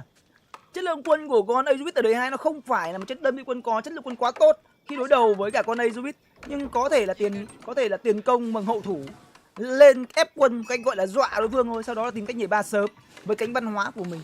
Chúng ta hãy cùng chờ xem liệu rằng có phải như vậy không, cánh văn hóa hoặc là cánh hậu cần. Tuấn lấy được cho mình một lượng cừu khá lớn, tới 9 con cừu, lấy được 9 con cừu đến từ vị trí của game thủ Tuấn Lực Quy. Trong khi đó ở phía bên này thì Hoa Cúc cũng đang đi khai thác khá nhiều gỗ. Lên đời xong sẽ có 10 con dân, phải có 10 con dân để khai thác quả đến từ vị trí của game thủ Hoa Cúc. Tăng thêm dân khai thác vàng. Một bài cơ bản của con BT này thì cứ giữ 3 dân vàng từ đầu đến cuối. Ở đây anh em có thể thấy là cái bãi cánh rừng đến từ vị trí của game thủ Hoa Cúc cũng khá đẹp. Một lớp rào gỗ nhẹ ở đây, một lớp rào gỗ nhẹ ở đây là anh ta đã kín một mặt rồi. Thủ đúng cái mặt quan trọng rồi, chỉ việc thủ ở khu vực bãi vàng này là xong. Bắt đầu di chuyển dân của mình ra khu vực bãi vàng, bãi quả, nhà máy rượu vàng nâng cấp cho mình công nghệ xe để tay. Tuấn Lực Quy bằng một tình huống mà Tuấn Lực Quy ép gỗ để lên thời kỳ hoàng kim bậc 1 sớm nhất có thể nha. Con đấy là anh ta đang có được cho mình là 4 trên 10 công trình rồi. Sau khi thiết kế các công trình là 14 này, 5 này, 6, 7, 7 trên 10 này. Ép gỗ để lấy cho mình cái thời kỳ hoàng kim bậc 1 sớm nhất có thể. Chưa tới phút thứ 5. Có cho mình thời kỳ hoàng kim bậc 1 đây. Thiết kế thêm cho mình cả cái công trình đó là nhà xay lương. 8 rồi, đây là 9, vẫn thiếu một cái nữa. Vẫn thiếu một cái nữa. Đây rồi. Đấy cũng là một bài đấu mà Tuấn Lực Quy lấy cho mình cái thời kỳ hoàng kim bậc 1 sớm nhất có thể, tăng thêm 10% tốc độ khai thác à? Có sửa được không? 10% tốc độ khai thác. Tuấn là một trong những game thủ mà macro kinh tế khá tốt. Rất thích tối ưu kinh công, rất thích tối ưu đó là cái việc làm kinh tế từ game thủ Tuấn Lực Quy, từ việc đó là xây ruộng, thiết kế nhà chính thứ hai phút thứ bao nhiêu là nhanh nhất, rồi là việc nâng cấp công nghệ phút thứ bao nhiêu là hợp lý nhất. Tuấn thích những cái việc như thế. Một nhà lính đến từ vị trí của game thủ Hoa Cúc, một nhà lính anh thuê. Nếu như phong cách của rùa thì là giáo kết hợp với lém lao anh em, giáo kết hợp với lém lao kiểu như là con bó bất bại luôn. Ở phía bên này lượng dân khai thác gỗ đến từ vị trí của Tuấn Lực Quy vẫn đang còn cho mình là 9 con, dân vàng vẫn đang có cho mình là 5 con. Nâng cấp cho mình đó là công nghệ xe để tay rồi, lượng vàng vẫn đang còn là rất nhiều. Định làm cái gì? Có vẻ như là gắp hươu à? Có gắp hươu không nhỉ? 240 vàng, 50 vàng. Tôi nghĩ là gắp hươu với cái con Biatin, với cái con Azubit này cảm giác cũng không thơm lắm. Lính đột kích sa mạc đối đầu với những đơn vị lính giáo của Biatin ở điểm đầu đủ tốt. Đứng ở đây bắn tỉa thôi. Bên này đếm nào gì đây? Không, là Trường Cung Anh đến từ vị trí của Hoa Cúc. Lính đột kích sa mạc này nó ghét nhất mấy con Trường Cung Anh này. Vì cái tầm bọn lính đột kích sa mạc này tầm bắn của nó ngắn, tay của nó ngắn, đối đầu với cả con Trường Cung Anh tầm xa 7. Rất cả lách. Nhảy múa thôi. Lấy sờ cao để giảm tốc độ di chuyển của con lính giáo, sau đó là cho lính đột kích sa mạc. Bây giờ chạy chết chắc này luôn này, là chết chắc luôn. Đi hơi xa đấy. Hơi xa đấy bé. Vâng, một con giáo đầu tiên đến từ vị trí của game thủ Hoa Cúc đã phải nằm xuống, trừ 90 tài nguyên. Đấy. Chờ Trường Cung Anh ra đã, đứng ở đây thôi. Bảo kê gì lên cấp mình rồi. Nghề làm vườn. 3 dân vàng, tăng thêm con dân khai thác vàng thứ tư, 4 dân vàng. Dưới lân gỗ và bò kín rồi. Các bạn thấy là cái thế nhà của game thủ Hoa Cúc này bò cực kỳ dễ luôn. 2 cái lớp rào thôi là kín một mặt, sau đó chỉ đứng quân ở mặt còn lại. Tuấn Lực Quy có nâng cấp thêm cho mình công nghệ gì hay không? Lính đột kích sa mạc đã có được cho mình đó là 3 con lính đột kích sa mạc, thêm cho mình những con kỵ nhẹ. Không có lính do thám chuyên nghiệp hợp lý. Cầm cho mình đó là con Azubit này, lính do thám chuyên nghiệp ôm người rồi. Một chuồng ngựa, 2 chuồng ngựa, thêm một trường bắn. Combo cảm giác lính đột kích sa mạc kết hợp với kỳ nhẹ. Combo này điều gãy tay anh em ạ. Lính đột kích sa mạc so với cả con lạc đạt tên của Abasit cảm giác khó điều hơn rất là nhiều. Trong khi đó cái combo kỵ nhẹ kết hợp với lạc đạt tên của Abasit nó rất mạnh nhưng mà điều khó. Vì cái tay của và tầm bắn của con lạc đà rất là ngắn kết hợp với việc là di chuyển rất là chậm ở đời 2. Nên chỉ cần chớm điều không khéo thôi là chết. Khỏe lắm mới dám chơi combo đấy đấy. Tự tin lắm đấy. Và một tình huống mà Hoàng cũng đang bắt đầu đưa dân của mình ra rất xa để có thể bú cho mình một khu vực bãi quả ở khu vực xa nhà này. Rất tự tin. Vâng, tại vì sao anh ta dám đưa quân của mình đây? Tại vì ở mặt này anh ta không còn điểm yếu nữa rồi. Anh ta không còn điểm yếu ở cái mặt bên này nên không cần phải tổ chức đó là chia quân của mình ra để phòng vệ ở khu vực cánh rừng. Anh ta chỉ cần đứng ở khu vực này, vừa bảo vệ bãi vàng, vừa có thể bảo vệ bãi quả.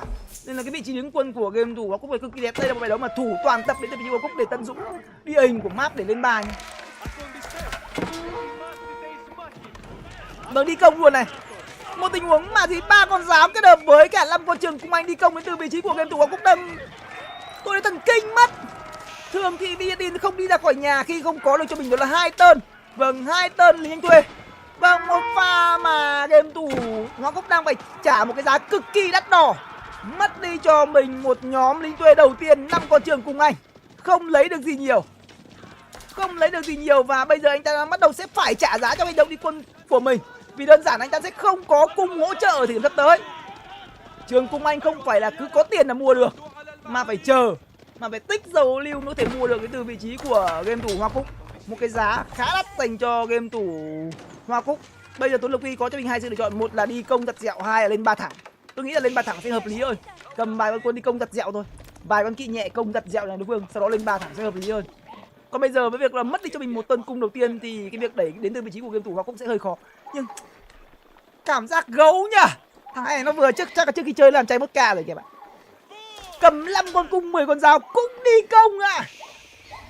Sợ thật. Cảm giác mạo hiểm thật. Vâng, 5 con cung 10 con dao cũng công. Trong khi đó tiếp tục là một tình huống phải trả giá đến từ vị trí của game thủ Hoa Cúc với những tình huống đi quân mà cảm giác quá liều lĩnh của mình. Vâng, vodka hại tôi rồi. Không hiểu anh ta dựa vào cái lý do gì mà anh ta nghĩ rằng với cái lượng quân như thế anh ta có thể khiến cho game thủ Tuấn Lực Huy bằng chết được nhở. Cháy nhà hai đầu rồi. Vừa mất dân vừa mất quân, tên đi công lại phải quay về nhà. Rõ ràng phải quay về rồi, không về thì lấy gì ra mà thủ. Vâng, dân bật chế độ phòng thủ biên cương để có thể chống chịu lại những con kỵ nhẹ đến từ vị trí của game thủ Tuấn Lực Huy. Và sau khi bắt được tên quân đầu tiên thì không có lý do gì mà Tuấn không lên 3 cả. Cánh văn hóa hậu cần nên để xong làm 3 con này tui nhà thành tích. End game. Đi công rồi, 14 giáo và 5 cùng. Nhà lính có cho em. Có làm thêm cái nhà lính hay không đây? Không, thêm trường bắn đến từ vị trí của game thủ Tuấn Lộc Huy. Vàng có cho mình đó là 300 vàng. Trong trường hợp của đối phương tấn công mỗi vàng thì vẫn kịp chạy. Vẫn kịp giữ được cho mình 300 vàng và chuột. Bây giờ chơi cung bẩn thôi. Lên đời 3 xong nâng cấp cung bẩn đời 3 là ok rồi. Ở đây còn cho mình đó là gì? 5 con cung thôi, không nhiều. Té thôi. Em ơi té đi. Té đi, cầm 400 vàng là thoải mái rồi. 400 vàng chúng ta mất đi 250 vàng để nâng cấp cho mình công nghệ cung đời 3. Cầm kỵ nhẹ đời 2 là được rồi. Chỉ cần cung đời 3 thôi là tươi rồi. Không cần gì xa hoa màu mỡ cả. Bình tĩnh, nhẹ nhàng. Chỉ cần nâng cấp cung đời 3 thôi là tươi. Trong khi đó ở phía bên kia thì Trident bị mất cho mình 5 con dân. Mất 5 con dân và anh ta đang tìm cách đó là kiến cổng cao tường. Anh ta đưa mình về thế thủ thì anh ta sẽ mất rất nhiều thành tích. Vâng, nếu như anh ta không đi công thì Tuấn Lộc Huy sẽ lấy được cho mình đủ 5 cái thành tích luôn nha. Còn nếu như anh ta vẫn cố công thì anh ta sẽ mất quân. Anh ta thủ, anh ta giữ được thế. Còn anh ta công thì anh ta mất quân. Mà gần như là mất quân là thua luôn đấy nhá. Nên đây là một tình huống mà tôi nghĩ rằng nếu như mà không có sự tính toán kỹ càng đến từ vị trí của game thủ Hoa Cúc thì anh ta sẽ được ăn cả. Thực ra anh ta không ăn được, mà anh ta chỉ thua khiến cho mình thua sớm hơn. Nếu anh ta lui về thủ, đánh một thế trận về lâu về dài thì có thể thắng. Còn nếu như anh ta xác định tất tay ở trong tình huống này và nhà game thủ Tuấn Lực Huy thì anh ta chắc chắn là thua. Chẳng có lý do gì mà với cái việc mà nâng cấp công nghệ cung đời 3 Tuấn Lực Huy lại không ăn được những đơn quân đời 2 đến từ vị trí của game thủ Hoa Cúc. Cầm cho mình có 10 con cung anh thì có gì đâu. Lên rồi xong cầm 3 có thầy tu đi nhà thánh 3 đi nhà thánh tích nha. Thầy tu đâu? Thầy tu đâu? Văn hóa hậu cần mà. Thầy Tu đâu? Chả có thầy Tu mẹ nào anh ơi. Ở văn hóa hậu cần không có thầy Tu à? Tôi bị nhầm cái gì anh em? À đây đây đây đây đây đây đây. Đây đây đây đây đây. Đây rồi, đây rồi, đây rồi. Tôi tưởng là tôi bị nhầm cái gì, không thấy thầy Tu đâu cả. 3 con thầy Tu được tản ra 3 góc đi nhặt thánh tích. Và đại quân của game thủ Tuấn Lực Quý đẩy lên trước cửa nhà của game thủ Hoa Cúc. Hoa Cúc đánh ở thế thủ thì có thể đưa trận đấu về lâu về dài, tìm cách gọi là sống được. Chứ còn trong tình huống vừa rồi mà Hoa Cúc xác định lao vào nhà của game thủ Tuấn Lực Quý thì đúng là end game quá là nhanh. Và bắt đầu bon rồi, bon đấy, đưa ra định giữ cái thành tích này đấy, anh em, định giữ cái thành tích này đấy. Nhưng đây bạn ơi, tôi bảo rồi, chui vào trong nhà, chết mẹ mày, giáo không có đường vào, xây cổng nhanh và chạy được đến tây thì cái lượng giáo đến từ vị trí của game thủ Hoa Cúc mất cái một lửa anh em ạ. Ai Tuấn ơi, rồi từ bình tĩnh, vâng, mồi ngon, ăn được lượng giáo này không cần chơi metaam, chỉ cần sóc kỹ nặng rất là tươi rồi. Vâng, ăn được lượng giáo này đấy. May đóng được kịp với cổng mình nhá. May đấy, phải hơi phí anh em ạ. Ăn hết được đống giáo này là không cần phải đánh metaam rồi. Nhưng mà vì lượng giáo vẫn còn khá nhiều thì khả năng cao vẫn phải có một cái nhà lính ta thêm tính metaam cho nó chắc chắn. Lượng cung 32, kỵ nhẹ 10. 3 con David thánh tích, 3 cái trên được trở về nhà. Ông thần này đánh người thế thủ, chắc chắn là chúng ta sẽ lấy được cho mình cả 5 con thánh tích. Nào, đi. Chui vào. Quánh cho hỏng mình bây giờ. Vào. Tuấn Huy đang tìm cách để gây áp lực vào khu vực cánh rừng. Trong khi đó đây là một tình huống đi quân đến từ vị trí của game thủ Hoa Cúc. Vâng, định làm cái gì? Định đi đâu? Tuấn Huy vẫn đang ép quân rất đều nhá. Các bạn thấy là cái điểm đặc biệt đến từ vị trí của game thủ Tuấn Huy là sau khi lên được trong anh ta ép quân rất kiệt sức nha. Cái lượng tài nguyên mà game thủ Tuấn Huy tích ở người không phải là quá nhiều. Nói chung là cứ có tiền là một quân thôi. Lên 3 xong ép quân đến mức gọi là kiệt quệ luôn.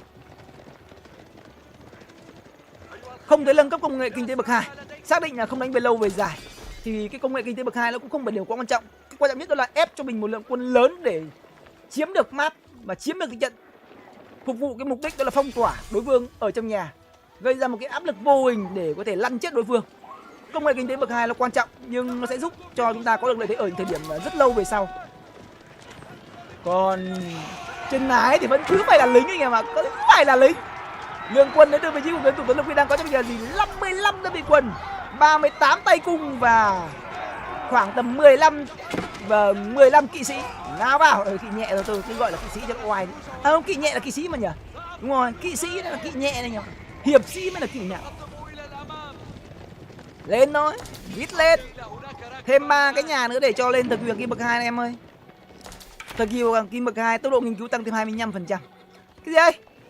Có cả bắn đá cơ à? Điểm khác biệt giữa Tuấn Lực Huy và điểm khác biệt giữa Mèo Mecha và các game thủ còn lại đó là gì? Đó là người khác thì sẵn sàng đó là chậm lại để chơi cơ giới nhưng Mèo Mecha thì không. Rồi có một con bắn đá đến từ vị trí của game thủ Tuấn Lực Huy để đảm bảo được rằng trong tình huống combat sắp tới là mình luôn luôn là người có lợi thế. Thành tích 3+1, bên này là 0+1. Vâng, nếu như Tuấn Lực Huy có thể xuất sắc vượt qua game thủ Tridot để tiến vào vòng 3 cùng với game thì đối thủ của game thủ Mecha chính là Tuấn Lực Huy. Và không có lý do gì mà anh em không ủng hộ cho Clement một đơn hàng. Cuộc lội chiến giữa Việt Nam để chọn ra người đi tiếp giữa Tuấn Lực Huy và Mèo Mecha. Đó, một pha combat có thể thắng có thể thua dành cho game thủ Tuấn Lực Huy và Hoa Cúc trong trường hợp mà Tuấn Lực Huy không có bắn đá. Nhưng khi Tuấn Lực Huy có bắn đá ở đây thì gần như là anh ta không thể thua được combat cho mọi người nhỉ. Không thua được. Không thể thua được khi đam mà game thủ Hoa Cúc phải gây ra mất rất nhiều vào con bắn đá, khiến cho cái lượng quân của Tuấn Lực Huy có thể cẩu bắn chùa vào những đơn vị cung của mình. Sát thương của bắn đá gây ra không phải là quá lớn nhưng nó thu hút được đam của quân đến từ vị trí của game thủ Hoa Cúc. Lượng quân trong tay của game thủ Tuấn Lực Huy là 60, bên này là Hoa Cúc là 28. Bắt đầu ở nhà cuốn ruộng chưa? Vâng, 1, 2, 3, 4, 5. Bây giờ bắt đầu xây nhiều ruộng hơn, thiết kế thêm cho mình cái nhà chính thứ hai đến từ vị trí của game thủ Hoa Cúc. Anh ta lấy cho mình một cái nhà chính thứ hai với ý đồ là gì? Đó là gì? Đẩy Tuấn Lực Huy quay ngược về nhà, sau đó đưa về một thị trường phát triển. Nhưng vấn đề là Tuấn không xác định như vậy. Các bạn thấy rằng Tuấn vẫn đang ép quân của mình rất tốt. Cái lượng thực quan trọng nhất của một game thủ hệ máu đó là gì? Đó là lượng thực. Khi quan sát thấy lượng thực của đối phương luôn luôn nằm ở cái vị trí đơn nhỏ 100 thì họ đang có ý đồ là ép quân đến hơi thở cuối cùng và không muốn kéo dài trận đấu. Đây là một tình huống mà đẩy quân đến từ vị trí Tuấn Lực Huy đẩy quân nhanh, tôi nghĩ là hợp lý. Nhưng cái vấn đề là cái tỷ lệ mix quân của Tuấn Lực Huy đang hơi có một chút vấn đề một tí. Đó là anh ta đầu tư rất nhiều vào tầm xa. Rất nhiều tầm xa, trong khi rõ ràng ở phía bên kia thì Charlotte không còn nhiều bộ binh nữa rồi. Cung thủ kết hợp với cả lò binh ở thời điểm hiện tại đã lên tới số là gần 50 con rồi, trong khi đó kỵ đang có cho mình chỉ 7 con thôi. Mà lại biệt đó là kỵ binh giáo lạc đà. Kỵ binh giáo lạc đà nó có điểm đó là gì, là cái khả năng xung kích của nó hồi lại rất là nhanh. Nhưng ở trong tình huống này tôi vẫn nghĩ rằng Tuấn Lực Huy lên cho mình đó là những con kỵ nhẹ nó đã đủ hay rồi. Kỵ nhẹ đủ hay rồi. Bên kia không có giáo mà. Tại vì Tuấn Lực Huy cũng không quá sợ Merat Arm của đối thủ khi Tuấn Lực Huy đã ra cho mình chủ động tân mình rất nhiều lỗ binh rồi. Nên là ra cho mình những đơn vị kỵ nhẹ. Thứ nhất là nó gây ra được một cái áp lực vô hình về mặt số lượng. Cái thứ hai là cái khả năng di chuyển của kỵ nhẹ nó khiến cho cái việc mà điều quân của đối phương trở nên khó khăn hơn. Khi tốc độ di chuyển của kỵ nhẹ nó khá là cao. Một con bắn đá thôi.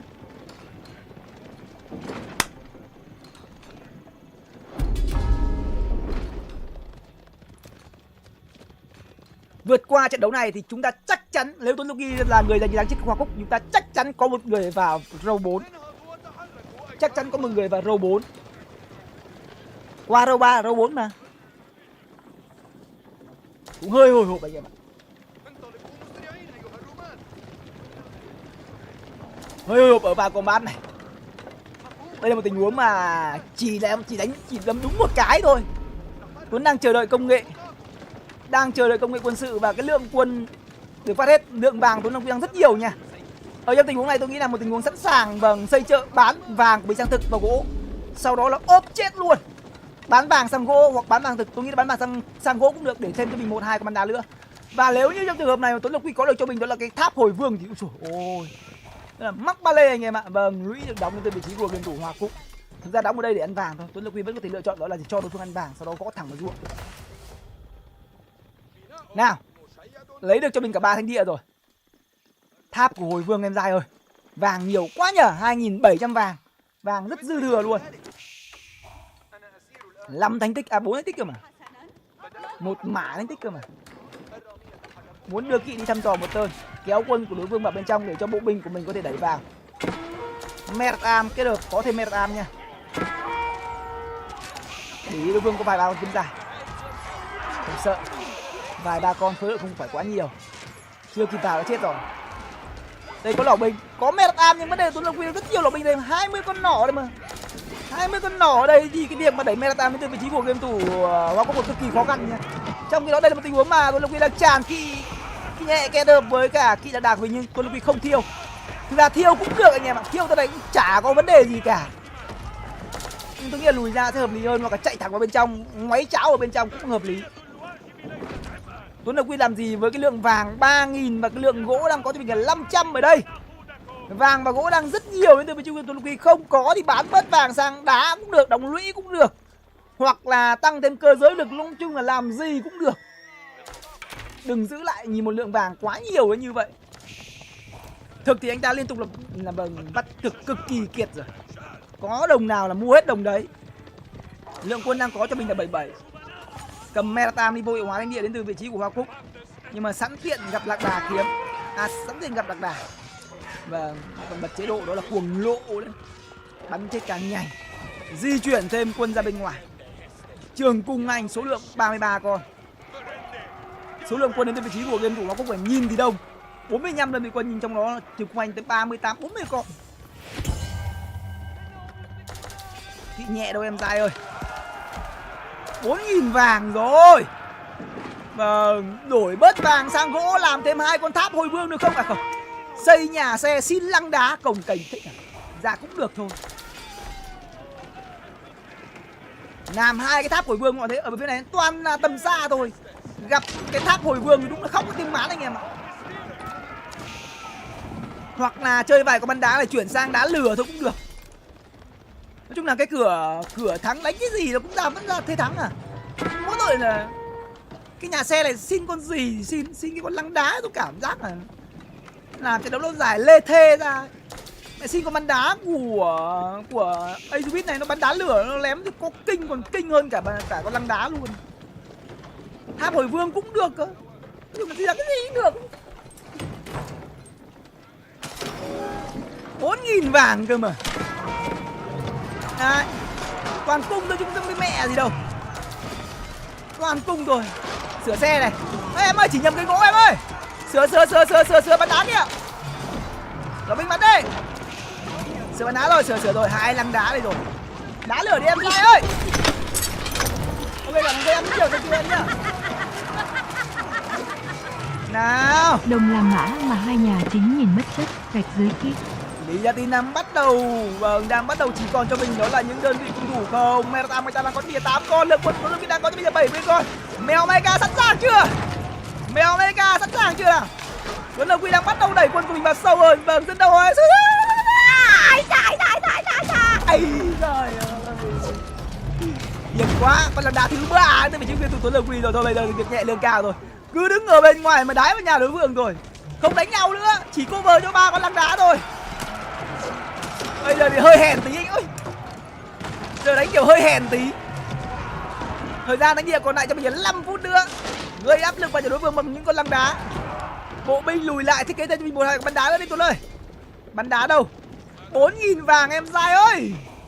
3 lăng đá thôi rồi, đánh cái lăng đá là cảm giác chiến trận nó cứ cồng kềnh kiểu gì anh em ạ. Chơi lăng đá nó cứ cồng kềnh. Để kết thúc trận đấu nó cứ lâu. Chị ông lâu này. Không thích tí nào luôn.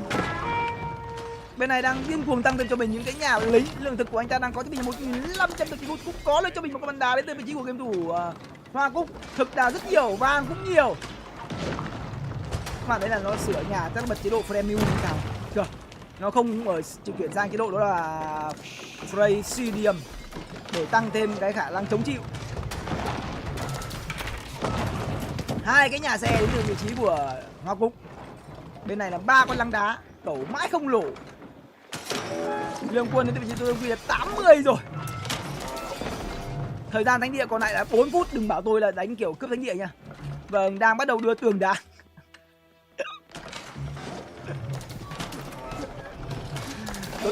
Tuấn nó bảo là anh em là gì, là mai chủ nhật anh ạ. Mai chủ nhật đến đêm nay em muốn, vâng, em muốn chiếm spotlight tí ấy, được không anh? Anh có thể cho em lên live khoảng tầm 3 tiếng được không? Ngày mai chủ nhật em không phải đi làm. Một trận đấu của Tuấn Lộc Quy bằng 3 trận đấu của game thủ Mecha chăng? Nào. Còn 4 phút nữa. 55 cộng 9, 85 cộng 12.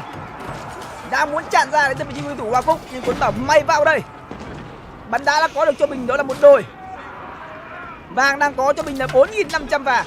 Nhà không có gì ngoài vàng. Bắn đá đang bắt đầu lém ra. Merata 14, Merata 33 đang bắt đầu tràn ra. Hai bên đang xử lý nhau. Tuấn bác thêm cả cho mình những con David ra để có thể hồi máu quy mô lớn. Những con David của David ở thời điểm hiện tại là cực kỳ nguy hiểm khi nó có thể là hồi máu một cách quy mô lớn nha. Các bạn thấy là cái phạm vi giống cộng được hiện lên rất nhiều. Vâng, 79, 32, bên này là 60 và 9. Số lượng quân đến từ vị trí của game thủ trái đất mạnh, đông nhưng mà chỉ đông cung thôi. Toàn trường cung anh nhiều rồi. Trong khi đó Tuấn Lộc Quy có cho mình một con bắn đá, 3 con bắn đá đâu rồi? Ở đây 3 con đây cơ mà. Đây. Cẩn thận kiếm giải. Rồi ok, lao vào. 62 15. Đổ chưa? Tiền sư bố nó vẫn chưa lộ. Vẫn chưa lộ. Từ từ nó sẽ lộ. Thì đây phát dân ra để sửa lăng đá đến từ vị trí của Hoa Cúc. Cũng rất bình tĩnh và tự tin, kỵ nhẹ lao vào, không ăn được con bắn đá này. Cung bắn vội thêm cũng vẫn không ăn được. Lương quân của hai bên đang bắt đầu đưa về một số cân bằng. Tuấn không vội, và Tuấn không vội, bây giờ gặp Hoa Cúc nó cũng không vội. Thôi bỏ mẹ rồi, phải lùi rồi anh em ơi. Lùi rồi. Em ơi, bây giờ mình lật thì Tuấn có một cái vấn đề là tâm lý khá yếu. Khi đánh ở thế trận thăng hoa Tuấn rất mạnh, nhưng nếu như gặp một cái sự kiện bất lợi gì đó, vâng, nó hiện nguyên hình ngay anh em ạ. Nó hiện nguyên hình ngay đấy. Đừng hiện nguyên hình lúc này em nhá. Rất sợ là ở thời điểm hiện tại là Tuấn đã bắt đầu run. Là bắt đầu con tay cầm Tuấn như này. Tay Tuấn tầm này bắt đầu như này đấy. Cực kỳ nguy hiểm. Vấn đề tâm lý thi đấu là cực kỳ nguy hiểm. Đánh ở trong tình huống thuận thì không sao, nhưng đánh ở trong những tình huống nghịch cảnh Tuấn làm không tốt. Thánh địa bị vô hiệu hóa, nó khiến cho tâm lý thi đấu của Tuấn Lực Huy càng tăng thêm áp lực. Không all in, không tất tay được. Ra những cái con lăng đá này ở thời điểm mà mình đang có lợi thế khiến cho tốc độ trận đấu nó bị giảm xuống rất nhiều. Và bây giờ thì liệu rằng Tuấn Lực Huy có vượt qua? Tôi không phải là Tuấn Lực Huy vượt qua được game thủ Hoa Cúc, Tuấn Lực Huy có vượt qua được chính mình hay không thôi. Tôi không đánh giá quá cao game thủ Hoa Cúc ở trận đấu này. Nhưng mà Tuấn Lực Huy ở trong tình huống mà lựa chọn đòn đánh cuối cùng thì thật sự là hơi fail. Giá như là những cái bắn đá hoặc là cái tháp hồi vương. Bắn đá của con ấy biết là nó cẩu nhà cũng kinh khủng lắm. Khi chuyển sang chế độ đá lửa, dọn nhà cũng cực kỳ nhanh. Đối phương lùi thì ta dùng đá lửa, đối phương lên thì ta dùng đá đen. Đánh kiểu gì nó cũng chết. Bây giờ thì đang có một cái lợi thế duy nhất của game thủ Tuấn Lực Huy trong thời điểm hiện tại, đó là lượng vàng khá dồi dào. Lượng vàng khá dồi dào thôi. Đang bắt đầu thiết kế thêm cho mình đó là những con bắn đá. Có khi Tuấn Lực Huy không biết cái đá lửa của BT này, của đời chú biết đấy ạ. Không biết là con đời chú biết là con đá lửa. Đá lửa của con đời chú biết nó bắn kinh vãi đái rồi.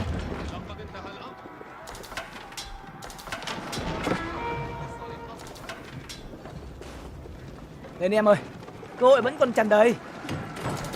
Thì thắng vẫn rất là cao khi chúng ta gây được áp lực trước cửa nhà đối phương. Nhưng cần phải gọn gàng và ngăn nắp hơn.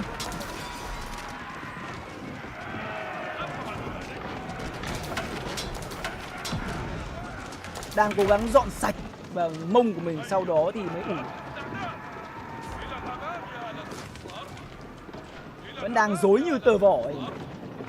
Vẫn đang băn khoăn giữa cái việc đó là đi quản lý map hay là đi all-in. Trong khi đó thì Hoa Cúc đang bắt đầu đẩy những cái chòi canh lên rất cao trước cửa nhà. Chòi của con Bia này cũng khá là khốn nạn. Chòi nó bắn như xe bắn đá vậy. Đẩy bạn thấy cái chòi Bia này. Bắt đầu đẩy cái nhẹ vào bên trong. Lượng quân 197/200, 200/200. Macpop còn sớm hơn đến từ vị trí của Hoa Cúc. Kỵ nhẹ vào bên trong. Vàng vẫn còn giữ được cho mình một bãi nữa đến từ vị trí của Hoa Cúc. Kinh tế thì có lẽ ở thời điểm sắp tới cả hai bên cũng sẽ bằng nhau thôi. Lượng dân này trên sẽ không phải là quá nhiều. Bên nào ôm được nhiều vàng hơn bên nào sẽ có lợi thế nhiều hơn. Tuấn Lực Huy với cái lợi thế đó là có 4.600 vàng làm vốn thì có lẽ là sẽ có lợi thế nhiều hơn so với của Hoa Cúc một chút xíu. Nhưng Hoa Cúc đang bắt đầu đưa dân của mình ra thiết kế chòi canh để bảo vệ bãi vàng 8.000. Mỗi bên có một bãi vàng 8.000. Nếu như Tuấn Lực Huy để mất thêm bãi vàng này nữa thì cũng hơi bất lợi đấy nha.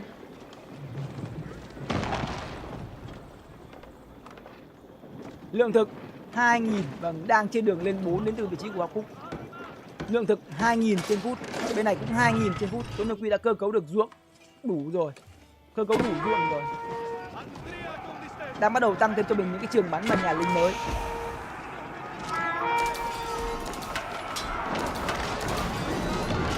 Nâng cấp kỵ nhẹ đời 3 lên 4 chơi kỵ nhẹ. Kết hợp thêm kỵ nhẹ đến từ vị trí của Hoa Cúc. Bên này cũng đang bắt đầu lên 4 bằng cánh quân sự tăng cường. Mỗi 2 phút sẽ có được cho mình đó là 7 con lính đột kích sa mạc. Tuấn đang muốn dí vào bãi vàng. Đang muốn dí vào bãi vàng đến từ vị trí của game thủ Hoa Cúc ở đây. Nếu như dí thành công ở bãi vàng này cũng là một cái cực kỳ tốt. Vì đơn giản là không còn vàng cho đối phương ăn nữa. Quản lý tốt bãi vàng này và bãi vàng này thôi là game thủ Hoa Cúc lên 4 xong là phế.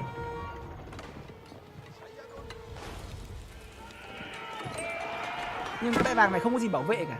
Có mỗi cái chòi canh ở đây không có gì nâng cấp, đối phương vẫn có thể ra đây ăn vàng được mà. Quản lý vàng thật tốt đấy nha. Đối phương lên 4 xong là gần như không có nhiều vàng để nâng cấp công nghệ đâu. Công nghệ đời 4 nó toàn yêu cầu đó là 700 đến 1.000 vàng một công nghệ. Nâng cấp được một công nghệ đời 4 đã là hết vàng rồi. Nâng cấp cho mình công nghệ gì đây? Lính hợp đồng tinh nhuệ đời 3, 700 vàng rồi còn 400 vàng này. Làm gì có vàng đâu. Quản lý tốt bãi vàng này là chết đấy.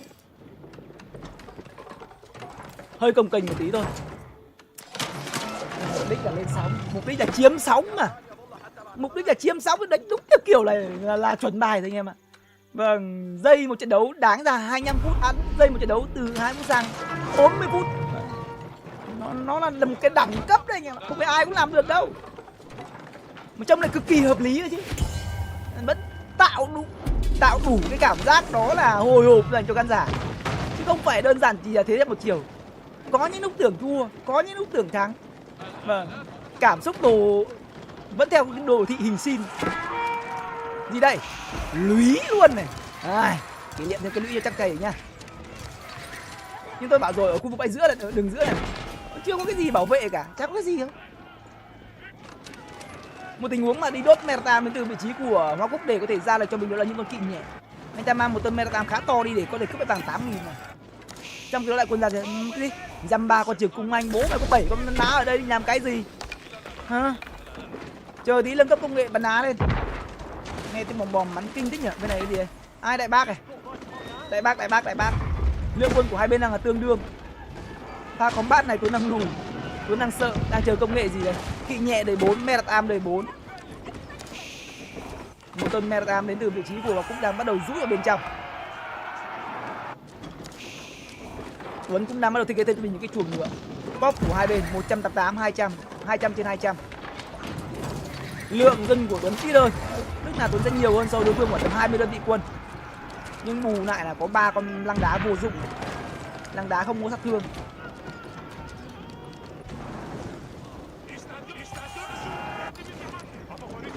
Tổng lượng quân 88 cộng với 27. Bên này là 78 cộng với 17. Anh ơi, ông lũ mẹ anh nhà bây giờ ở đây con đại bác Pháp phải lộc bắn con công nghệ đó là bắn pháo phải bắn Pháp quậy. Mất cố là cái lũy rồi. Lên. Chết đi để cho lạc đà nó sinh ra, lính đột kích cho sinh ra. Cho lính đột kích cho sinh ra em ơi. Ném vào đầu nó. Em ơi. Gì. Số lượng kỵ nhẹ đến từ vị trí của Ngọc Quốc đang có cho mình đó là 9 con, 21 con trong hàng chờ. Lính giáo 11 con. Đang phân tán quân đến từ vị trí của Ngọc Quốc, trong khi đó Tuấn đang dồn quân ở một mặt. Meratam bật chế độ cuồng lộ đi đốt nhà đối phương đến từ vị trí của game thủ Hoa Cúc. Một tình huống tán quân của anh ta ra.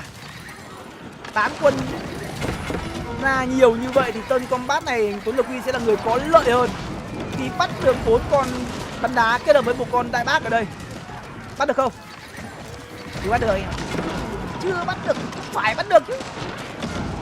Pháo thủ. Trời ơi. Con đại bác cơ mà. Con đại bác rồi. Rồi, xong rồi con đại bác rồi. Rồi, ok, bắt. Giữ được 2 con bắn đá. Lượng quân 90 cộng 12, bên này 60 cộng 6. Meratam đang được thả vào nhà, nhưng Tuấn Lực Huy cũng đã xử lý xong rồi. Tuấn vẫn đang rất đông quân. Bên này là có kỵ nhẹ rồi, bố mày có kỵ nhẹ, bố mày có kỵ binh giáo lạc đà luôn này. Đây, lấy được kỵ sa mạc cũng đã được công nghệ để 4 đến vị trí của Tuấn Lực Huy rồi. Ép cho lắm kỵ vào. Cứ 2 phút là 7 con lính đột kích sa mạc ấy nhá. Bao nhiêu vàng chuyển hết sang pháo thủ. Có bao nhiêu vàng sang pháo thủ hết. Cái gì đây? Đập luôn. Rồi. Láo với cậu à. Định đóng lũy ở đây à? Cái gì vô hiệu hóa đằng này được nữa. Đéo ai làm gì đâu mà không vô hiệu hóa đằng này. Cứ cố đấm con xôi ở đây. Ê, tên cô này khá đông nha. Lính đột kích trong này quân ơi. Ôi trời ơi. Thôi vứt mẹ mấy con lăng đá này, nhìn phế vật bãi trưởng này. Ngu là vì mấy con lăng đá này. Chết là hợp lý rồi. Lính đột kích sa mạc đối đầu với kỵ nhẹ. Bên này thì có Akanga. Bên này thì có pháo thủ, số lượng pháo thủ trong tay của tôi bao nhiêu con đấy? Ui giời ơi, tưởng nhiều có 3 con. Vẫn giữ được cho mình 2 con bắn đá để có thể đẩy lùi đối phương trong tình huống này. Bên này là 2 bắn đá kết hợp với cả Trung Anh. Bên này là gì đây? Bên này là 2 bắn đá kết hợp với cả lính đột kích sa mạc kết hợp với kỵ nhẹ. Lao lên lao. Ai là người lấy được bãi vàng này? Thằng nào lấy được bãi vàng này? Thằng nào bố? Lượng vàng trong tay của game thủ Tuấn Lực Huy vẫn còn cho mình đó là 3.000 vàng. Hơi thiếu thực một chút xíu để có thể ra cho mình những tay súng. Hơi tay súng. Pháo thủ đâu? Bây giờ mới có cái tầm 20 con pháo thủ thì tươi quá nhờ. Vàng nhiều thế kia cơ mà. 4.000 vàng cơ mà. Cho xin ít lưng mắm để ăn nó bắt cơm nào. 2.000 thực cho Tuấn Lực Huy để ra cho mình đó là 20 con pháo thủ nào. Em ơi, ăn chung à?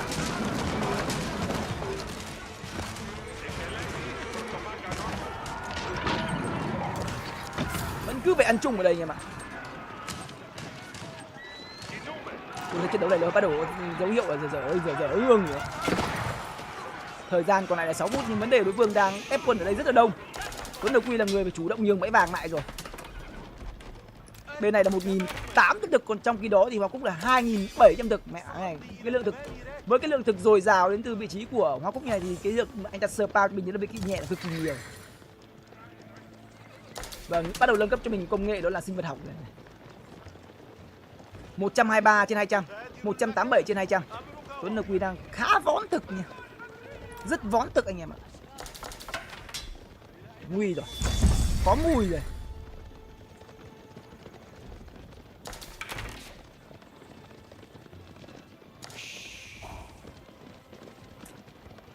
Giờ từ nãy rồi anh à. Chán thế nhỉ. Sao mã QR không xài được, nó báo người bán chưa kích hoạt à? Phạm Tuấn quét bằng ngân hàng gì đấy? Mã QR mọi người vẫn donate từ nãy giờ mà.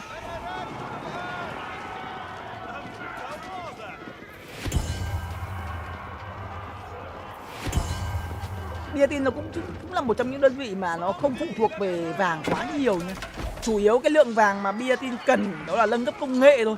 Còn sau khi nâng cấp đầy đủ công nghệ rồi thì nó có quá nhiều cái loại quân mà mua không cần vàng. AK Nga mua bằng dầu ô liu, kỵ nhẹ, lính giáo. Đó là những đơn vị quân rất mạnh của bia tin mà không cần đến vàng. Và trong tình huống này nếu như anh ta ép kỵ nhẹ chạy khắp nơi thì tôi nghĩ rằng Mèo Mecha hãy chuẩn bị đi. Đối thủ của Mèo Mecha mang tên Hoa Cúc. Vâng, Tuấn đưa chúng ta đi dạo đi từ thiên đàng xuống địa ngục rồi anh em ạ. Một pha mà chuyển thắng thành bại không thể kỳ tích hơn rồi. Chuyển bàn thắng thành cơ hội và bây giờ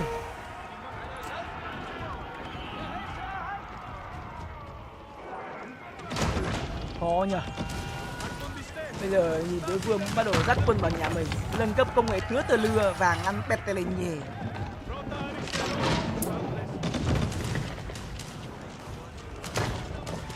Ra con lăng đá lúc đấy là sai thật. Sai quá, 3 con lăng đá rẻ rách thật sự. Mọi người cứ hình dung 45 giây mua được một con lăng đá mà phải yêu cầu tối đa đó là phải 4 con lăng đá thì mới cẩu nhanh được. 3 con lăng đá cẩu đối phương sửa được. 3 con mua con tài nguyên để mua liên tục thì nó cũng mất nó khoảng tầm 3 phút rồi. Trong khi đó thì dùng bộ binh thiết kế cho mình đó là vài con bắn đá hoặc là tháp hồi vương, phê đừng ngỏi luôn. Vừa bắt quân mà vừa đẩy nhà được. Cái gì cũng được. Tí thật. Ứa nước mắt anh em ạ.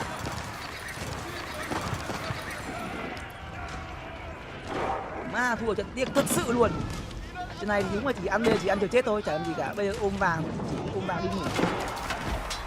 Với cái lượng thực đó là 3.000 trên phút, tài nguyên đang giữ chữ mình 2.000, 4.000 thực đến từ vị trí của Hoa Cúc. Nó đánh mỗi cung lửa cái đợt với cả kỵ nhẹ thôi mình đã có thở. Chưa kể đến dầu ô liu của nó để ra AK Nga. Bây giờ nó spam AK Nga, cái đợt của lính giáo rồi đúng tắt thở với nó luôn. Ra kỵ nhẹ để phá cơ giới, ra lính giáo để cover cho AK Nga. Thực tế con AK Nga nó cần mẽ là được cover. Bao nhiêu kỵ bảo nó liếm hết bấy nhiêu nhưng mà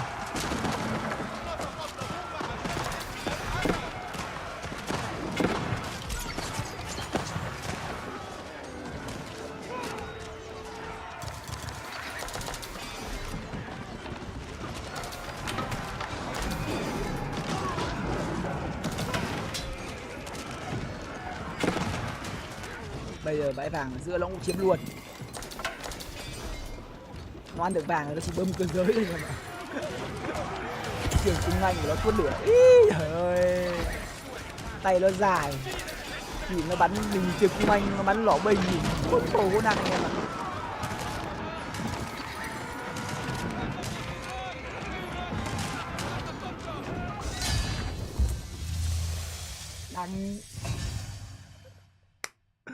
Đáng hơn ăn mướp đắng. Thật sự là thua trận này buồn thật sự luôn anh em ạ.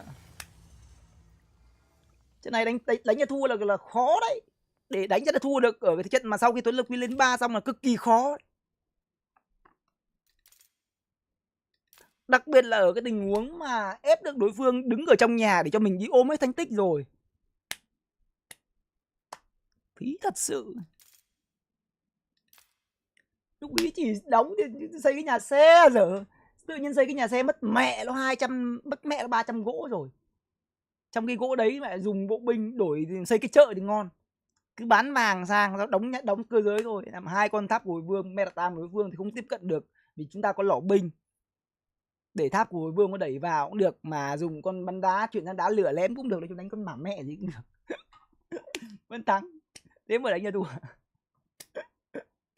Đúng là những cái lúc quan trọng, và đứng những cái lúc quan trọng nhất thì lại sai anh em ạ. Sai ở những cái thời điểm đấy mới quan trọng. Ra còn lăng đá cảm giác thấy lênh khênh là chết dở rồi.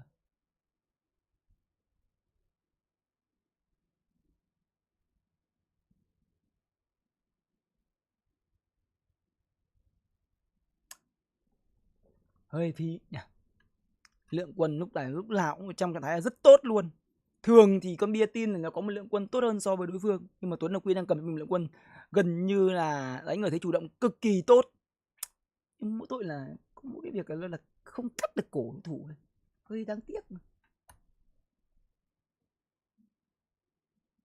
Nếu Clement là ông bầu anh sẽ làm gì? Làm gì bây giờ? Cho ra tòa án binh à? cho ra tòa án binh nghiên cứu à?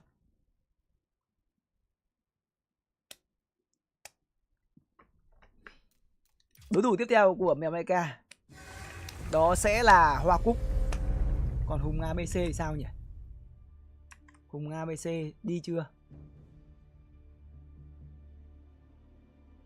Tôi nghĩ chắc cũng đi rồi.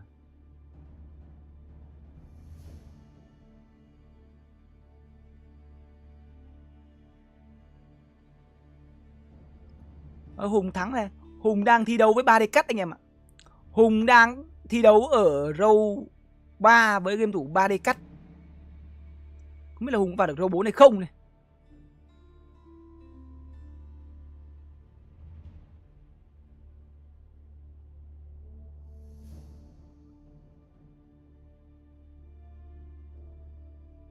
Mèo Mecha sẽ đối đầu với cả Hoa Cúc rồi.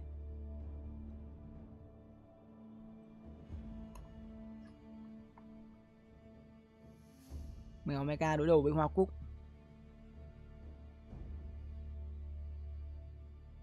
Hùng thi đấu với cả 3D Cut. Trận đấu giữa Hùng và 3D Cut là trận đấu khá hay. Khi phong cách của Hùng và 3D Cut nó cũng thiên về công nhiều hơn.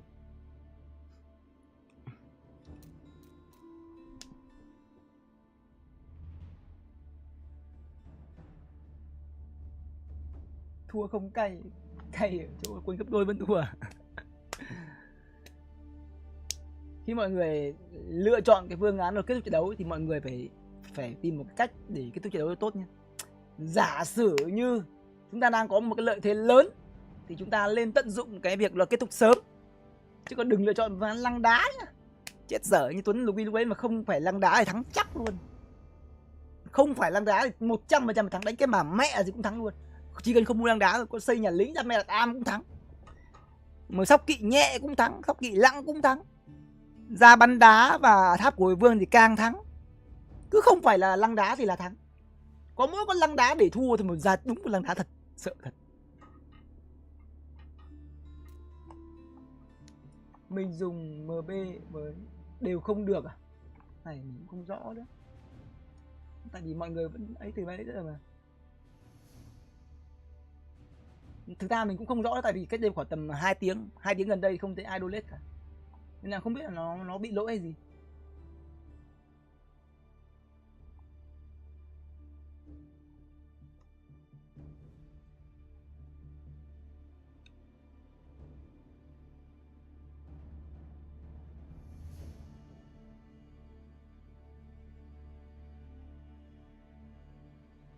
Giống chất bi đánh với ai đó, chất bi đánh với cả 3D Cut, chất bi mà nó cầm toàn bắn đá. Thằng 3D Cut nó chơi toàn phóng lao đấy. Bi nó dùng bắn đá lửa đập hết phóng lao. Mình tưởng tên combat đấy là Bi thua, thế mà thế kéo nào lại thắng.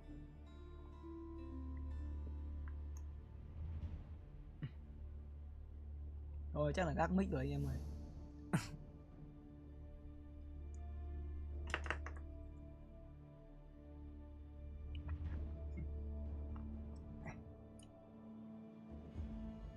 khả năng là bị lỗi thật rồi à?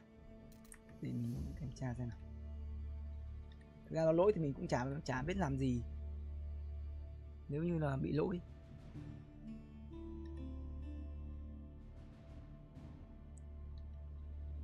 Đây không thấy thông báo lỗi, bịp thật.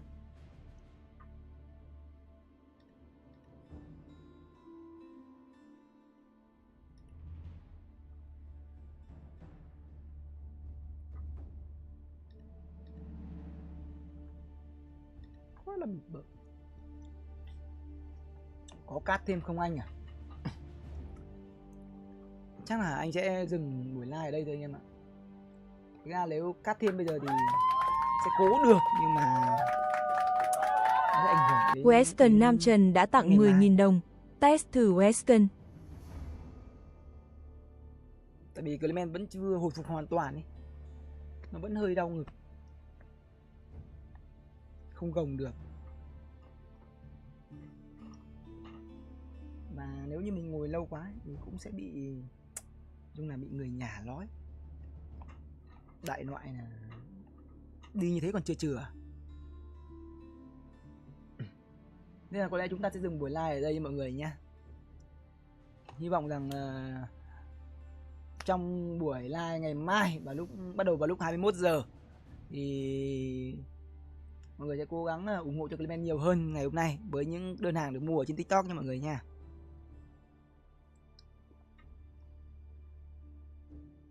Và chúng ta yêu ít hơn như một giải lâu anh em ạ.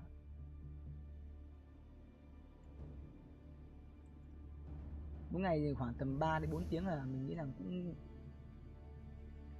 phù hợp với cái sức khỏe ở thời điểm hiện tại. Còn sau này nếu như mà có sức khỏe tốt hơn thì mình sẽ bình luận nhiều hơn. Cảm ơn mọi người đã quan tâm theo dõi ủng hộ cho Clement trong buổi tối ngày hôm nay nhé. Chúc mọi người sức khỏe dồi dào và hẹn gặp lại mọi người trong một buổi live tiếp theo. Ở thời điểm hiện tại không biết là để mình xem là Hùng còn like không hay mèo có like không. Mình chuyển sang mọi người sang kênh của Hùng và mèo. Đây mình chuyển sang mọi người sang kênh của Hùng ABC nha mọi người nha. Và hiện tại Hùng đang thi đấu với cả 3D Cut. Anh em có thể sang kênh của Hùng để ủng hộ cho Hùng nha mọi người nha. Hứa mai sẽ donate bùa. Ok, cảm ơn Tuấn Phạm nha, thank you nha. Bye bye anh em nhá. Mọi người chuyển sang kênh Hùng của mình nha. Mình chuyển sang mọi người sang kênh Hùng nha.